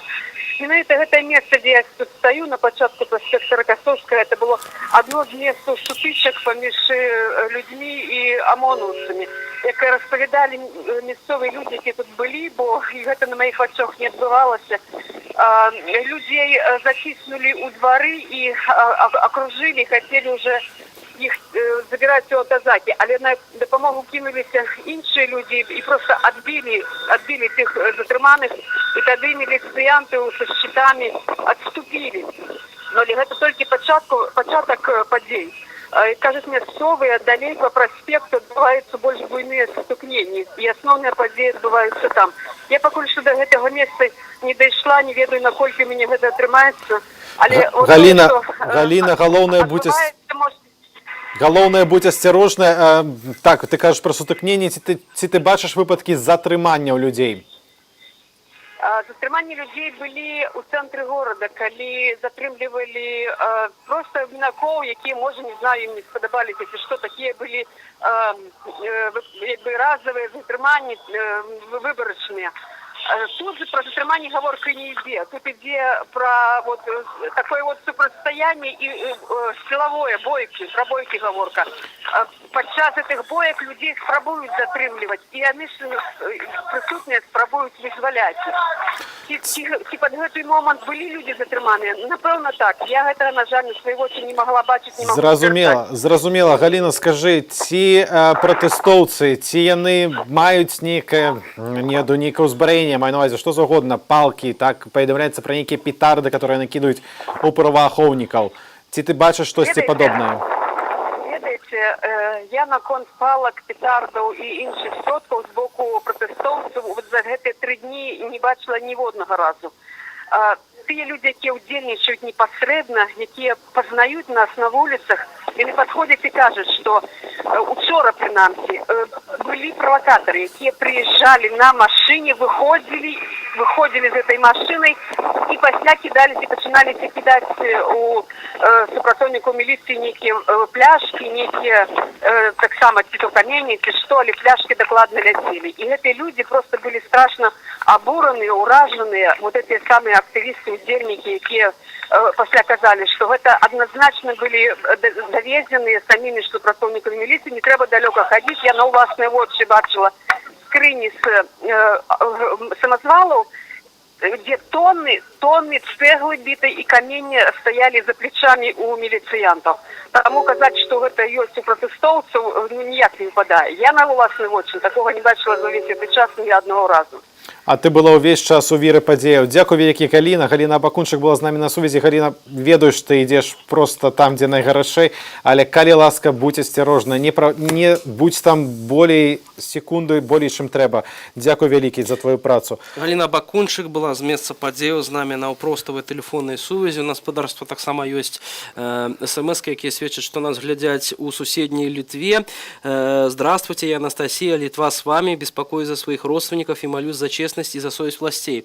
Спадарства, есть так само поведомление относно того, что мобильный оператор у Литве зрабіў бесплатными звонки у Беларусь до завтрашняга дня, до 13:00. Так что, калі у вас есть Теле2, есть до опоўначы 14 жніўня, я выбачаюся, вось акурат поправка, можно звонить, калі вы маете оператора Теле2, можно звонить сваім сваякам у Беларусь бясплатна, каб даведацца, ці ўсё з імі ў парадку. Я хацеў бы звярнуць увагу на паведамленні нашых корэспандэнтаў, Віталь. І Любоў Лунёва, і Галіна Абакунчык казалі пра, інакш не назовеш, на правакатараў, которые штурхали людей на супрацьстаянне. Кидали пляшки некие. Так. То бок карцінку рабілі, грубо кажучы, для дзяржаўнага тэлебачання. Нагадаем гісторыю, уласна, даволі забаўную. Дзяржаўнае тэлебачанне показывала, прабачце, Савецкая Беларусь показывала здымак машыны бусіка белага бусіка на расійскімі нумарамі. З расійскімі нумарамі, спадарства, то, што бачыце на экранах, это цяпер Каменная горка, так это там все выглядае. Показывалі фотаздымкі бусіка белага з расійскімі нумарамі, маўляў, там знайшлі і намёты, і некія вожыкі, так, і нейкую арматуру, а пасля апынулася, вельмі хутка апазналі гэты бус, ён належыць расійскаму нейкаму бізнесоўцу. І там ён увогуле паўгады, як быў стаяў прыгатаваны для здымкі нейкага тэлесерыялу. Вось такая інфармацыя, такую інфармацыю падавала BBC, прынамсі. Дарэчы, розныя абсалютна рэакцыі, хацелася, не ведаю, ці мае калегі ўжо казалі пра гэта, бо мы пастаянна адсочваем нейкую інфармацыю. Да прыкладу, спявак, вядомы беларускі спявак Макс Корж прызваў, заклікаў беларусаў спыніць пратэсты. У інстаграме літаральна ёсць наступнае паведамленне ад спевака: «Пацаны, вы победили, тормозните сегодня, вы показали, что можете дать отпор. Навели движ на весь мир, видосов хватит на месяц вперед». По меркаванню, наўпроставыя сутыкненні з міліцыяй ужо не прынясуць нейкай карысці, а вынікам далейшых пратэстаў могуць стаць лишь толькі трупы. Ну что ж, слухайте, не ведаю, магчыма, конечно, сутыкненні з міліцыяй не прынесуць ніякай карысці, але мы показывали відэа, як збіваюць жорстка, прыставляючы да галавы пісталеты, супрацоўнікі да і нейкіх байкераў, выпадковых увогуле падазраю. Гэта ўжо было у нас на відэа. Максим Корж, конечно, не варта, не хацелася б нікому працягу пратэстаў, але мне падаецца, што гэта не пратэстоўцы правакуюць гвалт, і што яшчэ не раз можа так здарыцца, што яны пакажуць, што могуць адбіцца. Разам з тым, іншыя артысты і спевакі нават за мяжою, напрыклад, выказваюць салідарнасць з беларусамі. Да прыкладу, раней спявачка Діана Арбеніна апублікавала ў інстаграм фотаздымак, на якім трымае беларускі бел-чырвона-белы сцяг. Артыстка напісала у пасце «Жыве Беларусь», аднак, што праўда, не ўказала, каго менавіта падтрымлівае. Ну, напэўна ж, падтрымлівае тых людзей, якія дамагаюцца перагляду вынікаў, якія дамагаюцца перагляду вынікаў тых лічбаў, якія агучыла Цэнтральная выбарчая камісія па выніках прэзідэнцкіх выбараў. Ідуць паведамленні, ну тут літаральна проста, як ведаеце, спадарства сводкі з фронта, Лебяжы выйшаў на вуліцу, перакрытая дарога.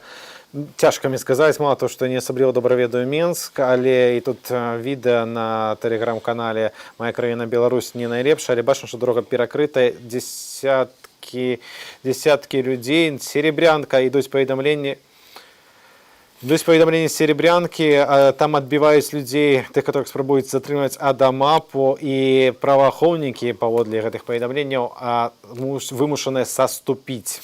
Я нагадаю, спадарства, што цягам у гэтай ночы было затрымана больш за 2000 асобаў. Такую лічбу прыводзіць Міністэрства ўнутраных спраў. Мы маем, спадарства, сведчанні сваякоў затрыманых. Давайте паслухаем іх зараз ужо.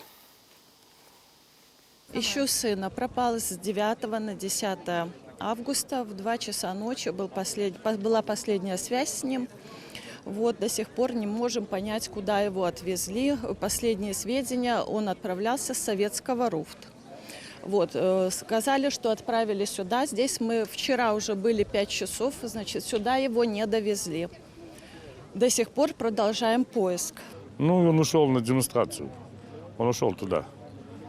Как бы он сказал мне: тебе нравится жить по-старому, живи по-старому. Мне не нравится, я пойду своего добиваться. И ушел. Все. И пол первого он еще был на связи, я ему звонил, разговаривал. С часа ночи, все. Ну, я так понял, он был на Немиге. На Немиге был, и из Немиги их забрали.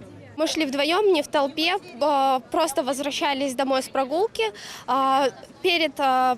Почему нас забрали? Мужчина с другой стороны дороги решил перейти дорогу перед бусом с ОМОНом. Им это, видимо, не понравилось. Они резко затормозили, сразу начали орать мордами в землю. Мы подумали, что они ему. Пока мы замешкались на секунду, они такие: вы тоже. Мы замешкались на секунду в непонимании, что происходит. Они подлетели, начали бить дубинами. Естественно, мы легли на землю. Потом просто взяли, позакидывали в автозак. Меня закинули как девушку одну, с мужчинами не кидали. Мужчин садили по 4 человека в автозаке там кабины такие буквально по полметра шириной, полметра длиной. Засовывали по 4 человека. Я видела самолично, забирали мужчину, уже было 3 там. И они ему просто открыли и сказали: заползай на коленях, как собаки. Нас выпустили 5 человек из камеры, остальные до сих пор сидят. Да. И с нами была еще девушка Ольга Павлова. Она была из инициативной группы с Тихановской, да. И с ней обращались очень плохо. Во-первых, она была ранена. У нее были кровоподтеки и раны на ноге, на руке. У нее был сильный кашель, она задыхалась. Неоднократно она требовала врача, но ей ни разу не предоставили. Мало того, за каждое ее требование ее выводили на коридор, издевались над ней, прессовали, ставили на колени, заламывали руки. Обзывали всякими нехорошими словами. Я думаю, что она еще там, если ее куда-нибудь не увезли. Потому что, ей неоднократно говорили, что она отсюда не выйдет. Пошел посмотреть. Пошел посмотреть. И все, и не вернулся. И вот в субботу я звонила, мне сказали, что он здесь, что можно принести передачу. Вот стою сегодня, уже никаких передач не принимают. Ужасно, конечно, все это страшно. Страшно. Такое впечатление, как будто фашизм вернулся, понимаете? Обращаются с детьми нашими, как со скотом. А нас вообще ни во что не ставят. В чем-то мы, в общем-то, виноваты. Простите, это кошмар, что творится, это просто ужас, это уму непостижимо. Я не знаю, этот человек, который сидит у власти, пожилой человек, конечно, его можно пожалеть, но мне его не жалко.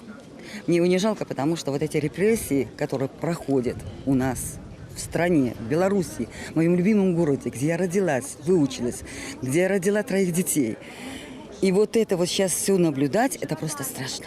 Просто страшно. Я не представляю. У меня в 1937 году расстреляли родного дядю, как врага народа. Он был секретарем комсомола, и его замучили в застенках НКВД и расстреляли. Я думала, это больше никогда не повторится. И вот сейчас вот я наблюдаю то же самое. То же самое. Хватают не весь кого, просто берут людей, идущих, едут на велосипеде, сбивают, бьют, да в конце концов. Кому дано право? Скажите, кому дано право так издеваться над людьми? Жанчына толькі што эмацыйна параўноўвала гэта все з фашызмам, так, з часамі найгоршымі ў гісторыі нашай краіны. І літаральна, як фашизм, як гэтыя часы ідуць зноў жа паведамленні як з фоткі з фронту. Паведамляе Радыё Свабода, што дзесяткі людзей заблакаваныя ў краме Алми, а ўздоўж вуліцы Прытыцка пушчаны слезацечны газ. Зноў страляюць гумовымі кулямі, страляюць па машынах, которые едуць, і нават проста едуць, не то, што сігналяць пратэстоўцам, а проста едуць. Гучаць новыя выбухі на Малінаўцы. Паведамляецца, што ва Ўручча прыехала 4 машыны АМАПу, і там ідзе зачышчаная таксама Каменная Горка, паведамляе тэлеграм-канал «Беларусь галаўнога мозга». Але гаспадарства, як учорашні дзень паказаў, пасля разгону пратэстоўцы даволі хутка вяртаюцца. Сапраўды, вось ёсць сведчанні нашых гледачоў з Менску, якія учора прысутнічалі на вуліцы Пушкінскай, адначасова ва Ўруччу і на Бангалор. Так вось яны кажуць, што на Пушкінскай, калі вось гэта адбываліся выбухі, было вельмі страшна, аднак самае жорсткае было чамусьці на Бангалор, хаця мы назіралі менавіта карціны каля Рыгі у асноўным і каля Пушкінскай. Гаспадарства, стаяў ланцуг аўтаў уздоўж дарогі, моладзь з аўта стаяла ля іх, размаўляла. Раптам з'явіліся мікрааўтобусы за МАПам. Моладзь закрылася ў аўтах, яны дубінамі разбілі вокна і жорстка збілі ўсю моладзь. Вось такія сведчанні. Ёсць таксама паведамленні гаспадарства з рэгіёнаў. У Барановичах ідзе зачыстка па дварах, а МАП хапае ўсіх запар без разбору нават тым, хто сядзіць на лаўках. А гэта зноў гаспадарства на вашых экранах Каменная Горка. Як паведамляе Радыё Свабода, у гэтыя хвіліны мітынгуючыя пратэстоўцы, пратэстоўцы ставяць там зноў барыкады, ставяць барыкады каля ўваходу ў метро Каменная Горка. Там на барыкады ідуць смеццевыя бакі, камяні і любыя буйныя прадметы, рух рух каля гэтай станцыі метро часткова прыпынены. Ідуць байцы ўнутраных войскаў, яны намагаюцца разбурыць гэтыя загароды, у іх кідаюць петарды ды салюды, а ў адказ супраць пратэстоўцаў выкарыстоўваюцца светла-шумавыя гранаты. Татьяна Нядбая піша нам, што на скрыжаванні Коласа і Сурганова затрымалі мінімум 3, а была група з 15 чалавек. Гранаты і зачысткі на уруччы працягваюцца. Супрацьстаянні, чутныя выбухі. Вось такія ёсць сведчанні. Таксама па вуліцы Адзінцова у бок Каменкі аўтобусы едуць разам за МАПам. Нават ёсць такая інфармацыя з падарства. Працягваюцца сутычкі з сілавікамі на скрыжаванні Ракасоўска ды Пляханова. Там, як і практычна есть не ў кожным другім раёне сталіцы, ляцяць светла-шумавыя гранаты, страляюць з гумовымі кулямі.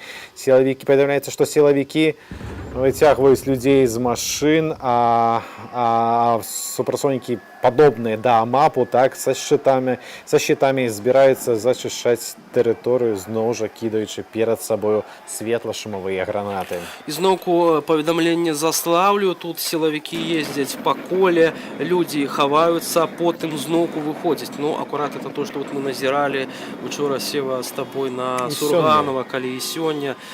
Людзі разбягаліся, зноўку збіраліся і ўзводзілі барыкады. Украина с вами, главное, чтобы не было у вас войны, чтобы под этот шумок Россия не запустила свои щупальца, храни вас Бог, пишут нам з Украины. Так само наших гледачоў непакоіць пытанне, ці сапраўды расійскія войскі, расійскія сілавыя ведомствы прадстаўлены ў Беларусі удзельнічаюць у гэтых затрыманнях. Мы, на жаль, не можем не пацвердзіць, не зняпраўдзіць гэту інфармацыю. Аднак факт наступны, што пра гэта кажуць ужо дзве, так, на відэа у тэлеграм-канале Нехта, і ў нашым эфіры спадарня Валентина, удзельніца пратэсту, таксама пра гэта казала. Калегі з інтэрнэт-рэдакцыі ўжо пісалі, што будуць спрабаваць звязацца з ёй, магчыма, там на старонцы у нас хутка з'явіцца